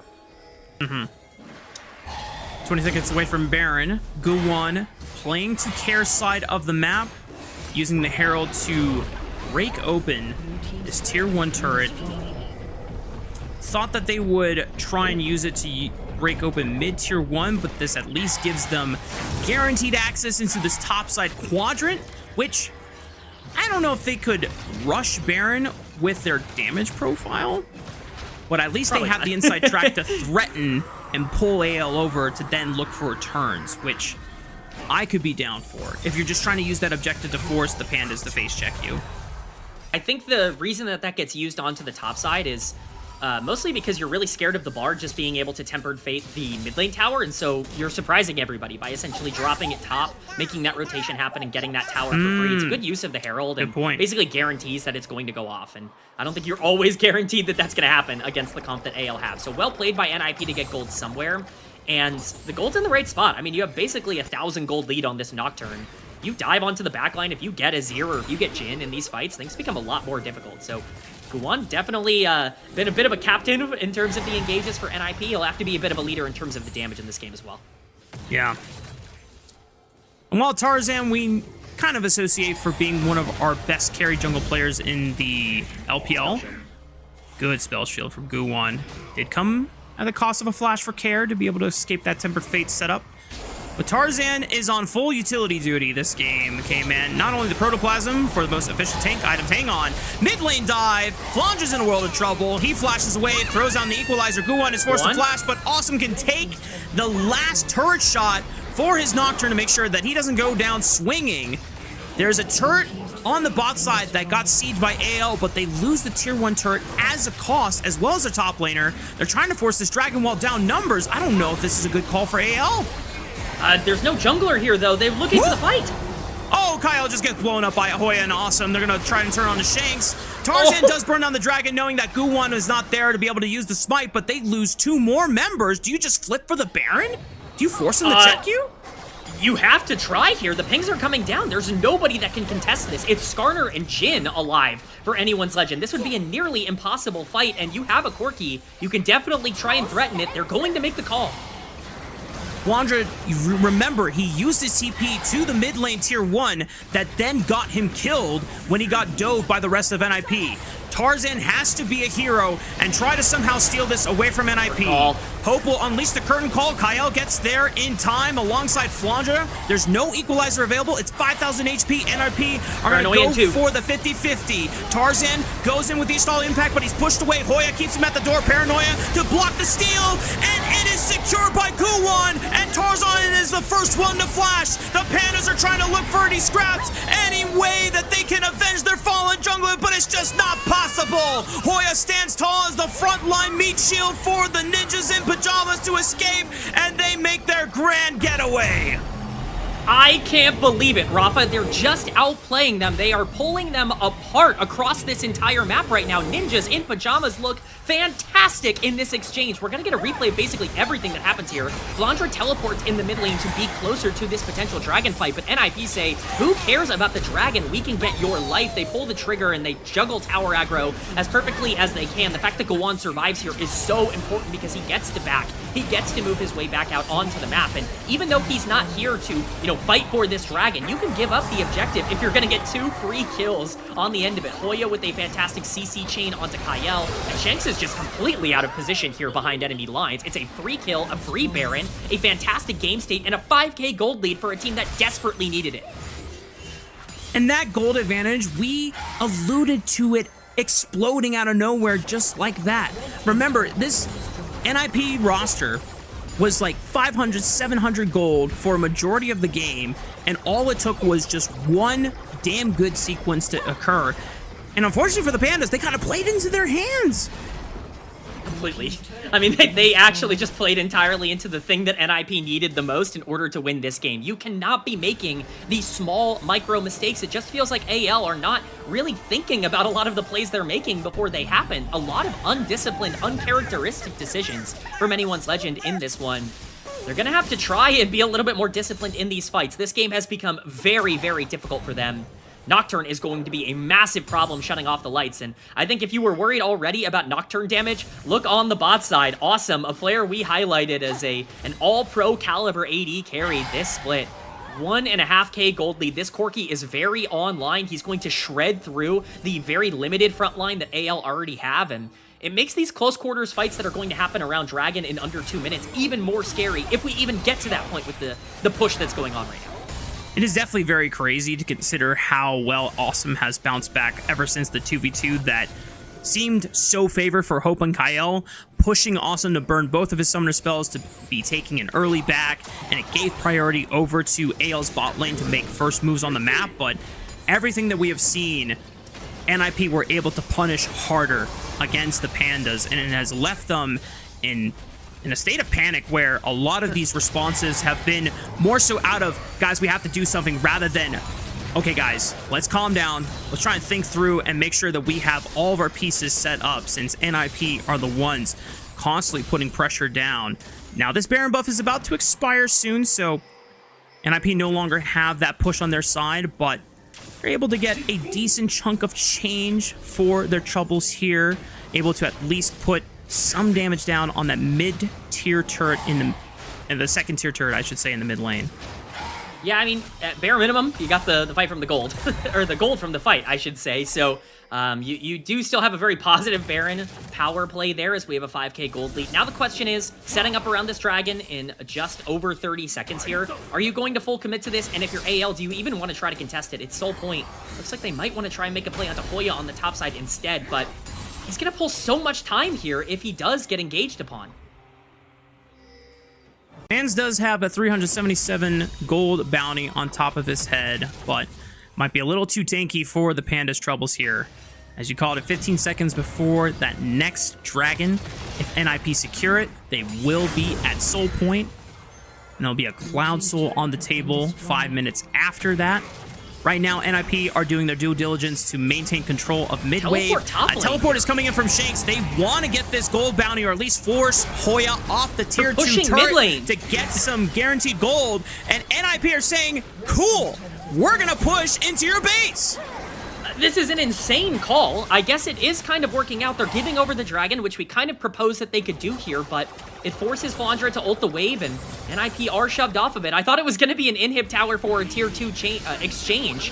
Overall, it's actually perfectly fine for AL, at least in terms of the gold. Still a gold positive play for NIP, but it theoretically could have been worse. A very greedy and aggressive call, but now you no longer have teleport on your Azir. That forces Flandra to be the one to catch a lot of these waves on the side because these objectives are coming up. 1 minute on Baron, and look at the items in the inventory of Ninjas in Pajamas. Lord Dom's completed for Awesome is going to let him shred through Tarzan on the front line, and specifically you have that stopwatch for Care, you have that Seekers completed, so with those 9 stacks of the Darkseal, you can go in, use that flash that's available, drop the Tibbers, drop the stun, and keep yourself alive. This is a very dangerous Ninjas in Pajamas team right now and can really capitalize on any mistake that AL makes. Yeah. The champions that could have easily been punished by anyone's legend in the early game, they never got a chance to revisit when their flashes were down. And that has come at a great cost to the Pandas now that these champions have been able to scale on up, get some gold into their pockets, and not just that, but also items that allow them an extra layer of defensive utility. Seekers and the Proto Belt, as you called out, not only can double offensively, but also as ways to bait AL in. And with NIP continuing to control this top side of the jungle, the Pandas have limited options of what they can do, as a Baron has spawned yet again on Summoner's Rift. Yeah, they're dancing. Azir's coming back from base with no TP. If NIP take a fight now, they're winning. Flash from Hoya just to get the knockup guaranteed onto Tarzan. He is the target and no one can save him. Annie comes flying in to zone off the remaining members of anyone's legend to make sure that their jungler was not aided out. And at the very least, Tarzan does manage to survive and escape, but Flandra had to pay the price for it, and NIP will look to rip the Baron again. I mean, there is the direct consequence of the mistake you made on the top side teleporting in. Shanks had to back because he was in so much danger in the mid lane and had no health, and so when he gets back out on the map, he's just way too slow. At this point, it's a consolation prize to take this mid lane tier 1. They lose the Baron. They once again are able to, basically get gold onto whatever priority target they want. As we see in this replay, it's just the decisiveness from NIP. It's the most obvious engage in the world, and yet Tarzan is overextended on the Skarner. It's a good ult from Kyle to try and buy as much time as possible, but Flandra, unfortunately, is the next target. The Annie stun comes down, and the fight is as simple as it could possibly be. At this point, NIP have all the tools in the entire game. AL have to hope for a massive mistake, because they only have 1 kill in this entire game. Yeah. By the way, that was insanely slick by Guwon to draw all that pressure towards himself on Tarzan, where a couple of his teammates were trying to bail him out, and then he just, right before the impale goes off, he just slides over to Flandra, who was stunned up by Care's Annie combo, gets out of harm's reach, ensures that there's no 1-for-1 trade. It's just a guaranteed pick off onto 1. Baron Nashor once again on NIP's side as they try to siege through top. Guwon solo pushing in the mid lane, since he can always join quickly with the power of that paranoia. That's the thing. They're going to try to make the play onto Guwon, but should be able to just get out of here as he sidesteps the Jhin. Doesn't need to use the flash just yet. Fear tether is broken by Tarzan, but there's 2 members committed just to hunt down Guwon while he still has flash and a GA. He's like, cool, you got my flash? Look what is happening to your base. NIP are now pushing into the inhibitor turret on the top side. Should be able to knock it out, and that puts them 1 step closer to a game 1 victory. AL are falling apart in terms of their decision making. It's a free inhibitor here for NIP. They're looking, I mean, they want to try and fight here. Temper Fate barely goes wide as it was in the middle of everyone. The rest of the Ninjas in Pajamas were able to space that one out beautifully, and we are 55 seconds away from Cloud Soul being possible for NIP. It's just been a masterclass from Ninjas in Pajamas. We hyped up AL's mid-games and their decision-making so much. It's been NIP in this game that has looked so cool, calm, collected, comfortable on the map. It's really been impressive. At no point have they ever felt like they are out of control of where this game is at. You pointed it out. Cloud Soul is going to be up in 30 seconds, and if those item spikes were scary before, they are certainly scary now. You didn't even burn the Guardian Angel on Guwon, so he can play really aggro around this pit. And the rest of NIP are just stepping up in this red quadrant, trying to force some aggressive vision down, making the Pandas even more uncomfortable with how they want to approach the Dragon Pit. And I like that NIP is taking the extra step. Push this Baron and Power Minion wave as close to the base as possible to kind of cut off AL's alternative approaches and their ways to get into the pit. They're all circling around in this jungle quadrant, but it can be very dangerous in these choke points, especially against NIP's composition. They're able to work their way back into the dragon by the river, and AL have carved out a path through the bottom side of the map here. I mean, Flandra's not here. He has to catch the supers in base, so this is a 4v5 fight.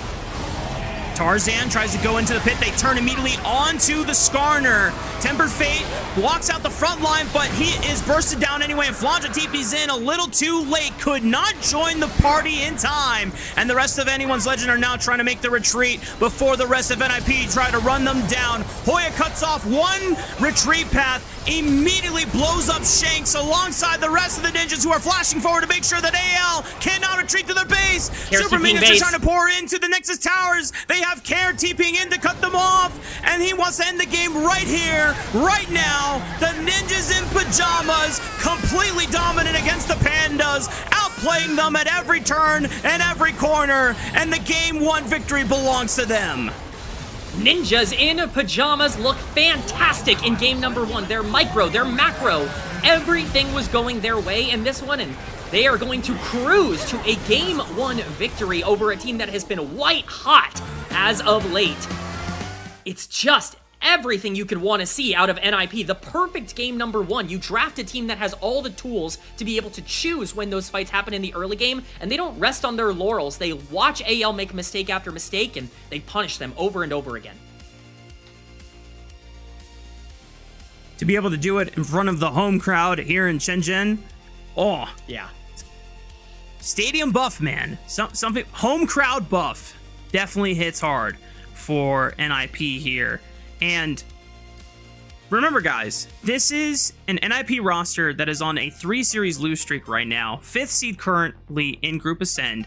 Obviously, this team has had some insane highs already in this Split 2 regular season, such as taking a full series off of BLG, and even still a game victory over BLG in their prior encounter with them. Whereas Anyone's Legend are currently 5 on a 5-series win streak right now, which is where they went from essentially being 2-3 to now 7-3.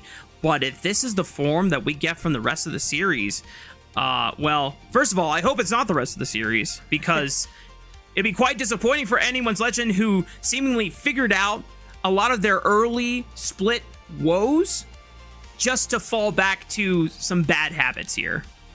Yeah, I am frustrated by AL and the way that they played, but I'll be the first to throw my hands up to be like, I am so sorry. Even in a lot of what we were talking about before the series started, I was like, AL on this hot streak and NIP on this loss streak, like it's not going to go well. This is going to be a series where AL have, full control. We just keep underestimating NIP, and if there's anything that we've learned, it's that every time you start to doubt this team, they end up coming back in full force. And really, to me, what this was is, when we think back to what we were really excited about for Anyone's Legend coming into this game and what they had been a lot better at, it was making a lot of these plays around the map. All of their decisions in this series were weird and strange and confusing, and it really hurt them in game number 1. They're going to have to try and make that a little bit better in game number 2, because look at the champions that are now off the board as well. I mean, Skarner was Tarzan's most played champion. Shanks had Azir, most played champion. Kyle had Bard, most played champion. Flandra had Rumble, and Sion was also taken, his most played champions. Like, this was supposed to be the easy one in terms of the draft for them. There's 2 theories, K-Man. We're going to start with the more serious one. And one is kind of more of an apologist approach to what happened to AL. And I kind of alluded to this earlier in the game. Those first 2 big decisions that AL had, where they could have gotten a major lead for themselves, the invade onto Raptor Camp and then the play onto Guwon in the bot side river, whether it was an execution error in being able to finish off the play, or just not recognizing when they needed to back off and not continue the sequence, might have been just the difference there. because I agree with the concept of what they were going for. Raptor Invade obviously was super strong, and you have first move from Kyle, but just they end up losing a lot more than expected, right? They overstayed. Yeah. They overstayed. Because then all the decisions after seemed much more confusing and much more out of desperation, such as Shanks solo diving Care just because we're losing on the map, I need to get an advantage, and then just, complete disrespect of Annie stun. The second theory, they banned Ezreal in game 1. NIP did their homework. They denied Hope the safe laning ADC, but, that one might be more memey because they technically still got the 2v2 push early. Right. So what happened? They got to the this safe point in ADC. the flowchart. Yeah, right. They're like, well, we don't get Ezreal. Maybe we have to go to the Jhin. People are gonna look at the Jhin damage numbers and be like, oh no, Jhin was terrible this game. And I get it. Jhin, I think, ended close to 0-0-0. I know he was 0-0-0 for most of that game, but whatever the case, they won 2v2. Kyle started moving around the map. Jhin played full weak side, got 0 resources the rest of the game, and the entire top side fell apart. Like that to me is that's an issue, right? Like that's something that you can't really do. This teleport from Flandra that we're seeing on the screen now, I think this is the game-breaking play. I think that is the trigger pull from NIP that breaks everything open, because it allows them to, even if they have to give up this dragon, be able to pick up 2 more kills, get this giant gold lead, and get that first Baron. At that point, you have secured full control of the game. And again, something I really want to talk about when it comes to this comp, I like AL's draft in isolation, but NIP have more tools in this specific part of the game to win. If you hit the later part of the game and Tarzan can engage, you're going to have more damage than NIP at the end of the game. Don't let them get there. Keep your foot on the gas. NIP are not stupid. They are a smart team that understands their own win conditions that they draft for, and they just executed it way better than AL in their desperation plays in this one. Yeah, we talked about the significant range advantage that AL would have once you got past 3 items, at least on your carries. And we knew that NIP were kind of on a clock. White Rabbit with the stopwatch on his hand, literally just looking at that mid game going, you guys are only 500 gold ahead. Tick, tick, tick, tick, tick. You better find something. And not only the pick on the Flandra goes so surprisingly well, but it's also then anyone's legend panicking and going, okay, guys, well, they just used a bunch of tools. We have to rip this dragon. We have to deny third dragon away from them. And NIP are like, we still have 5 versus 4. And they were just not set up to fight that either. It was just kind of like, I wouldn't be surprised if Tarzan is just like, guys, just don't let them get into the pit. Don't let Guwon get into the pit. I'll just take this and we'll play it out for there. It's like, okay, well, what's the exit strategy? What are the consequences after? And yeah. And whoa, Hoya with player of the game. That's an intriguing pick. Not the one I personally would have gone for, but I want to see how many votes. Yeah, K-Man, if we're seeing 8 for 8, I am gonna start. I'm gonna start some theories. That's all I'm gonna say. I'm like more with. I can understand if they took Nox against Juo and Awesome just because of the early 2v2 that they lost, but Awesome was deathless in his quirky game. Probably put out a ton of damage. Oh, very split. Wow, so no love for bot lane whatsoever, but they did at least put some towards Guwon and one for Care. Yeah, Care getting a vote as well.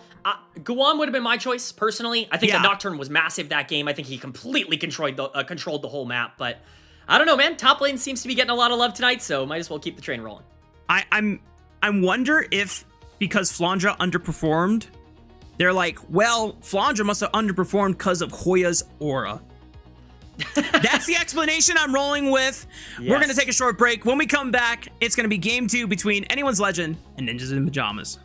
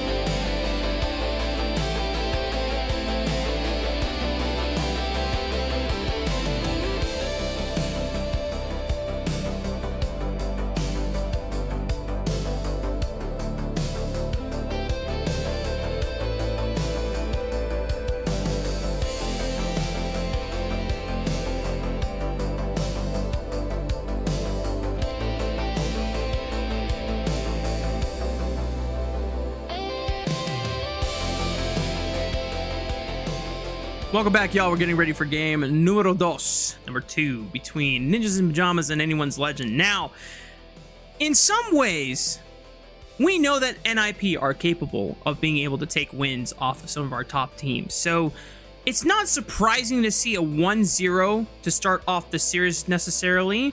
We had expected Anyone's Legend being on a 5-series win streak to be the favorites going into tonight's series. But if you went back and watched the gameplay, that was the most surprising part about the performance we got from AL. Credit to NIP, right, K-Man? But, like, AL, what happened? What happened? I think the scariest thing for me, Rafa, is that I watched them walk on stage. I know it's them. Like, I know it's the same players, and it's not some rando sitting in the chair. Like, we you have saw the webcams proof. in the game. Right, They're connected to those avatars. It has to be them. Even if we don't want to believe it was them. Yeah, I think this is a big win, and I'm not saying the draft was perfect, but this is a big win for the, hey, gameplay matters a lot more than draft kind of crowd. I think the draft was playable. It's maybe not like the easiest draft to play because you do need to wait into the late game in order for you to have a lot of that damage, and you're giving over some tempo, but certainly playable. No draft would have won them that game. I firmly believe that. But that means, luckily for them, that they can fix this going into game number 2. They just have to not do that again. They have to not randomly dive under a tower and die 1v1. They have to randomly not teleport top lane to send 4 people to take down a tier 2 while your base is being destroyed. You know, these are fixable mistakes that you would imagine are going to be better in game 2, even if a lot of their power picks are off the board. The best way to save team mental is to come together as a team and just say, Coach Diff. Just acknowledge that game 1, the draft, was out of your control, and all the execution errors that should be criticized, it's in the past. It does not matter anymore. Game 1 warmed up. Try to lock in for game 2 and play like how you guys should be expected to play, especially at this level. And definitely a couple of members to criticize a bit more. We know that one of the things that we, looking at you, Flandre, buddy, that TP mid lane, whether you expected to get hit by a bubble and paranoia, you know, that's up to you to decide for yourself if that was something that you could have anticipated or not. I'm not saying that we would have, but that came at a huge cost. And there was just also definitely early game decisions that they took to try and preserve summoner spells to not get some immediate payoffs right away. But like you said, this composition from Anyone's Legend was supposed to be one that waited their turn, waited to hit a certain point in the game while making beneficial trades, and AL just kind of refused to let that happen. They were trying to contest NIP a little too hard during the stages of the game where NIP were going to be just as strong, if not stronger. But game 1 is in the past. Let's look to the future as game 2 draft has started, and so far bans are very similar from what we saw in game 1. I think what's really going to be paramount in game number 2 is we saw quite a few bot lanes get taken off the board early in terms of the draft phase. We already have a lot of combos gone. So Ashe Seraphine is off the table because the Seraphine's off the table. Ezreal is gone for Anyone's Legend as well. Varus, obviously a flex pick for both of these teams going topside as we highlighted. Bot lane is going to be where my eyes go. First pick is going to be massive. Ryze is available here. That would be a pretty easy standard first pick to go for. Plenty of counterable options, but pardon me, Lucian Milio is on the table and you can't really let NIP have that. They're going to take the Milio part of it first. Assuming that there is no way that NIP would slam the Lucian without their Milio, without Nami either, I guess the other combo you could try and potentially do is something like Lucian Lulu, which is like super old school, like SKT Season 5 with Bang and Wolf in the lineup. But NIP know how valuable Lucian is, not just to deny it away from the Milio combo, but also this is Awesome's best champion. He has defined the bot lane meta here in LPL with it, and slowly the rest of the world around it as well. And for NIP to decide, how can we counter champion that is not only ranged and an enchanter, but will also cleanse any CC post level 6? Well, why not go for a champion whose main CC is in knockups?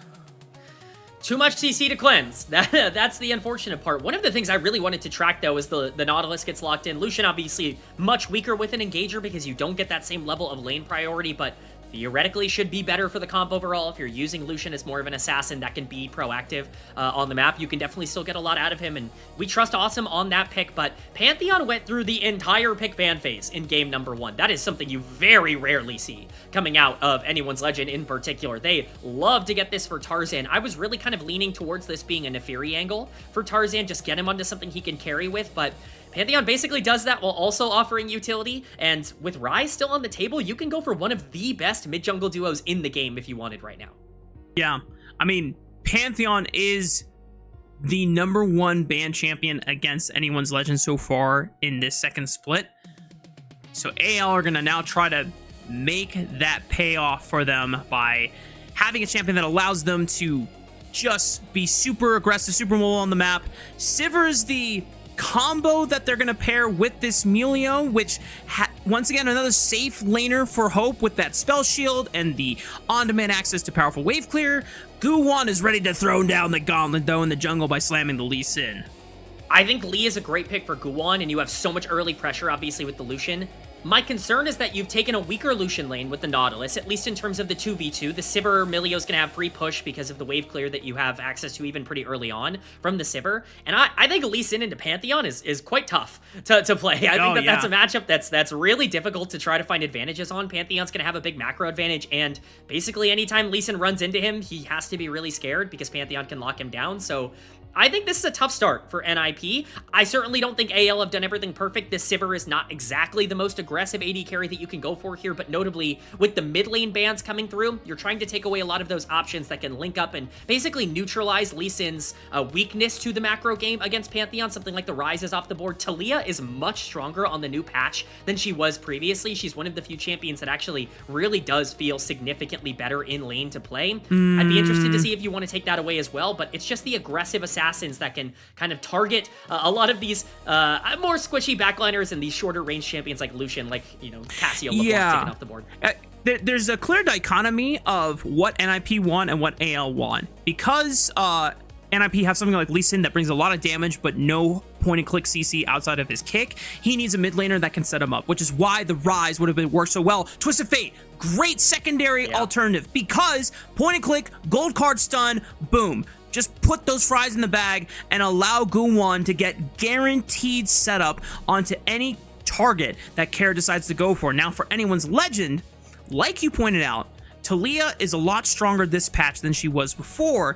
Pantheon Taliyah, a very classic combo that can allow Shanks and Tarzan to work together on the map, but the Mel instead to try and rebuttal not only Death Charge, but also gold cards. You have Spell Shield from Sivir, you have the Reflection from Mel. I mean, there's a lot of disengage on this team. You even have Milio to be able to cleanse everything with the ultimate as well. So, I mean, truly, like, you're talking about the TF having gold card to be able to set up for the rest of NIP for this Lee Sin to dive the backline. I mean, everyone on the team can neutralize gold card. It is going to be really tough for this Twisted Fate to find a ton of value. I really like the Gnar pick. Blind Gnar is very punishable, but something like Vayne off the table, instead of going for a more aggressive ADC, it's just going to be the Jace. This is still very positive overall for Hoya, but a lot of responsibility is going to be on Hoya in particular in this game. When you're looking at the ways that this is going to play out, I am worried a bit about the damage in the late game, obviously, for NIP, because it's Jace, Lee Sin, Lucian, even a Twisted Fate. You're not really looking for team fights. You are looking for picks. If you find those picks like you did in game 1, things are going to be just fine. But there are so many defensive tools on anyone's Legend. I think if you were worried about the game 1 draft, this one might be even better for AL, in my opinion.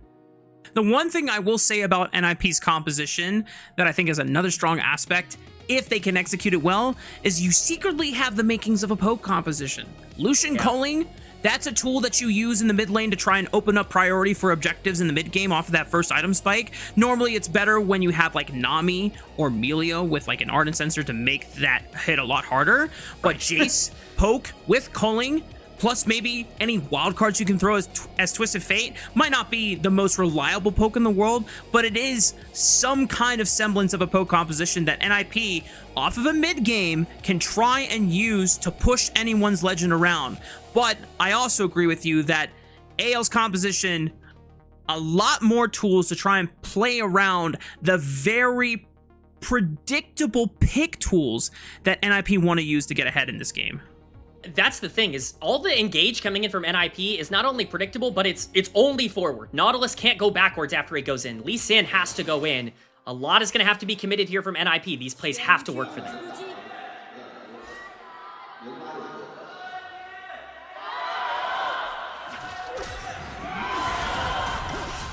Oh my god.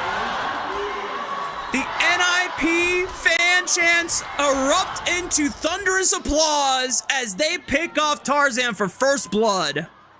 It's just, why are we walking there alone? Why are we not predicting a level 1 coming out from a comp that has 800 CC tools? It's just a massive mistake. AL seems so off their game, and NIP aren't even done.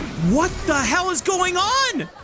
Hope and Kyle trying to pressure Guwon off of the red buff invite, but Awesome had such an aggressive stance, cutting off their escape path, and that gets 2 flashes and a summoner heal for free. It's disaster for AL. This level 1 genuinely could not go worse than what just happened. Guwon's not even put behind by any of these plays. He's still going to be relatively quick in terms of the clear. Maybe you've got a little bit of vision, but there's no flash here. Joel did have to burn his own flash, but he's got Hex Flash, so for me, anytime support is just relegated to Hex Flash, low-key, I'm just like, that kind of gives you even more combat power just to try and, like, pull off surprise plays. So NIP are in a great spot. Guwon, don't tell me you're about to do a red buff Krug camp into a level 2 gank, but on 2 flashless targets. Hell yes, you can! Flash! Tempest, crippling strike to guarantee the kill onto Hope, and NIP is off to a thunderous start. A 1,000 gold lead at 2 minutes, Rafa. Shanks is trying to fight back onto Care here, who could be in a little bit of danger. There is quite a bit of damage coming in from Mel. Should have card in just a second to be able to walk out of here, but looks like you might not even need it. Flash gonna come through. Care. Oh, but he sidesteps the Q from Mel, and there's no rebuttal. Oh, it does not matter. Shanks gets the execute from the passive, and Shanks will finally bring some light to AL's darkest hour. I guess gold card was just not available for 90% of that chase. What's going on right now, Rafa? We have a bloodbath on our hands in game number 2. It's so awesome. That's something for AL, but I mean, we have the most clearly defined strengths. Oh my god, I'm gonna lose my mind. I'm actually panicking right now, Rafa. I'm having to catch my breath because the invades are now coming through from Guwon, who's looking for Tarzan. Chwo is level 2, and he is active. Tarzan has flash available. He's trying to wait until the dredge line comes out. Good patience. He at least secured his Gromp. But now, Guwon is going to take this guy's blue buff. I talked about Lee Sin not wanting to run into Pantheon. I think if your Nautilus is just like perma with you every time, you'll feel much better about that engage. Worth noting that Tarzan isn't super far behind off of a play like this. It's certainly not the worst thing that could possibly happen to the Pantheon. Level 6 is now the part that you're looking at. I say that, but who knows when the next piece of action is going to happen. Guwon has 2 kills. That level 6 is going to be massive in terms of a power spike for him. But the macro threat of Pantheon is still available. At this point, you're trying to make plays outside of the range of this Lee Sin.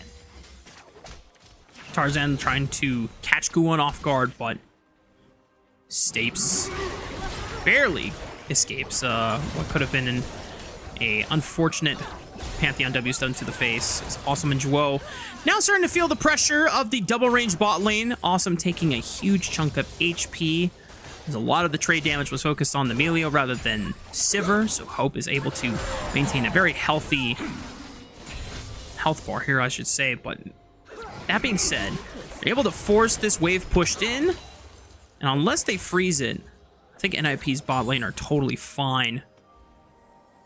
It looks like they're trying to freeze it here, but overall, this is part of the game where, you know, I've been very negative about a Nautilus champion on these casts over the past couple of weeks, and certainly throughout a lot of 2026. I think this is the part of the game where Nautilus, while he can find a lot of value, needs to make sure he continues to put pressure on.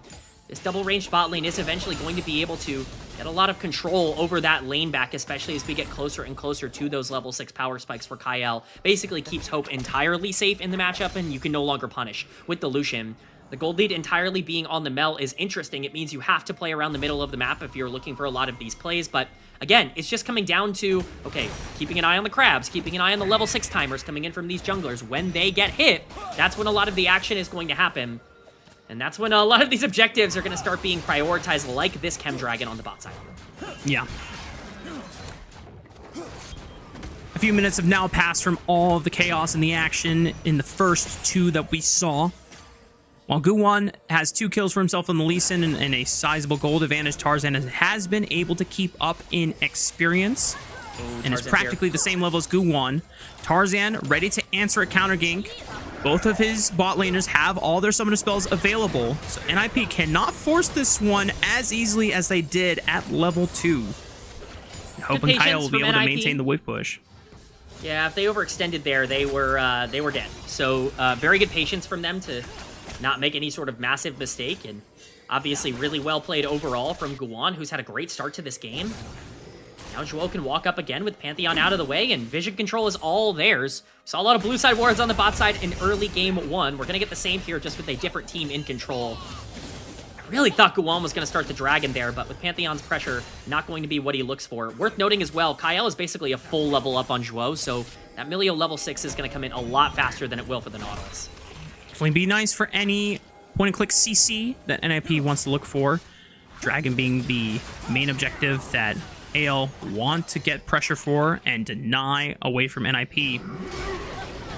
See if the fight breaks out. Good use of the Super Mega Fireball kick.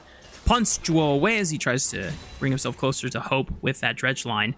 While the action died down here, K-Man, I want to actually look at the top side of the map, because even though we didn't get any of our top lane super interesting picks, one thing that does make its mark is the Storm Raider Surge for Hoya, which is a completely different version of what Phase Rush used to be. Absolutely. I think this is a really interesting bring specifically in this game, because once again, you're looking for a lot of action on the top side of the map, and so having what is essentially just more options to be able to play fights out more aggressive or more passive, that's what Phase Rush typically offered you, is really important as we get a hook down onto the bot side. This Jace is going to be a problem, and if you're worried a bit about, you know, oh, where's the damage going to come from for NIP? You talked about the poke damage coming in. It's not just Jace poke damage that's going to be a problem, it's Jace full engage that's going to be a problem. You have to make sure you're warding on that side of the map, or else, you know, getting engaged upon by Hoya in this instance could actually just lead to your death with some of the overall changes that have happened to Jace and to the game around Jace. Yeah. There's no real tanks on the side of AL, so It is a lot easier for Hoya to reliably proc that Storm Raider Surge, which definitely harder to do because you have to do, what, at least 25% max HP in damage within, like, a quick combo.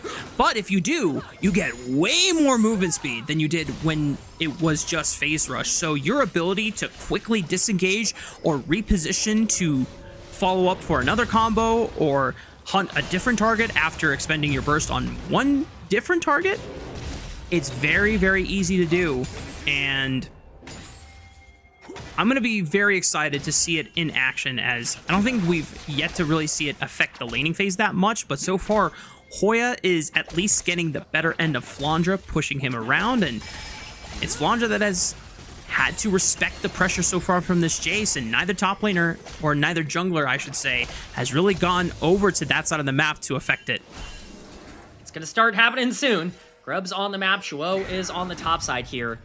NIP are in a very strong spot with Lee Sin here. This should just be a free give over. Tarzan's probably going to want to try to use this level 6 to pressure somewhere else and not just try to contest over these grubs, but that now is the big question, right? We kept talking, oh, level 6 is coming, level 6 is coming. What are we going to do with these ultimates now that they're available? And that becomes even more of a question when you start to look at the bot side, because of all the attention that has been put in by Guwon and the gold that was given over to Awesome and Zhuo early. Look at the gold lead that's been generated for Lucian in this lane. He's going to hit that first item power spike significantly earlier than Hope will on the Sivir.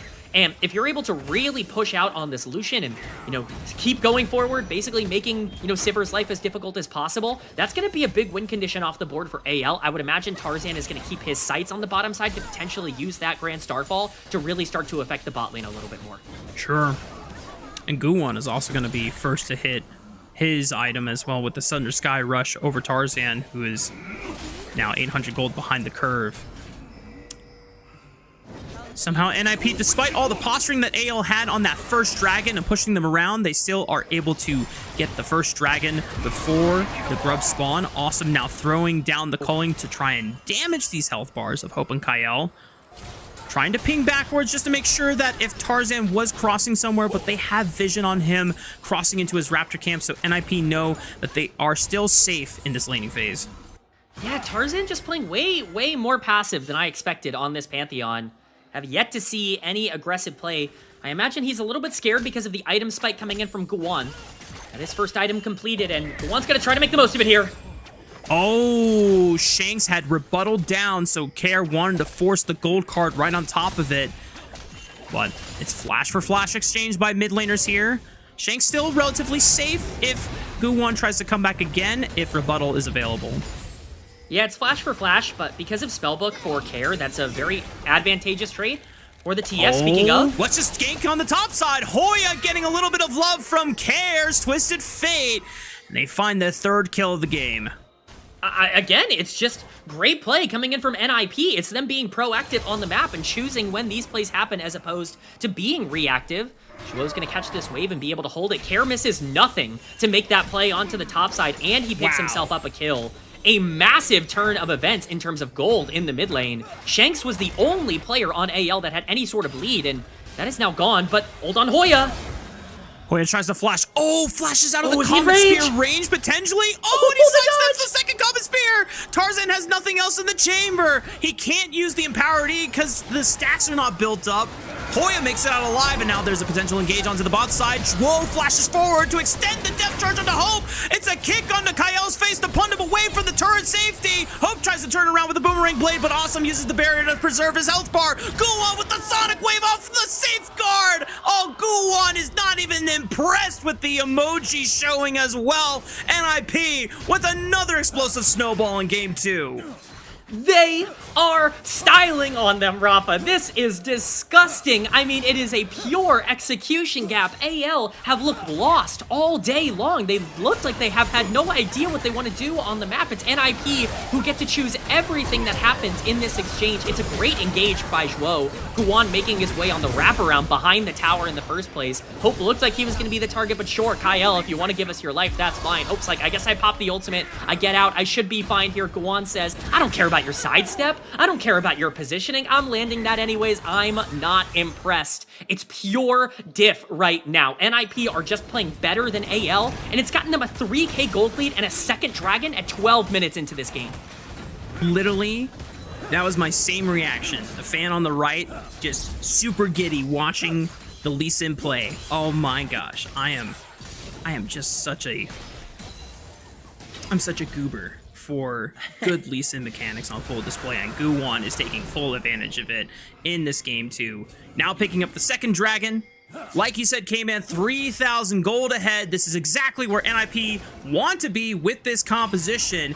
And while there's definitely some parts of their champions that will get better with more items, this is the best part of the game where they can try and spike and really crush AL before some of their late game insurance policies come online.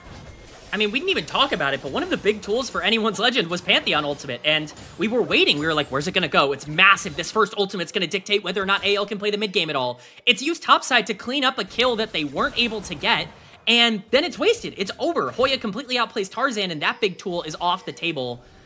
It's a 1.2k gold lead in the jungle. Tarzan needs to start stepping up now. You're absolutely right that this is the part of the game that NIP need to keep their foot on the gas for, because, you know, eventually you hit a point where AL's going to have a pretty easy time at least going backwards. This Nautilus is going to start to become a lot more useless with the fact that you have so many different ways to disengage him in these fights, but it doesn't really matter if Nautilus gets disengaged if you have a 5 or a 6k gold lead, because Nautilus won't die even if he is disengaged, and eventually that Lee Sin will hit the backline. So you need to use these tools now. For as much as AL scales, it's not like they just scale for free. They need gold onto priority targets, and that's just not something they have right now. Yeah. Once again, this is a game where there's no true frontline either. Zhuo is going to be the closest thing to it, and he's on support budget. So he is less durable than the average frontline you might find from a Scion or an Ornn or a Cassante. But by being ahead of the curve and having completed a Protoplasm Harness instead of any of the other kind of cheap support items like a Locket or even a Zeke's just to bring more utility, this Nautilus is actually pretty darn tanky for the state of the game. So anyone's legend now have to pay a lot more respect to Nautilus because he's going to bring all the CC. He's going to deal a decent amount of base damage. And unfortunately for AL, their top laner just has to accept that, well, there's 4 people in my top lane. I'm going to die. Yeah. Unfortunately, Flandra not super respectful of the Nautilus in that particular exchange, getting completely CC chained down into Oblivion. I mean, no outplay there. No way to be able to deal with that. That's first tower going over to NIP, and it's just more and more gold. I guess it's not first tower. It's, pushing forward a little bit. But it's still top lane tower going down. Awesome. Even the target in the mid lane doesn't matter. I just get to dash out, press my R button. I'm all well and good. Every play AL are looking for is not going their way, and now they could be pincered around this Herald. Tarzan tries to jump onto one on the left. Guwon, though, looks to the back line and pressures Hope out of it. Popping the barrier, Juo flashes away before the rest of AL can try and punish. Oh, a flash Sonic Wave looking for Kyle, gets his own flash. The Rift Herald barely resets. Hope is incredibly low. Almost dies to one swipe of the Rift Herald, but AL are investing a lot of their numbers here just to guarantee one objective, one good thing to go their way, and the Rift Herald belongs to them. Yeah, NIP actually TPing Care in, which is a very aggressive choice here. He's just going to hold the gold card, walk away, and overall, it's kind of okay for anyone's legend. I mean, anything you can get at this point is going to be considered a positive, but we can talk about the idea of the comp. That's the idea of the comp. NIP feel like they find all these different engages, 3 or 4 different ways onto the backline, but with so many different ways to disengage coming in from AL, it's really hard to lock down any of their primary carries through Milio, through Sivir Spell Shield, through the Reflect from Mel, even the point-and-click stun from Pantheon to keep their primary carries safe. It obviously just gets really difficult. NIP still need to make sure they're not making a ton of mistakes. It's a gold positive play for them, but you don't really want to allow AL to feel comfortable going backwards, even at all, with this comp. Yep.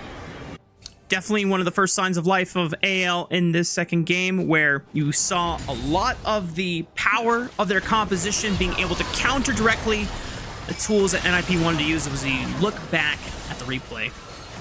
Yeah, I really like the trade early on from Awesome because obviously it makes Hope a lot weaker for this fight, and once the Shock Blast lands, this Sivir's in like real danger, but we don't have time for a replay. Oh no. Tarzan flashes over the wall, trying to intercept before they finish off Flandra, but the end result still remains the same. Now, can they finish off Guwon? But it's a great kick. Can they finish him off? Guwon finally dies to the Golden Eclipse, but the rest of NIP are carrying on the fight and waving the flag on their side. Tarzan tries to go back in, but Shanks is popping up, finds a triple. Is this a penta in the making? Can he get in range? He has flash available. Tarzan has to set it up for him. Tarzan denies the penta dream, but anyone's legend are definitely roaring back to life. Oh, that is a big problem for ninjas in pajamas. This Herald's gonna get dropped. That's a lot of gold going into the pocket of the Mel, who is the one champion who has the easiest time being able to deal with a lot of the damage coming in from NIP. I hate to just keep pushing the draft point home, but eventually you have to look and you have to see, okay, we have all of these tools to go forward. What happens if AL don't screw up? What happens if they don't make mistakes when they're going backwards? All of a sudden, these carries do have tools to be able to fight. Shanks is sitting on 4 kills, has just completed Rocket Belt, and is really strong on this Mel. If there was an avenue back into the game, they may have just found it.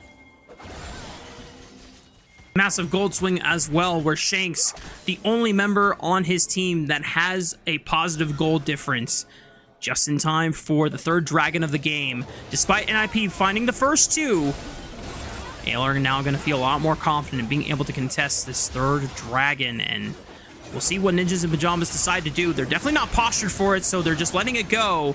Can they find anything to get in exchange? And so far, it's just a push in the mid wave and maybe taking a crab. It's really well played by AL. It seems like their brains have turned back on after the first couple of games. It hasn't exactly been the most clinical of League from anyone's legend across the beginning part of this series, but we definitely see a big fight for them here as we get the replay. It looks like they found the pick. It looks like this is going to be a game-breaking kind of mistake, but Guwon on this Lee Sin has so much of the gold, even with the kick going in perfectly onto the Pantheon. Look at the backline. Shanks is free hitting. Zhuo is trying to get onto priority targets and CC them down, but it doesn't really matter. I mean, yeah, turret's going to be alive, and everyone's going to stay alive. No one's dead as we come out of the replay. And Care just uses the Destiny to port immediately out and away from danger. Flandra and potentially Tarzan could have tried to use their own tools to collapse onto that tier 2 turret siege. Tier 1 turret getting attacked by NIP will not be able to take it out just yet. As Guwon looks for an invade, trying to steal more resources away from anyone's legend, but it's a Grand Starfall from Tarzan. Flandrick goes into Mega, scoops Guwon right back into AL's waiting arms, but it's a kick flash for the perfect disengage, as Guwon does live to see another day. Yeah, the kick flash was nice, but that's a lot of resources burned by AL, and it took them so long to get any sort of damage dealers there. It was just Tarzan and Flandra trying to take down a Lee Sin that has quite a bit of gold at this point in the game, so quite a greedy use of the Pantheon ultimate. I understand wanting to go for kind of a, I don't want to say a desperation play, but trying to find those picks where you can, but fortunately that's a big cooldown now burned, and Baron is technically up on the map. We're past the 20-minute mark, so with that big global down and pressure on the top side coming in from NIP, that should be full vision control, at the very least, over this major objective to the blue side. If AL have to respect any carry at this point, it's gotta be Awesome Solution. It's probably your #1 target that you want to try and save your CC for, and unfortunately for AL, your most reliable CC is also in your Pantheon, who has to kind of make the jump forward with either that ultimate engage or maybe a flash empowered W. Otherwise, Flandra's gonna have to find a hell of a flank to catch Awesome by surprise, as the Baron comes online already. About a minute ago. We're 2.5 minutes from another dragon hitting Summoner's Rift. The rest of anyone's legend might try and at least force NIP to face check this, but there is a ward on the Baron. They don't know. That's the problem. That's exactly what I'm talking about, is you need vision control over that area. I tried to be as specific as I possibly could, that is the big reason why burning a lot of those resources is bad, but doesn't really end up getting punished too much. Red side's still going to have control over that top side, but again, look at the vision in the river. This mid lane tower is going to go down. That is a bit of gold for NIP, but as long as AL play patient, they're not really losing too much here, and there's no real counterplay to be made, as Ninjas in Pajamas are walking all over a very warded top side here for anyone's legend. Care using the ultimate defensively just to get eyes on every single panda. Gold card will be fished out onto maybe Tarzan. They don't have the extended range. Dredgeline just pulls him in. Blue buff was secured. Rest of NIP don't go for an engage, but AL don't necessarily find anything either. Do they want to rip the Baron? Now, finally, the control ward spots the one ward that was giving NIP vision on that Baron pit this entire time. Yeah, I mean, you're doing a lot of damage with that Jace poke. If you're in the area, you have to make sure that Hoya is positioning correctly, but it should be noted that NIP are 3,000 gold up, and they're the ones that feel like they have to run away from a Baron push, or at least a small fight in the mid game here. They can't really afford to make a mistake, and they recognize that.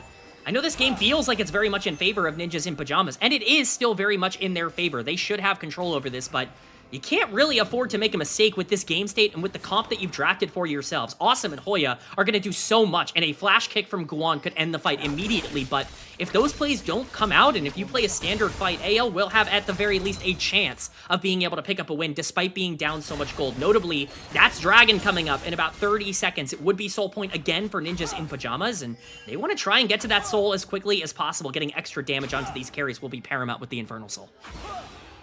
If NIP want to be able to force this Dragon, they need to get Hoya in position.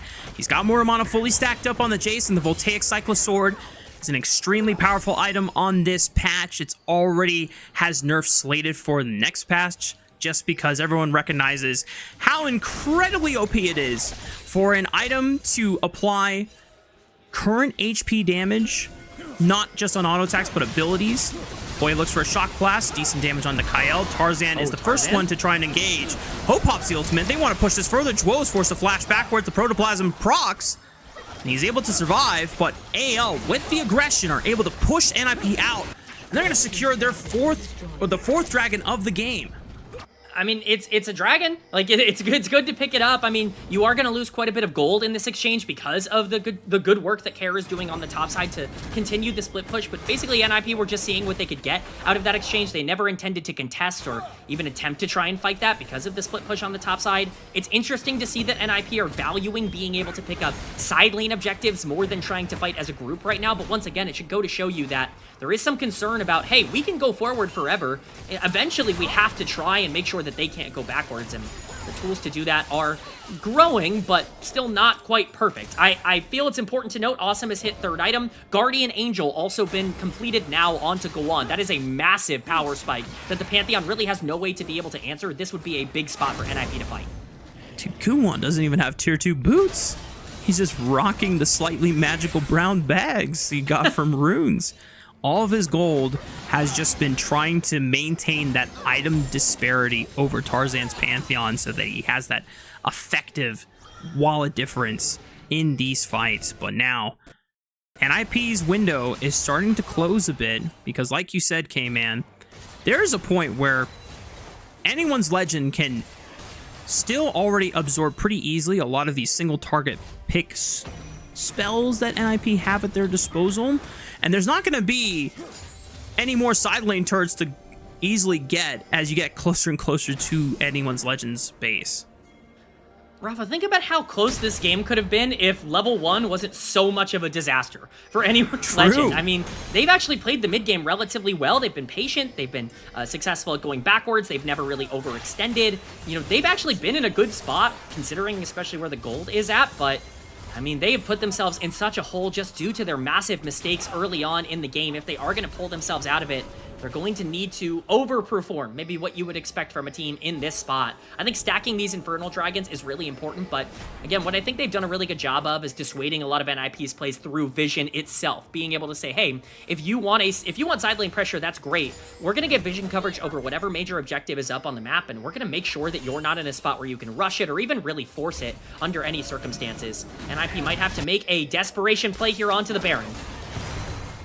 Kair's pushing on the top side, has Destiny available. Anyone's Legend, what do you want to do? Do you want to try and get some vision into the Baron? Do you want to wrap around on Kair? They're posturing over the Baron pit wall.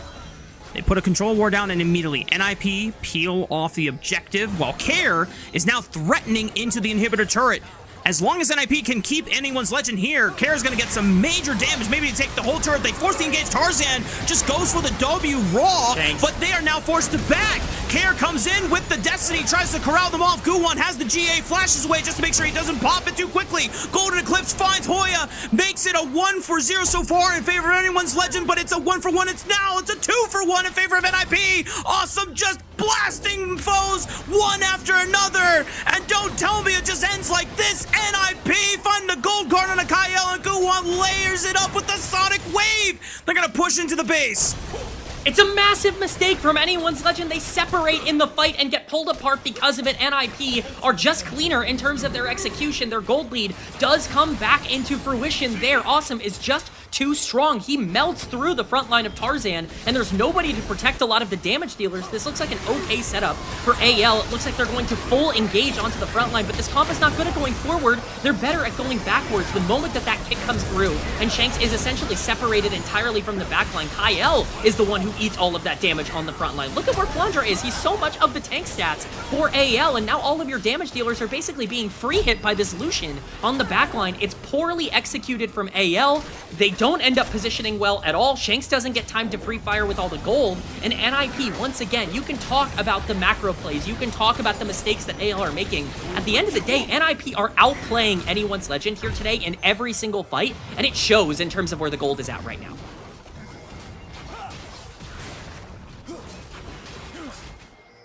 I did not expect the fight was going to be ending so poorly for AL off of that rotation there, especially considering that Hoya was the first member to kind of go down in the exchange, but NIP just able to force so many isolated skirmishes, 1v1 scenarios, and despite all of the tools that can immune CC, hang on, Kair immediately backs up from the Grand Starfall, and the rest of NIP are there to back him up. It's a 9,000 gold advantage for the Ninjas in Pajamas. Now with Baron buff on their side, they have officially broken open the base of the Pandas. Inhibitor exposed in the mid lane, now exposed in the top lane, and AL are running out of options fast. They are. This inhibitor is going to go down. They're going to try to make a play on a Kair instead. He's just going to walk his way out. He's perfectly fine. Dude, he's so fast. The Swifty boots have allowed him to escape so many scenarios where anyone's Legend were trying to lock him down but could never get in range to do it. I have to say, between the Annie game and the Twisted Fate game, these are not necessarily the flashiest of champions, but he has been so reliable. He has been so proficient on them. Yeah. Hey man, what? I mean, maybe he doesn't get player of the game if this is a win for NIP, because Awesome's Lucian was picked up and he delivered. But I'm just saying, I think honorable mention needs to be shouted out here. Look, I mean, we gave a lot of credit to Shanks in the pre-show. One of these mid laners has been better than the other here today. That's been on display for NIP as they continue to use this Baron buff to just completely open up the base for for themselves against AL. This could be a game-ending push if Tarzan oversteps here. Culling opens up. Hope immediately loses 50% of his HP. Shanks dropped to nearly a quarter. Immediately, NIP are leveraging this into breaking open the final inhibitor. Now all three are gone.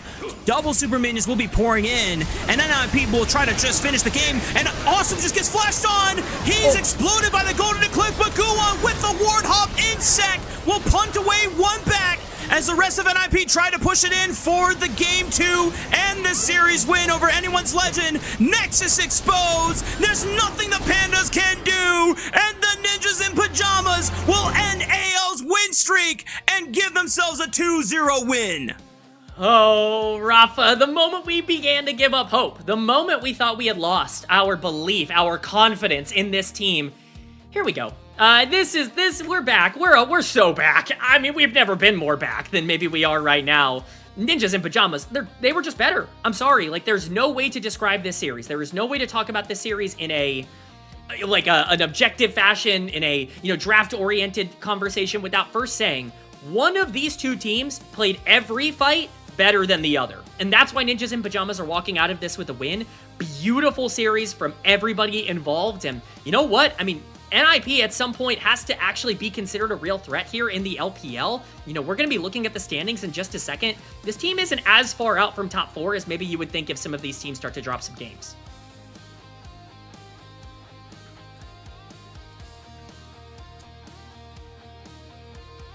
Okay, man, I want to go back before we get to our player of the series and all those other awards and that the official broadcast will throw down.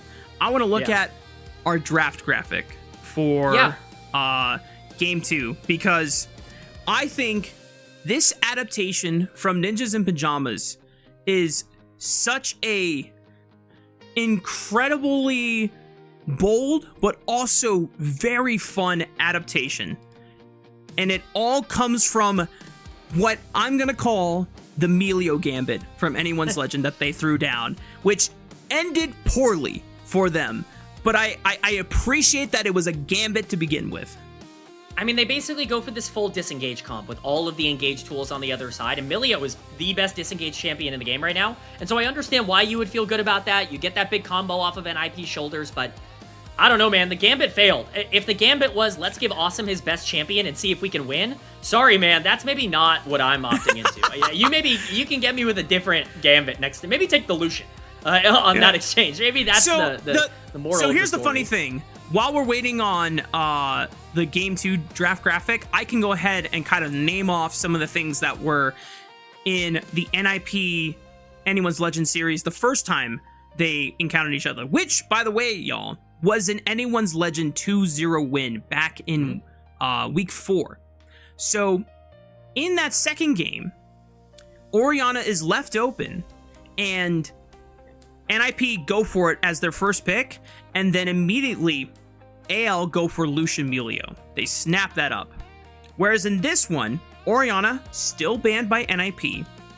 So going into first pick, AL weigh their options here and say, what do we grab? We know that NIP want this Lucian Melio super badly. We dissuaded the Lucian Melio by just banning the Melio in the first game. So we figure that the Melio is far more important, and they probably, I don't know if they thought to themselves that they will not pick the Lucian, or that we're going to essentially separate these two. This is very similar to how a lot of bot lanes are trying to figure out how to avoid the Ashe Seraphine debacle, right? Do you try and separate them? Do you play them with different combinations? And I think the biggest disadvantage when this draft opens up, if you were not to look at the team names on paper, I agree with you, K-Man, that a lot of these tools work very well in trying to stop what this blue side composition wants to do. But remember who is now forced to be on Mulio duty. It is Kyle. And what does he want to do? He wants to roam with Tarzan. He wants to roam with him and Shanks, and they want to be a 3-man death squad. You can't do that as Melio. In fact, Dwo gets to do that as Nautilus. Yeah. I think that there are some key pieces of context that make this draft even worse. I think, obviously, on paper, draft is really important, and everybody likes to, claim that draft is like the end-all be-all. Draft is really important. It's 20% of an equation, which I think is a big piece, right? Like, there aren't a lot of pieces that are going to be as high as 20%. I think we were in a spot where level 1 was a disaster. And if there is one thing that this draft cannot do, it's lose level 1. It's the only thing you have to avoid. It's really like the main problem that you have is AL is sitting there going, we have no tools in the early game. We are going to hit a point where as long as they don't have so much gold that they can just keep running into us, we can go backwards. We can play slower. We can control space and tempo with a lot of our vision control. We have ways to play it out, but you're right. Kyle was off of his ability to be able to play the map, which meant that Tarzan was super inactive in this game. The first Pantheon ultimate we got was completely wasted onto Hoya on the top side. They didn't even pick up the kill. The second couple ultimates also weren't always very valuable either. It really just came down to, okay, if you're going down in gold, you have to catch up eventually. It doesn't matter what your draft is. If you're down 2,000 gold 3 minutes into the game, you're gonna be playing from behind. Starts with this. Certainly. Just and we didn't even see it here. This is another great, this is a great play from Guan, obviously, but the reason he can make this play is because they also got all of the summoners bot lane in a random rotation around red buff. It's disaster.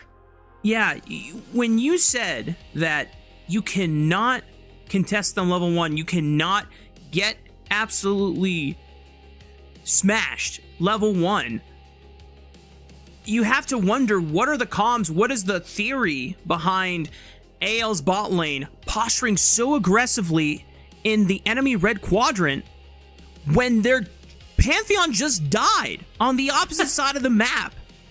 Like, are you expecting them to then just try and go for the top side red camps instead and not be there? Like, I mean, maybe. And to that point, I don't know if I can fault them for that. It's like, oh well, we guessed wrong. But are you? Is it worth to take those kind of risks when, as you stated, level 1 is the time to not risk that? Yeah, I think of all the teams to do this, Ninjas in Pajamas and AL are not the teams that I would have wanted them to be. I'm not sure if you're muted, Rafa. I can no longer hear you. I don't know if that's me or I you. DC'd. I DC'd from the He's Discord. Back. We're back. We're well. Excellent. Yes. Yeah, absolutely. I think AL, Ninjas in Pajamas, they're you can't make this mistake against Guan. Of course he's going to invade. Of course he's going to go and take the red. Do you know this guy at all? This is all he does. And it goes back to game 1 as well, right? This isn't just a game 2 problem. You invade on Raptors, and you bring Kyle up, and the rotation comes through, and you overstay, and you die in the same zone. And it's just... it's horrible early game plays. We can talk about AL's mid games. They were bad, especially in game number 1, but their early games were the worst they've ever been. This is maybe the single worst early game series that they have played as this group of 5 players, and that's just not a recipe for success. You don't need me to tell you that. This is very reminiscent of their early season games at the beginning of Split 2. I think back to some of their games against top esports specifically, where they were just contesting things that they had no business contesting. And it almost seemed like it was kind of whether they're limit testing, whether they feel comfortable in their position of the standings at the top to be like, okay, well, let's see what NIP are going to do. We're number 2 in the standings. Go ahead and actually, if our wonderful producer can bring up the standings graphic, and we can see how the changes in tonight's series reflect now in the scoreboard. Obviously, AL still at the top 4, but because they took a series loss, they are now tied with JDG for second. NIP still at 5th, or what's up? Yeah. I believe that these were the records going into the series, if I'm incorrect. Oh, no, you're right. Yeah. I believe that NIP is now 5-5, and this would put AL at 7-4, tied with Top Esports in terms of series score. That's Unless right. I am That's incorrect. Right. No, you're right, because I remember seeing 7-3 as well. So, yeah. So AL, Top Esports, tied for 3rd. JDG, sole possession of 2nd. BLG at 1st, whereas NIP don't change, even though they're now 5-5 rather than 4-5. But this is a spot where AL are not threatened right out the gate to be suddenly no longer in top 4 going into playoffs. They're not clinched officially, but they have still a relatively strong chance. So regular season, double round robin. Sometimes you're gonna find these games like it might sound like we're coping for AL. It's still not good to perform like this, though. There is obviously a lot of optimism around AL and around what they could be, as we do get an updated standings here. AL dropping down to 4th place. The reason that this is a bit concerning for me, their schedule, the remaining way, you have WE in there, but it's JDG and BLG as 2 of their final 3 series. Like, those are very easily losable series. And if this team does end at 8-6, like, now all of a sudden you're the 4 seed, and you're looking at potentially playing the best team to come out of Group Ascend, whether that be NIP or IG or whoever ends up being that number 5 spot and making it through the play-in stage. Like, that's not exactly where you want to be. It takes away a lot of your agency to get to choose your first round matchup. You get stuck with whoever everyone else doesn't want to play. So for an AL team, this was one of the matchups left on their schedule that they really kind of wanted to win, and it just takes away a few of the options that give them control over their own destiny to get, at least more control over that Final 4. Right. So those last 2 opponents are the number 2 and the number 1 for AL. So obviously, if you want to prove that you are better than those guys and deserve the number 1 and number 2 seed going into playoffs, well, just beat them. Just beat them. Easier. Easy. Just easy like that, right? But some of the things that we thought that were kind of rid of in anyone's Legend system have come back to rear its ugly head, and the concerns that a lot of the fans of the Pandas still remain, and hopefully it's something that this team can figure out in time for playoffs, because when we get into implications of what teams are we going to see represent LPL at MSI in South Korea in just a couple months' time. Actually, it's less than 2 months at this point, because it's May 7th. The event starts, June 27th? That is crazy, K-Man. So LPL teams, if you want to go to another international event, and you're someone like anyone's Legend who is just shy of a top 2 berth and finishing top 2, it's time to lock in. It's time to make sure these last few regular season series are as clean as possible, so that your playoffs run is rid of all the hiccups that you can get out. This is an anyone's Legend team that, let's not forget, they got very comfortable going to some international tournaments last year. They went to MSI, they went to Worlds, they were all over the board in terms of, we're one of the best teams in the league. We won split number 2. We were number 2 seed from the LPL going to Worlds. Like, this is not a team that got used to missing international tournaments. They missed first stand, even though there are 2 representatives, even though they were the number 1 seed in the regular season. They go out in 4th place, and now here they are again, seemingly not able to find that consistency. I mean, you said it on the cast, Rafa. This is the longest tenured starting 5 in LPL history in terms of the amount of games in a row that they have played together. They're not showing it. I mean, they look disconnected completely right now in terms of the way that they play their macro, and the most concerning thing to me is really they're limited as a team. They look like they have one very clear way to win the game, and when they don't have that, draft, or when they don't have that setup where Kyle's moving around the map, or they have solo lane pressure to let Tarzan be more aggressive, they don't play well from behind. They're not a team that can, recover bad game states, and that's not the AL that they were last year.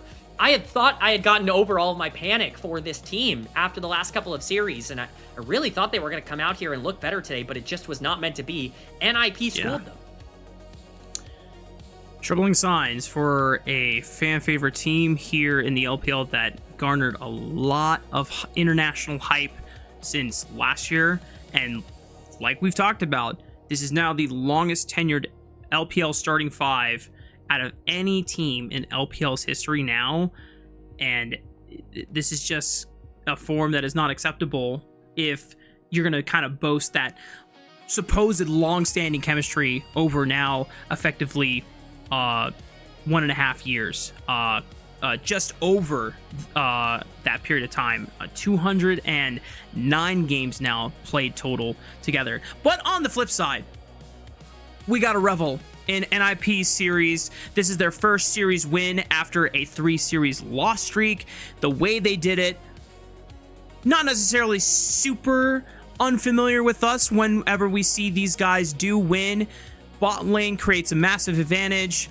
Guwon is able to capitalize and leverage that, but I do want to give, once again, another shout out to the solo laners this series, because not only did we kind of hype up about Hoya being able to hold his own and provide some unexpected solid performances, which he did against Flandra, who was quite uncharacteristically underperforming compared to anyone's Legends prior series, but also Care getting the better of Shanks for the most part this series in terms of overall map impact.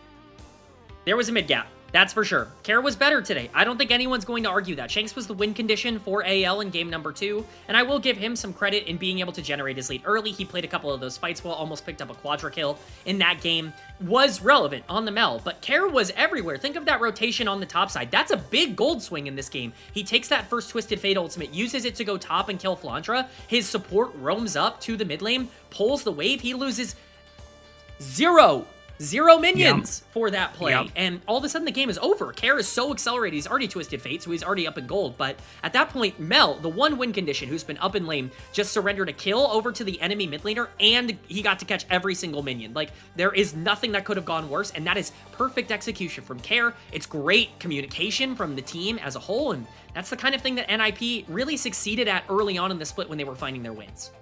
Yeah. Now, do we think this is a team that can contest the likes of AL, Top Esports, and JDG, all who are hopefuls to try and make a run to MSI?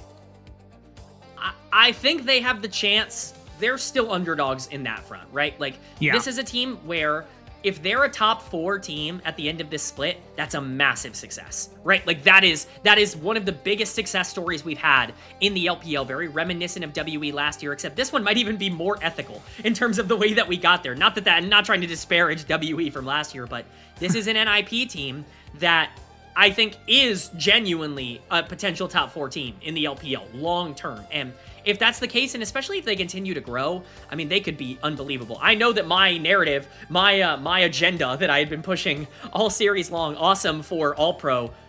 Yeah, go vote. Hey, if you're not in the Discord, go join the Discord and go vote awesome for All Pro. Go vote him first team. I don't even care at this point. I'm all in on this guy. Flash that lower third now. We're getting Flash everything out of him. Flash it up. Go get in the Discord. Go vote for the All Pro because awesome deserves it, truly. Yes. There is a reason why anyone's legend did such a huge roundabout in that second game draft to make sure that Awesome was denied a Lucian Milio setup. And Awesome said, I don't need the frickin' Milio to still pop off. And he did. But player of the match and player of the game did go to Guwon for an impressive Lee Sin performance and being able to recognize and adapt on the fly in such a very, very creative early game opener. Obviously, level 1 killing Tarzan, protecting red buff, Krugs, level 2 gank on 2 bot laners that have no flash summoner spells. Just understand, the time is of the essence to punish on this lane and get my Lucian Nautilus out of this lane or ahead so that Zhuo can now roam with me. And these are the kinds of plays in this meta, K-Man, that makes me so excited to see intelligent jungle pathing, because long gone are the days where everyone is just full clear repeat, full clear repeat, full clear reset, full clear reset. No. Now, like, if you see a window, we're going for invades. We're going for 3 camp timers into a gank. We're going for 2 camp timers into a gank. We're going to red buff or raptor start into flash over Baron pit walls or dragon pit walls just to invade the other enemy jungler and catch them by surprise. I love seeing that. Yeah, I mean, it's just fun, right? Like, this is fun League of Legends, and it's fun jungle pathing. Guan has the lowest damage percentage of any jungler I've ever seen, and he's always involved in everything that happens. This guy is here to make his team look good. In this series, he got to carry. He got to play some Nocturne and Lee Sin. He got to actually take some of the spotlight for himself, something that is very reminiscent of his time before he came over to the LPL. Maybe back, you know, in the Challengers League, when he was on the T1 Challengers team and in that organization. This is kind of the version of him that we're seeing. One of the big things that's limited the upside of NIP has been, can Guan dominate in the jungle? These early games were genuinely as good as you could ever possibly ask for him. He completely outplayed Tarzan here today, basically in every aspect of the game, and has more than earned a player of the match. Yep. Doing it against Tarzan of potentially all junglers in LPL, probably. And that's a noteworthy accomplishment to just always bear with you at the end of a series, and player of the match, deservedly so. But that is the conclusion of our broadcast today, y'all. 2 back-to-back series where the first one went the full distance, and this one was shut pretty damn fast. But before we close out today, thank you very much to our elite coffee supporters, Aaron Soup and Mung. Their pledged financial contributions help level up the broadcast and give back to the cast and crew who strive to give you an English LPL product every single day. Our Week 6 schedule on the screen right now, where tomorrow, same time as tonight, Ultra Prime versus LNG and JDG versus BLG, a battle between our top 2 current seeds in Group Ascend. You don't want to miss it. But on behalf of the broadcast staff and crew, myself, Rafa, and K-Man, our wonderful producer Shivam, and the rest of our socials and moderation team that helped out for tonight's show, thank you so much for tuning into LPL English, and see you all tomorrow night.